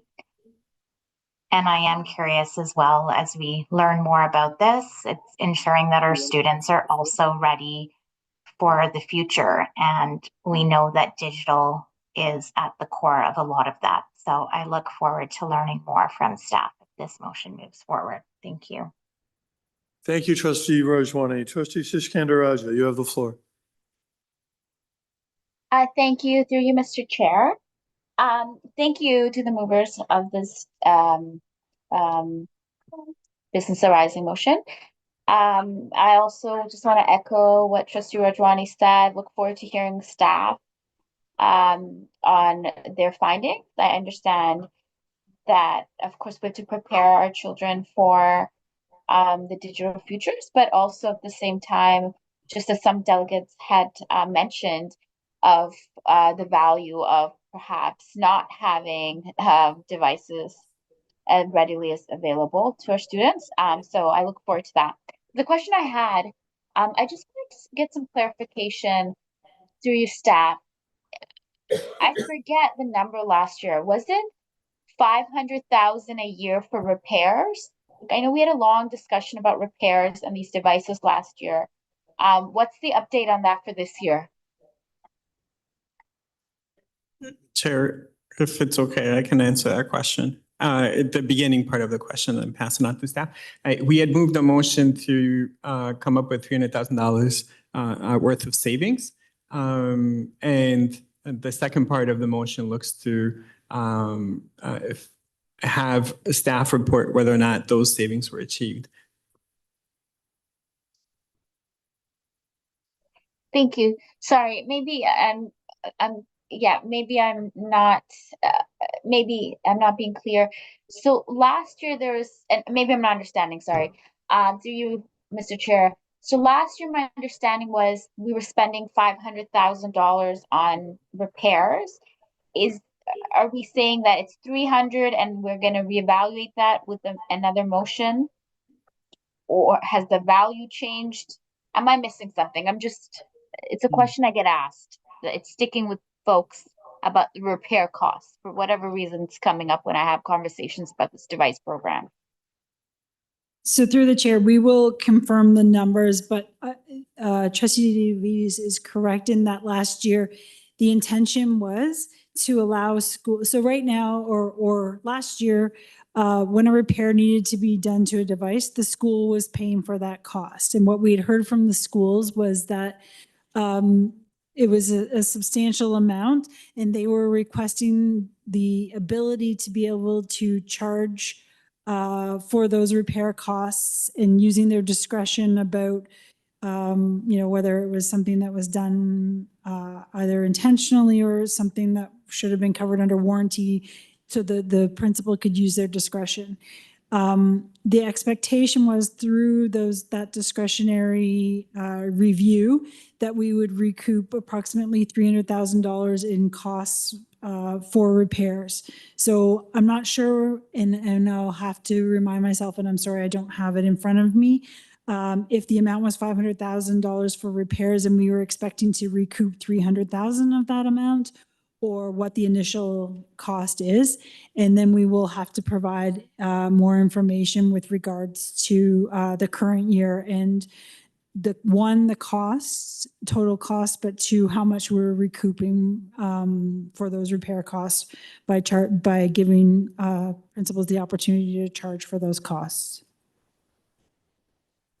So all that Thank to you. say, we'll have to bring it back. Sorry. Okay. No, thank you. I appreciate that. I just wanted to put that on our radar. And through you, Mr. Chair. So when you say principals should recoup that cost, does that mean from centrally or from the warranties from the provider? Sorry, through the chair, it's from families when they charge for families for the devices repairs. Okay. All right. Thank you. Thank you, Trustee Shishkandaraja. Trustee Laskin. Thank you, Mr. Chair. I'm not sure if the juice is worth the squeeze here. I'm giving you an example of what I've heard from one of my schools. Laptops in need of maintenance are gone for 10 to 12 weeks and at times not functioning for more than a day or two before they have to then be resent to the IT department. There are also students that their laptops were having issues. They were sent to be fixed and they weren't returned for 6 to 8 months. So they had 6 to 8 months without. Students had resorted to bringing in their own devices only to be unable to use them at school because they couldn't log in, access the internet, and teachers and staff are not always able to assist students in these circumstances. Families are supportive of the technology. However, many feel there needs to be a commitment to this at all levels. Loaner laptops, identifying the optimum time for devices to be fully operational, identifying ways to ensure that students have access to working devices that may require IT support, or et cetera, et cetera. So I just want to make the point that it's great to say we might be charging for repairs. It's great to say we have a universal program of distributing laptops to students. But if there are issues and they're not repairable and it takes months and weeks, it's defeating the idea of universal access. So I simply wanted to make that point that we can't suck and blow, as my former colleague Donna Cansfield used to say all the time. If we are making a commitment, we have to make a full commitment. And that's the point I wanted to make, Mr. Chair. Thank you, Trustee Laskin. Trustee Lee. Thank you, through you, Mr. Chair. I appreciate the motion. The question I think is a good one, but I just want to make sure that the question that we're asking is one that is most, I don't want to use the word relevant, but most attachable to the conversation we're having, right? I don't think there is ever a question that investing into technology for students, it makes education better. Right. So point number one, there will always be benefits. I think the question that we're asking as a part of the budget discussion is, are the $9 million that we spend a year on laptops the best way to improve student education? Is it more effective than hiring 80 additional staff members? Is it more effective than, filling more positions in special education like we've talked about? What is the most, how do we spend our money to generate the best return on investment for our students? I think that is the question that we're here trying to answer. Not whether or not spending more money on something will improve education. The answer is yes. So I guess my question to the mover is, how do we make this question more effective in assisting the conversation that we're having right now? Through the chair, to Trustee Lee. I'm comfortable with the way the question is because I believe that this is a significant program that provides a significant benefit. If that's not a point of agreement, we may diverge in how to get to a final resolution of this question, and that's fair. At this point, my motion just looks to get some further information as to the value of the program, A, and B, whether or not a small reduction such as what we pushed for last year, and I think you were the mover of that motion, it created any net value on financial terms for the school board. Death by 1,000 cuts. And I agree, as Trustee Laskin said, we either commit to it or we don't. Because we could potentially spend the money on special education staff, and those staff could have an immense effect on the few students that they work with. But this is a program that affects all our grade 5s currently, all our grade 9s, and affects all of our students. So the notion that we need to have some type of measure of utility to gauge the net effect of happiness on all of our children based on one thing or the other, I think is out of a 19th century economist textbook. And those things are not commensurate with our current modern understanding of pedagogical science. These are things we need. We don't question whether or not we need the internet in our schools or water or electricity. We also need to have the devices for everyone to have access, equal access, equity of access into our programs. That's my answer. If you feel that there's some small changes that we can make here, I'm happy to hear you out. But generally speaking, I'm comfortable with the direction that the motion takes us in. Thank you, through Mr. Chair. I just want to highlight and appreciate the mover, Trustee DeVitas, your offer to I guess interchange proposed changes to the motion. But I just want to say that the need to create a balanced budget isn't out of a 19th century economics textbook, right? The need to make decisions to allocate the resources given to the board isn't a theory that we can debate whether or not it's true. It is a reason why this board exists. When we ran for trustee, that's what we agreed to do, right? I know there are colleagues who is against any cuts and who believe that we should always just advocate for more. It's fine from an advocacy perspective, but when you're not making a decision, when you're just saying that we need more, you're abdicating your responsibility and leaving it for someone else to make it for you. So I just want to make sure that I get the point across. I am not saying that we should spend less on education. I always advocate for more, and I've been a part of that advocacy. But at this point in this budget discussion, we're being asked to decide what is more important, and that's why I'm asking these questions. So with your indulgence and with the indulgence of this committee, may I propose an amendment to 1, or perhaps add a number 3 to say staff also provide opinion on whether spending on a one-to-one device program as opposed to a centralized school-based device program will have the best return on investment for student education. The chair, I didn't actually get that. I don't know if you got that. Trustee Lee, can you email it to Ms. Joseph Dowers? Can I text it into the chat box? Would that be easier? Sure, that'll work. That'll work.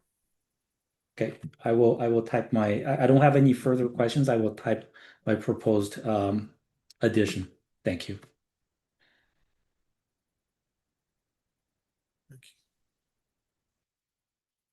Okay, so until we get to the amendment, we'll continue with our conversation as it pertains to the motion as it currently exists. Trustee Williams. Thank you, and through the chair. I'm not sure. Well, first of all, I appreciate the motion and the looking for more information to inform the decisions. I just had a question. I'm not sure if staff could respond. If there is any data information at present with regard to the benefits of the one-on-one devices, you know, it's like a universal access opportunity for our students to have that technology. Has there been anything gathered along the way around the impact on learning, on achievement? Has any of that been gathered along the way since the program's been in place?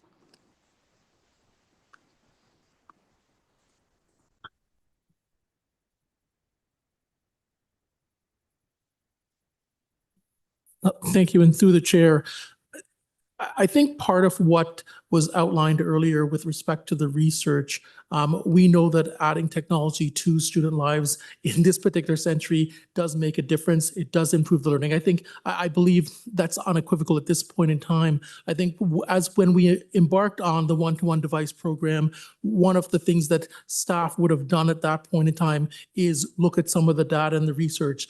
Do we have it available? We'd have to connect with Peter and his team around research and also our research area. So I can't speak specifically around this specific example, but I believe when we first embarked on this path that we would have started with some level of research around the importance of technology within our schools. We wouldn't have gone forward with that type of commitment without having some research backing in order to support. Thank you.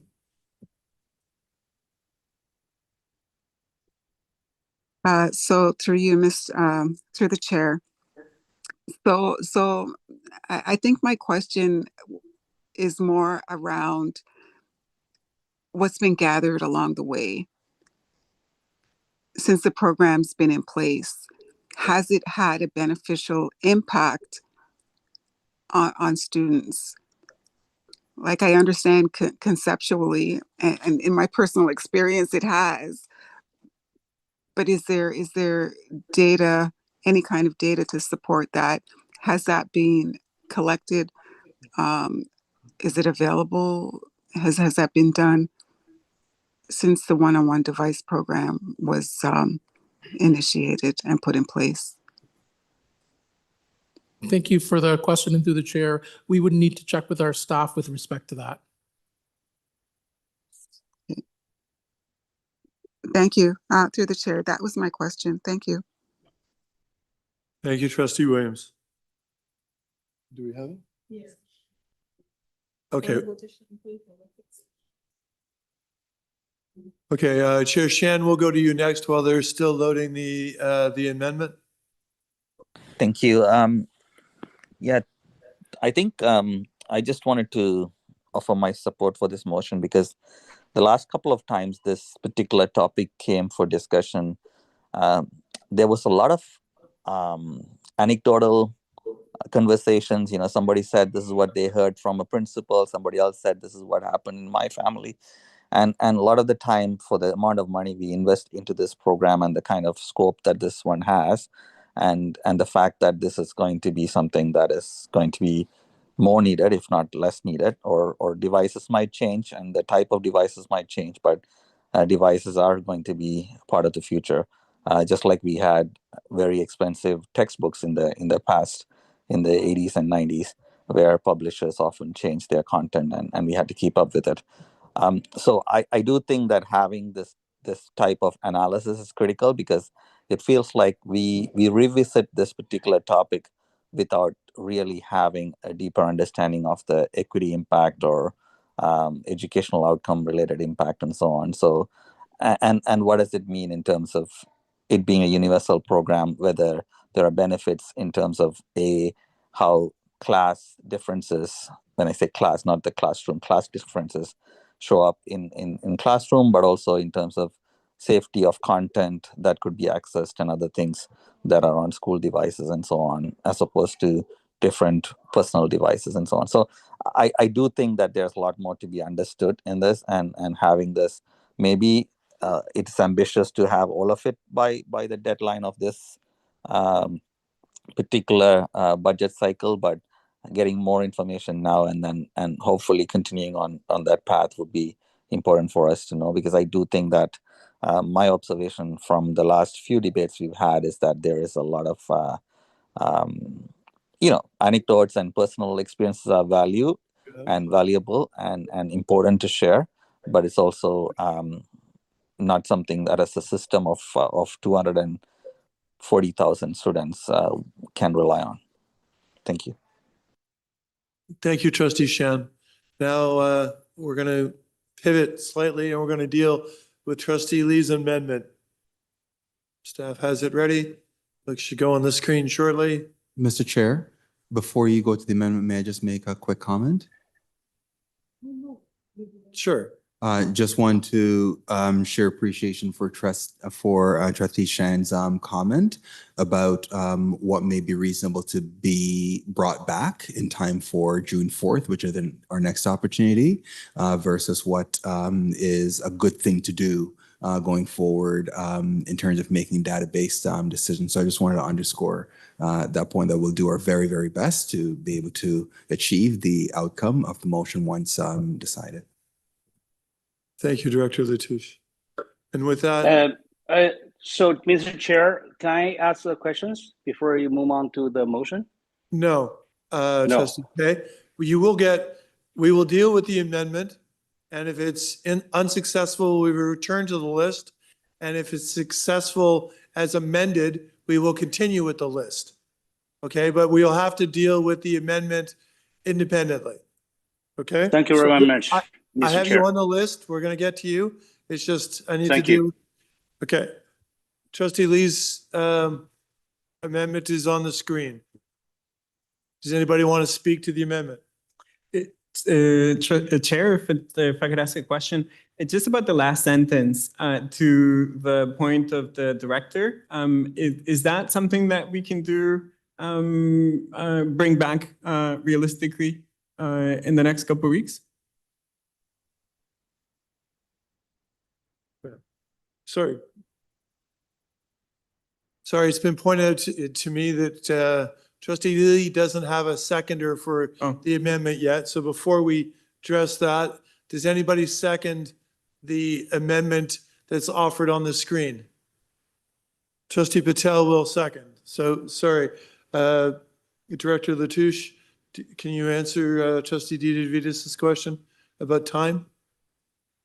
Thank you for that question, Trustee DeVitas. Some of the staff that will need to feed into this motion are not available in the room or online at this time, so I can't provide a confident response. But what I can commit to is that we will do our best to honor the spirit of the motion once decided, and to provide as much information as we possibly can within this budget cycle and identify those areas where we need to take back and do further for the future. Okay, and through the chair to Trustee Lee, is it okay if we just add if possible after purposes, just to make it realistic? Is that okay?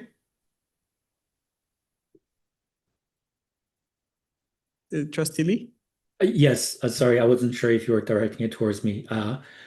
Yes, I'm happy with adding a disclaimer for possibility and feasibility here. Okay. If possible, at the end. Yeah, okay. Thank you. We're going to add if possible to the end. And now we're starting to get to the ramifications of a meeting that began 20 days ago. This is kind of the time that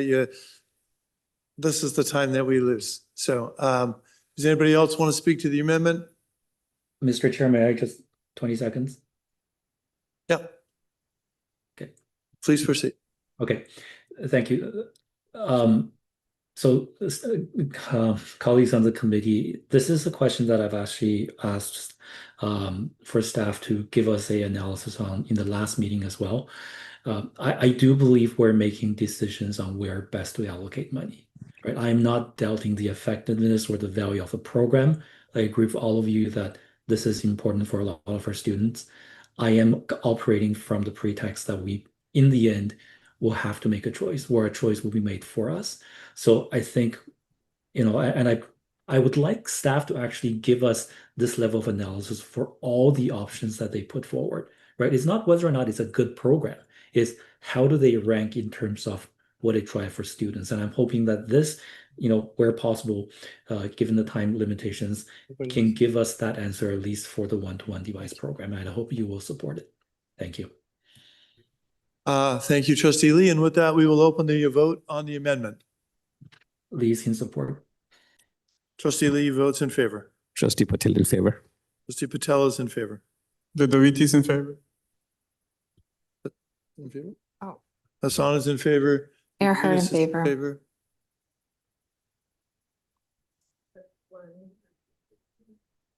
Trustee Rajwani, how do you vote?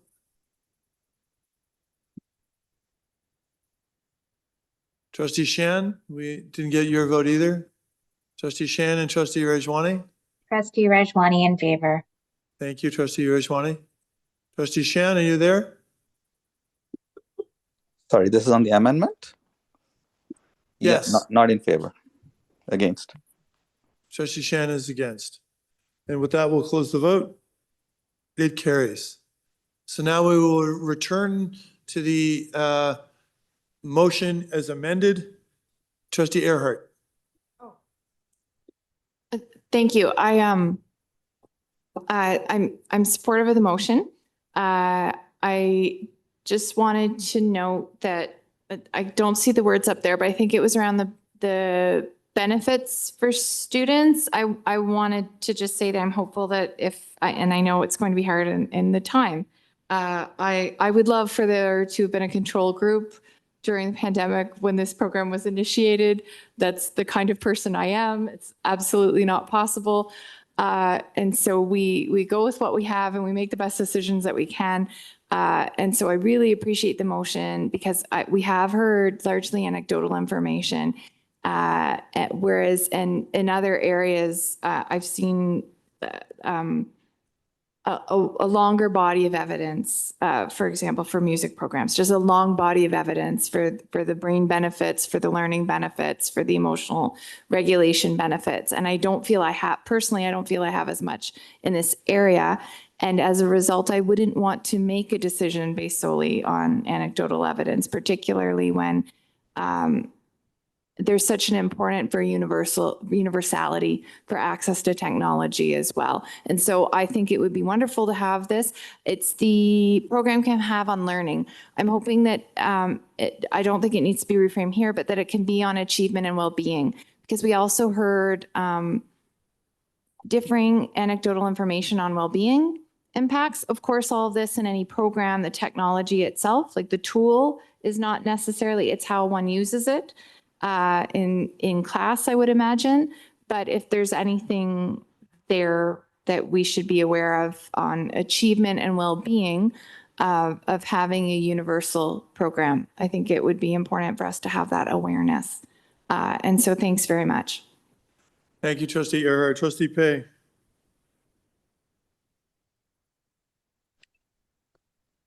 Thank you, Mr. Chair. I just want to learn, through you, I just want to learn a bit more about this program. Why does it cost so much money? Because $9 million divided by 237 hundreds. No, it's not 237. I just don't understand why it costs so much. Can staff explain to me, through you, Mr. Chair, is where does this $9 million come from? How many devices we're talking about every year? What's the basic, what's like? Sorry, Chair, point of order. The thing currently in discussion is the motion, which is for a report back, not necessarily the program itself. That's what we're going to be discussing when we get the report back. Yeah, Trustee Pei, I'm inclined to agree that the motion on the floor as amended is asking for additional information for a conversation that we will have on June 4th. I think staff has heard the response, but analyzing the program, we're going to have a lot of information on the 4th to do that. This motion is simply about whether we think more information is beneficial to that conversation. Okay, thank you, Mr. Chair. For that reason, I would, wait until that report come out. I really appreciate it for the mover and seconder. Thank you. Thank you, Trustee Pay.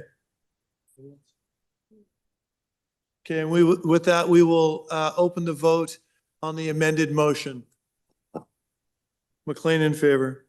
Trustee Rajwani in favor. Patel in favor. Lee's in favor.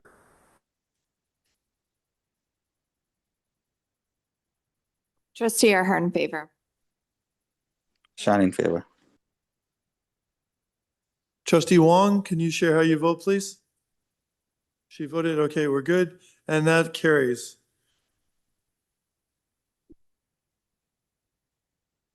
Anybody else have any motions? Okay, I'll pass the chair to Trustee Hassan. Thank you. I have a motion that has been provided regarding the budget and system savings that will be seconded by Trustee Lee. The colleagues and I that have been here were elected the same day, been here for 7 years, and we're at 7 years of deficit budgets.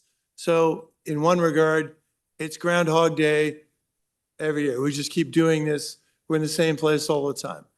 But this is a little unique. We find ourselves in a different place because the Minister of Education has wandered in pretty early into our process, and he has sent an investigator that is with us and is going to make a report on May 30th, or it's anticipated on May 30th. So this is unique. And I think it's important that trustees identify the savings that are offered and accept the positions, the savings that the system is, the staff is identified and offering, although there are challenges with all of them. I do think it's important that they be considered for Wednesday's meeting that will happen before the investigators' report is tabled. Number one talks about the collective agreements and regulations. And there, we talked about that for 90 minutes tonight. There's lots of challenges associated with that. But if we're honest and upfront about this, this is operational in nature. This is what staff does. They're going to see the numbers in the fall and act accordingly. So I think we'll all be watching, and we're going to be interested in there's lots of things we're worried about, but this is what staff does. We're paying a lot of teachers that we're not funded for. So the extent at which we can rebalance, and I think we have to let staff do that, and we should encourage them and hope that what is produced is works for everybody. And obviously the moratorium would make that an easier process if we could consolidate and eliminate some of the new procedures for support employee services. I think is pretty straightforward. We got lots of praise on that tonight. I think that that's a strong, I'm very supportive of that. They're nurturing schools. I agree. When I read this, I wasn't exactly sure where the 600K was going to come from, but I think we ask staff to find savings. They're going through a process to look at, to review alternative schools. And I think there's savings to be found. I think we should explore that. And the central budgets, these are going to, we're going to miss out on some things. Some things are going to be delayed. There was some concern about the IT programs. There might be a project that gets delayed from 1 year that gets done till the next year. But we're in a bad place. Like the good options have left the building a long time ago. We're in a bad place, and I think it is the responsible thing to do to take the savings that are offered, Here, it's May 20th and we don't have the core funding announcement yet, much less understand it. It's going to take some time to understand it. And we're going to hear the investigators report. So there are significantly difficult choices in front of us. But these, I think, we are less difficult in nature. And I think the responsible thing to do is to take these, show that we're working towards the challenges that we have, working with staff to do the work that we've assigned them to do. I will be upfront that when we ask them for savings, I much prefer a scenario in which when they find it, I get to reinvest it in our classrooms, in our education, in concepts that actually help students graduate. I want to have that. I've been here 7 years. We've never had that conversation. I want one day to have that conversation, but I don't think it's today. And I think this is the best we can do. And I thank everyone for their consideration. Trustee James, next on the list. Thank you. I just, first of all, like to thank Chair McLean for moving this motion. I think it is the right one. And I also want to thank staff once again for identifying these options. I know they're not easy, and I worry every day what these will do to especially our central and management staff team. So please take care of yourself. The situation that we're in is not an easy one. I think we have made it very clear that TDSB's budget has not kept up with its expenses. But I also do not fear the audit that is coming to us. In fact, I welcome it in a way because I believe from the bottom of my heart that staff, trustees, this board has done everything we can to be as efficient with our funding as we can for student outcomes. And I'm hoping that this audit process will demonstrate that for us in front of the public and with the province, and that'll give us a lot more credibility when we ask for changes, when we ask for funding, and when we ask for policy amendments like the ability to close schools that are half empty. So I hope my colleagues will support Chair McLean and myself in passing these proposed budget reductions so that we can move on and really get the budget process through, demonstrate that we have been doing our best, and focus, going back to focusing on students. That's all. Thank you. Thank you, Trustee Lee. Next up, we have Trustee Wei Dong Pei. Thank you, Chair. I really want to say thanks, to the ABAC committee chair, Trustee Dan McLean, and Trustee Lee, James Lee is putting forward this very important motion. Although as I'm not on the ABAC committee, but I just want to say big thank you to you guys. It's an amazing job, and also I want to thank the staff, for making really diligent effort to make this, savings happening. I think this is a very important motion.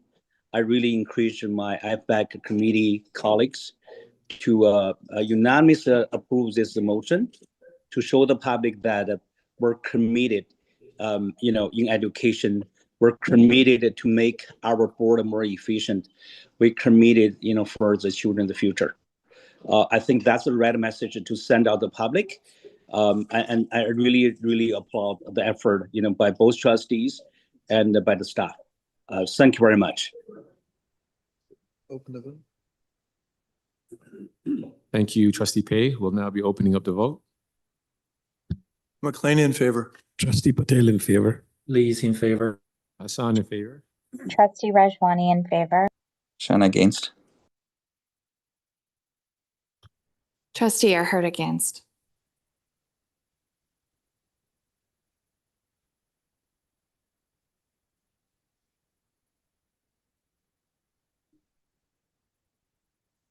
You voted in favor.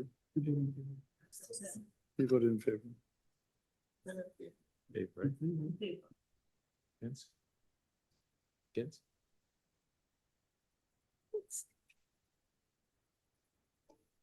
You have to just announce that it passed. And the vote passes. Thank you. Okay, and I'll take the chair back. Thank you. Do we have any other motions? Trustee Patel? Thank you, Mr. Chair. I got two possible notes. It's business arising, and it's regarding a senior team and lease pools. So I'll go with senior team motion first. We heard a lot about minister talking about our senior team and how it's functioning and how it's funded. So I'm asking some information from the director, that the director present a report on how the senior team is funded, and if director can consider potential cost savings if possible. So looking for the information. It's moved by me and seconded by Trustee Hassan. If you guys have any questions, I'm here to answer. Thank you. Thank you, Trustee Patel. I'd like to open up the floor for any questions by trustees.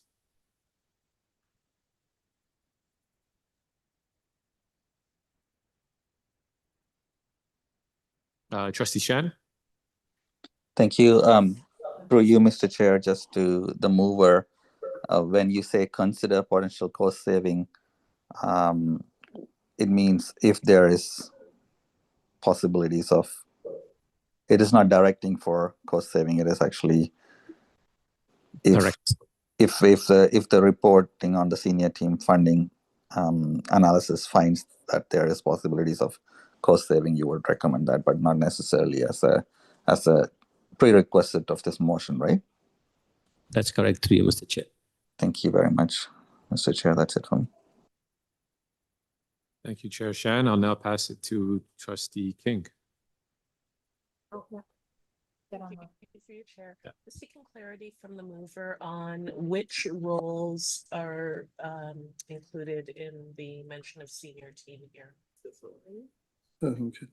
Can I get the report? Can you repeat the question? Sorry, Trustee King, could you please repeat that? We're having difficulty hearing you. Through the chair, do you want me to? Can you hear me better now? Yes, we can hear you. Thank you, Trustee King. Okay, sorry about that. Through you, Chair, I was just asking for clarity on which roles are included in the senior team there. Is it superintendents right through to associate director? Can you just specify, please?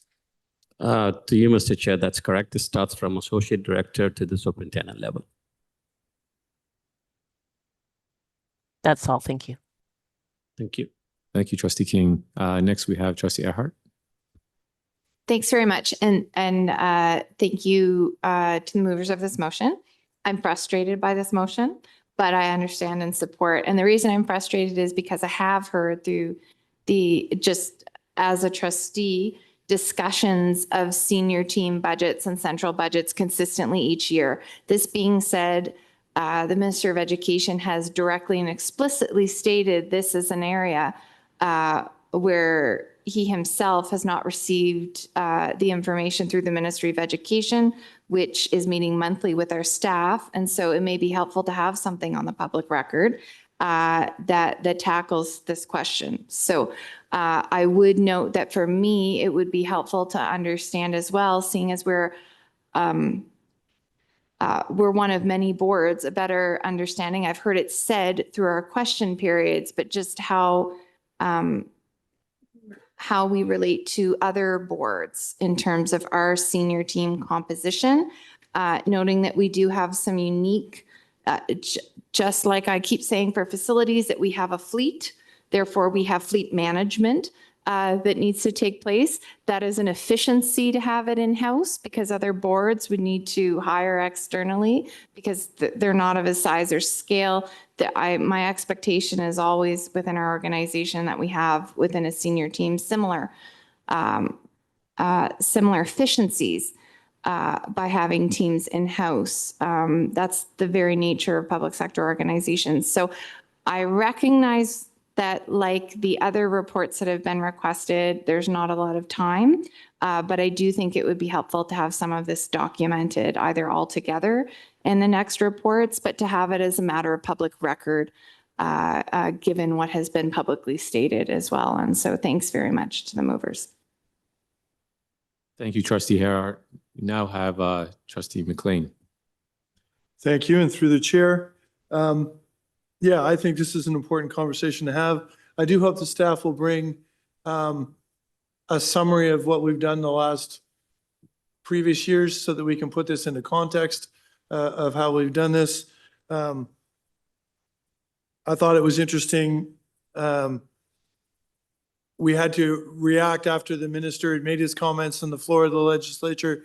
And then I learned that, you know, our superintendents are responsible for 26 schools when the majority of other boards, their superintendents are responsible for 20. So I think that, I think cards on the table is a cool thing. I think we should talk. We've got lots of quality people doing lots of great work, and we should identify the great work they're doing and the amount of purging that has been happening over time, and that we often look in the same place. If you ask somebody what there's got a 3.7, a business that's operating at that, where should you cut? And everyone will just say middle management real fast, because that's just what comes to mind and whatnot.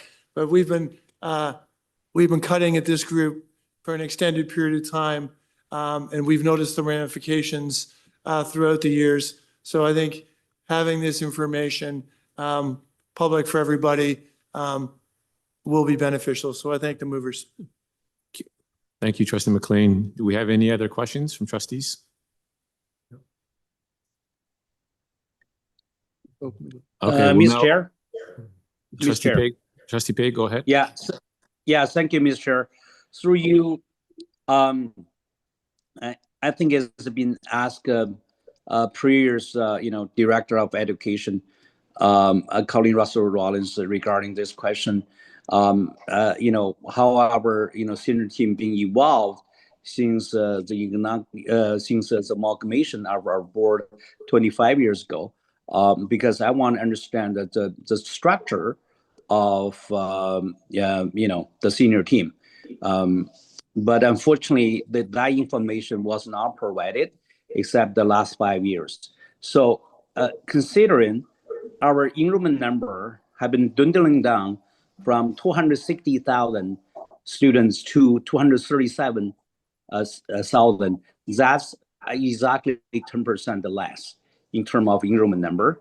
That's not only affect our revenue, but also affect the structure of our schools. So I really hope that the director, through you, Mr. Chair, can answer the trustee that is that possible that information being provided, to trustees or public? At least we can say the evolution of the senior team at TCSB since the amalgamation. Thank you, Mr. Chair. Thank you, Trustee Pei. Do we have any other questions from trustees? Sorry, Mr. Chair, I want to ask the director to answer that question. Sorry, if I've not made clear for that. Thank you, Trustee Pei. I'll now pass it over to our director. Thank you, Trustee Pei, and through the chair. I am not certain at this point, Trustee Pei, if we have the full scope of the information that you're requesting, but we can certainly take that back and see to what extent we can include that as context in the report that we are being asked to bring back. Okay. So I understand. Sorry, I didn't get your answer, Mr. Director. So you're saying you're not sure whether the information available, or you're not sure whether you can provide the information to trustees? Through you, Chair, I'm not sure if we have that information on hand at this time, and also I'd like to take your request back and consider how it fits with the request that's before us at this time. So I'm hesitant to make a firm commitment to this trustee pay without seeing what we have available to us. Okay, thank you, Mr. Director. My follow-up question through you, Mr. Chair, is that I just want to understand how our centrally principals, role, like in conjunction of a superintendent, are they in the supporting roles or they're like more working independent project?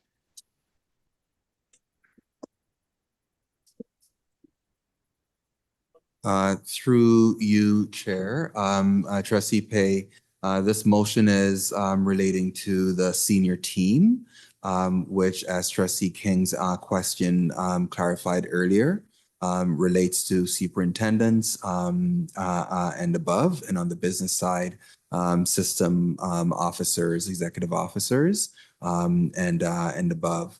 It does not specifically relate to centrally assigned principals. That being said, staff are presently looking at all options to consider savings that can be put on the table should that be necessary. Should the motion that's been passed now by FBEC be passed by the board, should that be passed by the board, then we have to consider how much more savings trustees will need to consider to pass a balanced budget. And depending on what options are further considered, staff may need to go back and dig deeper to find additional savings. So that's something that we'll need to assess. But to your question about centrally assigned principals are not part of the senior team. But again, in the spirit of looking under every rock, we presently are looking under every rock to find opportunities for savings, including centrally assigned principals. Thank you very much, Mr. Director. I fully support the motion, although I'm back. I do think it's important. It's like we need to show, it's not even the minister who making such comment, ask us, to look into the senior team, but also I think is the we own answer to the public that we make sure every rock is not left unturned to improve our efficiency and also try to generate some savings. Thank you very much. I hope FBAC colleagues can unanimously approve this motion. Thank you very much. Bye. Thank you, Trustee Pay. Any other questions from trustees? Going once, going twice. We'll now open up the floor for voting. Trustee Lee's in favor. Patel in favor. Shine in favor. McClayton in favor. Trustee Rajwani in favor. Trustee Earhart in favor.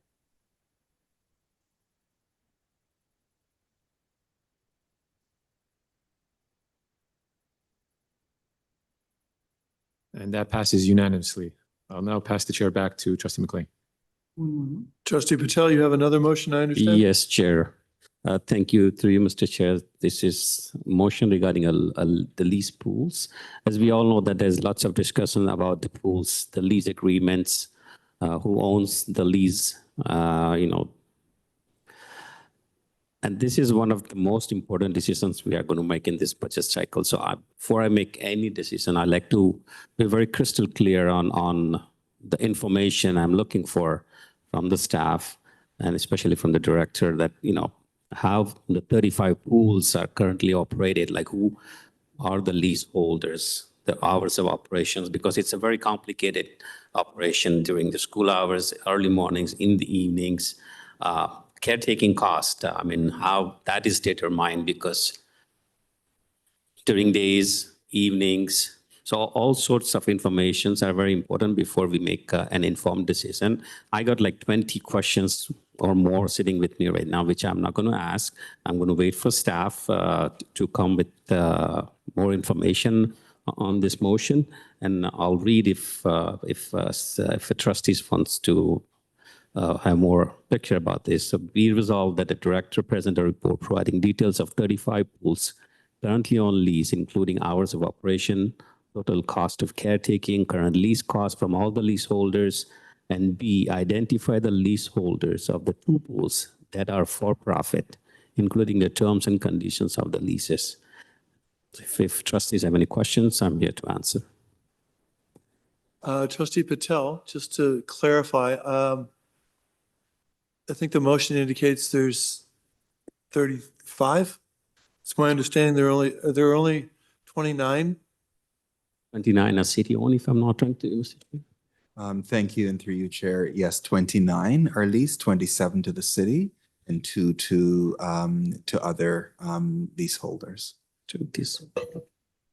So just maybe a friendly amendment so that you can change it to yeah. Yeah, it's 29. Okay with that, Trustee Patel? Yep. Well, yeah, we'll change 30. Through you, Chair, could we also put on the amendments that the 27 is with the city and that 2 aren't within for profit? So it's clear. Okay, can we put that? Just want to ask a question to you, Mr. Chair. Is it okay if we can add number C to this motion? Is it possible to do it now?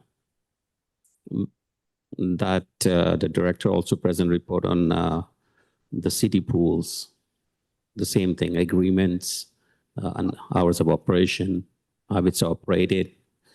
Because it's good to compare, I mean, you know, the income and expenses compared to the privatization of pool, which is the leaseholders and the city operated pools, right? So at least we can know where we are before we make a budget decision of 24, 25, 26, sorry. Hardware by Tiffany. Symbol of Okay. less transformative. Okay, we're going to take a 5-minute recess, and Trustee Patel work with, I do think that some of this information, if we gather it, we would have to deal with in private session because some of it would be protected. But we're going to take a 5-minute recess so that we can work out before it's tabled. Yeah, So you, right now, when we change it, it's 35 to 29.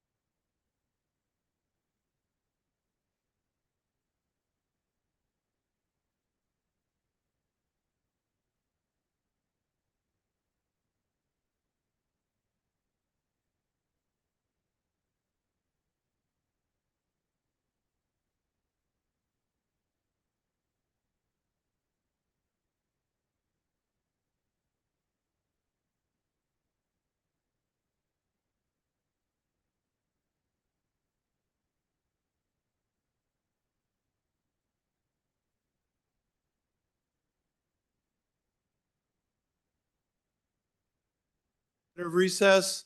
Staff has been able to, as put on the screen, and apparently Ms. Joseph Dowers has places to go.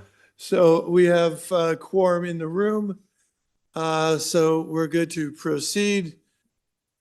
Does any, Trustee Patel, do you want to speak to this? No, Chair, we are good. I mean, just the modification of Part A, present a report providing details on all the pools currently permitted and leased. That's it. And I hope that my trustees colleagues will support this. Okay, does anybody want to speak to this?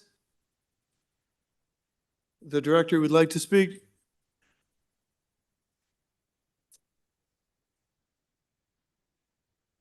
Thank you, Chair, and through you. And Chair, I'll look to you to for advice as to whether this comment is in order or if it should wait. That sounds good. I always like it when we start with that. Staff, if the chair, are going to endeavor to provide all the information that's being requested of us through the report, through the motions. I'm very mindful that we have about a week and a half to produce all the various reports from the motions that have been on the table and any to come. And that over the next week as well, the hope is that we're going to have the core education funding that is going to be all consuming for staff to go through line by line and determine its applicability to the issues at hand right now as well, and consider any other motions that have relevance to the deliberations here. So I just want to have it noted that we're going to endeavor to give trustees what you're asking for and what is going to be helpful to you. There are some significant time constraints, especially when we consider the core education funding and the burden that's going to place on the same staff who are being asked to produce these reports. Thank you, Chair. And thank you, Director. And, before we vote, we will acknowledge that, we started this conversation 20 days ago and we're running out of time rapidly and there's lots of work yet to be done. Your comments and concerns are well noted, and staff has been working exceptionally hard, and you can only do the best you can do. So we will have to make do with what is produced on the 4th. Decisions, I'll go through it, what the rough plan is before we adjourn tonight, just so that everyone knows what's going forward. But we acknowledge that we've been asking a lot of you, and that we're going to have to graciously accept that which you can produce. So thank you for sharing that. And seeing no one on the speakers list, we'll open the vote, please. Plain in favor. Trustee Lee's in favor. Shan in favor.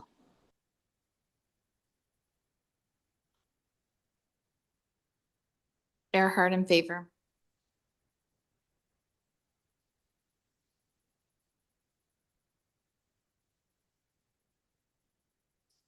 Trustee Rajwani, how do you vote?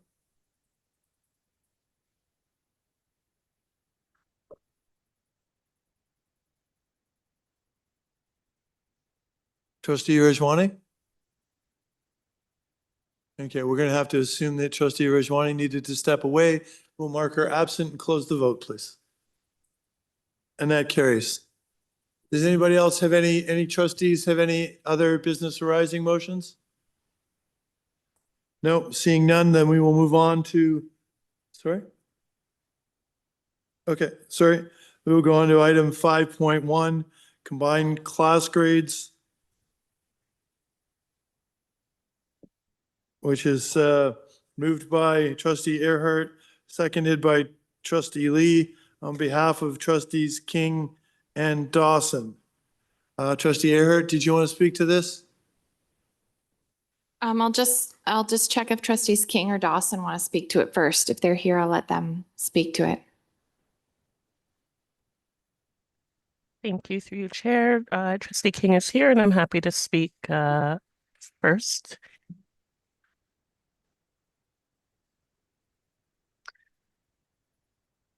All right, so thank you, Trustees Lee and Earhart, for moving this on our behalf.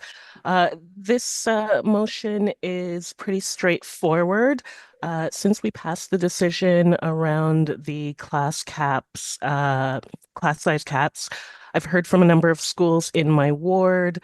They all understand the intention of the motion, but have raised a number of concerns about the number of split classes that are resulting in the projected organization for fall, and specifically concerns around 3-grade combinations. I've also had another example where there's been potential disruption to a rotary schedule based on a 6-7 split. So I think overall we're just looking for a little bit of understanding of what some of the unintended or unanticipated impacts may be. And then I know my communities are also very much wondering about the request for exception. They are looking for advocacy and I think would benefit from some clarity on how those decisions are going to be made. So just looking for some understanding as we head into fall on those pieces. Thank you. Thank you, Trustee King. Trustee Dawson, did you want to share? I think Trustee King summed it up perfectly, the intent behind this motion. I did just want to echo the fact that I have heard from a number of concerned teachers and parents about triple grade splits planned for next year. Thank you. Do either of the movers on the committee wish to speak to this? Trustee Lee? Thank you, Chair. I just want to thank Trustees King and Dawson for putting this forward. I think this is an important thing to do in the system because however we allocate teachers and classrooms, it is important for our kids to receive a proper education. And frankly, I do not believe a 3-grade or a tri-grade split is supportive enough for our students. I just have a question for staff. Based on what you know, and given this has been on the table for a little bit, what do you think the financial impact on this will be in coordination with the other motion on class caps for grade 4 to 8 classrooms? Through you, Chair, for this triple grade motion, the cost will be around $2.4 million. Thank you. Does that mean we need to hire enough teacher to cover these tri-grade splits so that so is that around 20 teachers that we have to hire? Through you, Mr. Chair, during the break, we sat with people in culture and there'll be about 19 additional teachers needed to avoid as many triple grades as possible. Okay, 19 headcounts. Thank you very much. Frankly, just on the record, I know I've been talking about choices. In my opinion, this is one of the choices that I'd be happy and proud to make for students to make sure that they receive the education as prescribed by the Education Act. Thank you very much. Thank you, Trustee Lee. I'm going to pass the chair to Trustee Hassan. Floor is yours, Trustee. Thank you, and through you, Chair. I don't believe the motion unless I'm missing it, and I apologize if that's the case. When is the report due back? Who are you asking? I guess I'm asking the movers when they have the expectation that the report will be due back. And then if staff think it's doable to get it done in the time that the movers are requesting. Through you, Chair, we see this as being reasonable for the fall ahead of the reorganization process that typically happens in late September. We don't have a specific date here, but I think as long as there is enough time to be able to receive and communicate the information prior to organization, that would meet what we're trying to achieve. Just to clarify through staff, the board meets September 10th. If the report came back, there's no August meeting. if the report came back September 10th, would the board at that meeting have an opportunity to act in time for the 25-26 year? Through you, Mr. Chair, most of the data we collected over the break this evening, so we can put together the report for next week for the June 4th meeting. Okay, that makes more sense. It's easier to staff and as opposed to trying to, okay. Does that work for the movers? Through you, Chair, absolutely. We appreciate that offer from staff. Okay. And thank you. if I may, Chair, the benefit of that as well is that budget implications can be considered within this budget cycle for next year. Yeah, no, I agree. And we'll know hopefully by the 4th, we'll have more information than we have at the moment, and we'll understand what the real target is, and we can, I think that approach works for me. Those conclude my questions, so I'll take the chair back. Thank you. Are there any other speakers? Mr. Chair. Trustee Pei. Yeah, okay. I really want to thank the mover and seconder, move this motion on behalf of Trustee King and Dawson. To be honest, I'm not a big fan of a compound grade, but that's the reality we're facing right now at the board, that we're short on staffs. So may I ask, Trustee King or Trustee Dawson, I just want to learn more about the situation right now. How many schools you have just to combine the 3 grade class? I just want to understand the situation a bit better. Trustee Pei, I think we learned tonight that there are 47. 47. Okay. That are currently projected in the projections that schools have been provided. Okay. So Mr. Chair, may I ask, or maybe you know the answer, where are those schools really located? Like, is there more concentrated in the downtown areas, or they're more concentrated in some other areas? Because in my school, never heard about this. Through the chair, I can offer, from my perspective, 2 of the schools that I've heard particularly from are from they're small elementary schools. So they're schools that have around or less than 200 in enrollment. And I suspect, and this is part of the reason for requesting the information, is seeing if there is a especially adverse effect on smaller schools in this regard. Okay. So absolutely, I really wholeheartedly support this motion. I think important is student experience is so important for their own growth, for their own education. I just combining those classes, I really don't think is really the route that we should go down. And I really hope staff can provide a detailed report.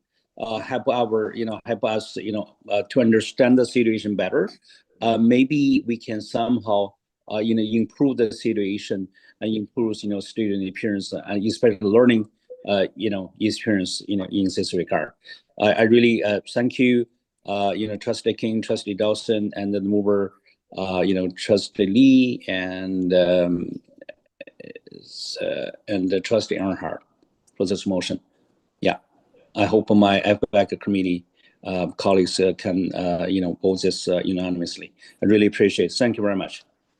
Thank you, Trustee Pei. And seeing no, Trustee Earnhardt. Thanks very much. I know this is about the numbers and the rationale, but we have been speaking about perspectives on these classes. And I just want to offer that we have been presented information here around benefits to multi-age classrooms. I'm not saying that these are happening necessarily for those benefits. Like many things in our system, if they're being designed around efficiency, we may not be generating the benefits, but there are known benefits to multi-age classrooms as well. And particularly given learning deficiencies from COVID, I wouldn't want to make any assumptions around that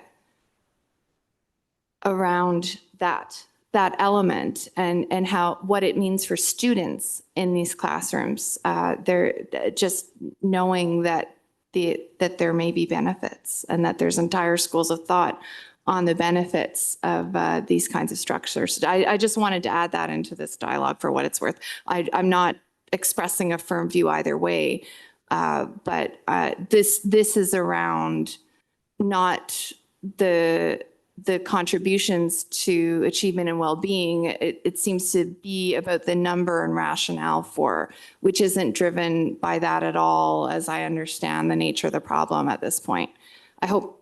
I just wanted to add that into this discussion, and thank you. Thank you, Trustee Earhart.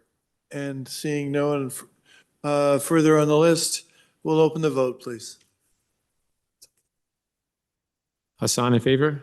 McLean in favor. Trustee Earhart's in favor. Thank you. Lee's in favor. Thank you, Trustee Lee. Chan in favor. Trustee Trustee Patel in favor. Trustee Shannon Patel are both in favor. Thank you, gentlemen.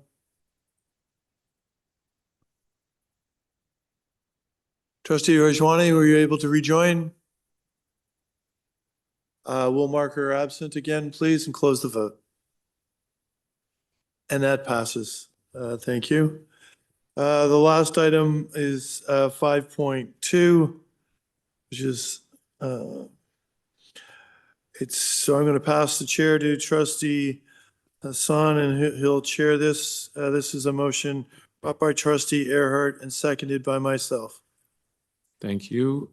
And would you like to speak on the motion? Trustee McLean or Trustee Earhart? Trustee Earhart. Thanks very much. And thanks to Trustee McLean for your support with this motion as well. This is a short motion that was written a little while ago. I still think there's value in it. It is written in haste, and so the therefore be it resolved can be a mouthful. But it really is that there are actions across multiple orders of government in response to U.S. policies that include buying locally, buying in Canada, assessing the impacts of U.S. tariffs, and just assessing the changing environment in the United States and how that impacts our facilities, but also our students. And so this was, therefore be it resolved, is that the director present a report on these impacts, U.S. policies, and the responses that are taking place by multiple orders of government, and how these all impact the TDSB, whether TDSB has any contributions to these. That's worded very broadly because some would be within our control at our board to take a decision. Others would be in response to that TDSB would be responding as a result of provincial changes or federal changes that we would be captured by.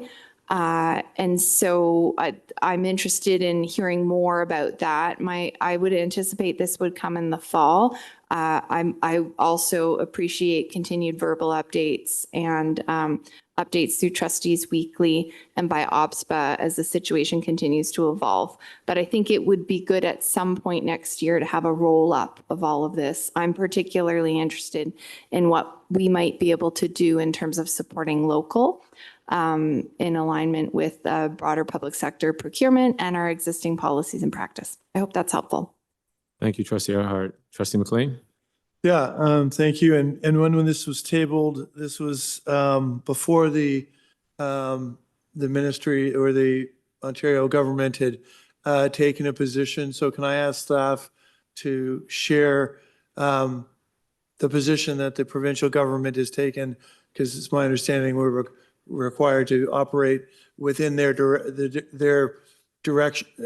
So it would be helpful to understand where they are and in essence where we are because of that. Thank you. Through you, Mr. Chair. The procurement restriction policy for the broader public sector came in place on March 4th. And it defines a U.S. business as having its main office in the U.S. and with less than 50 employees in Canada would be considered a US business. And we are not allowed to procure from US businesses with the exceptions of the already existing contracts, the extensions that are within a contract, or if they're vendors of record. But for new contracts, if they're a US vendor, we are not allowed to do that, and we aren't allowed to go past the extension that was already in the previously negotiated contract. There are exceptions, and the exceptions have to be both of the following conditions have to be met. One is the only viable source of goods from the States, and a delay would cause material harm to the organization.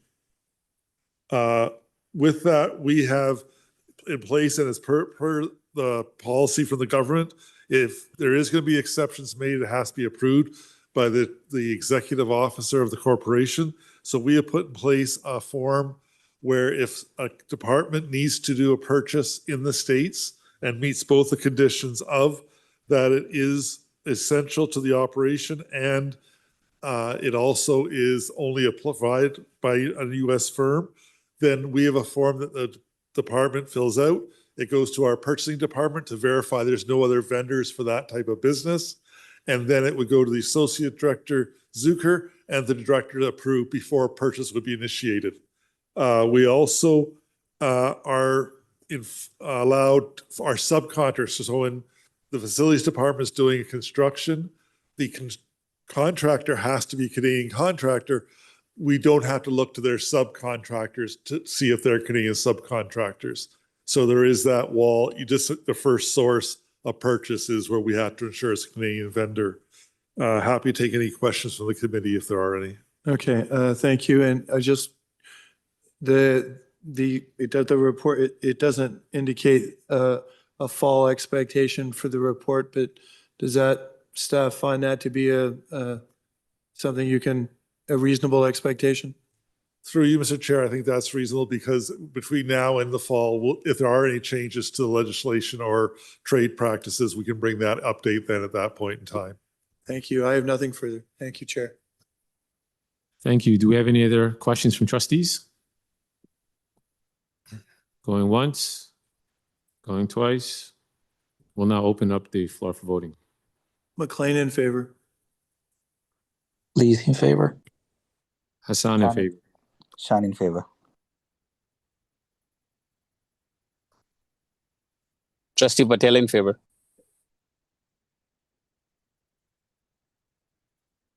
Okay, and sorry.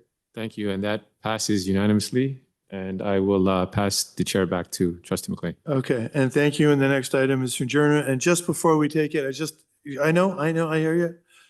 I just want to be clear with where we are and what we're going to be trying to accomplish in the next little while. FBEC meets again on March 4th. All the reports June 4th. Sorry, been a long 20 days. On June 4th, FBEC and all the reports are due. So there's no decisions are expected to be made on June 4th. We still don't have the core funding. We're going to expect the investigators to report. So June 4th, we're going to take all the information, learn everything we can. The trustees were targeting the 16th of June for our final FBEC meeting.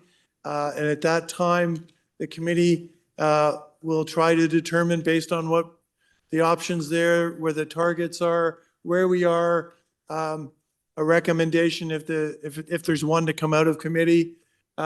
And that's the night where the decisions will be made. And ultimately, the entire board will deal with the recommendation or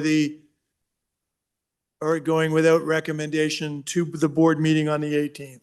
So that's the plan. There's still two variables out there, the core funding announcement and the investigators report, but we're hoping to have them both in a timely manner that can be the plan. And with that, I'll take a motion to adjourn. Trustee DeVitas, seconded by Trustee Hassan. All in favor, all opposed. That's carried. Thanks everybody for the longest meeting in the history. But thank you for the support staff, all the staff and all the trustees. Have a good night. Thank you, Chair.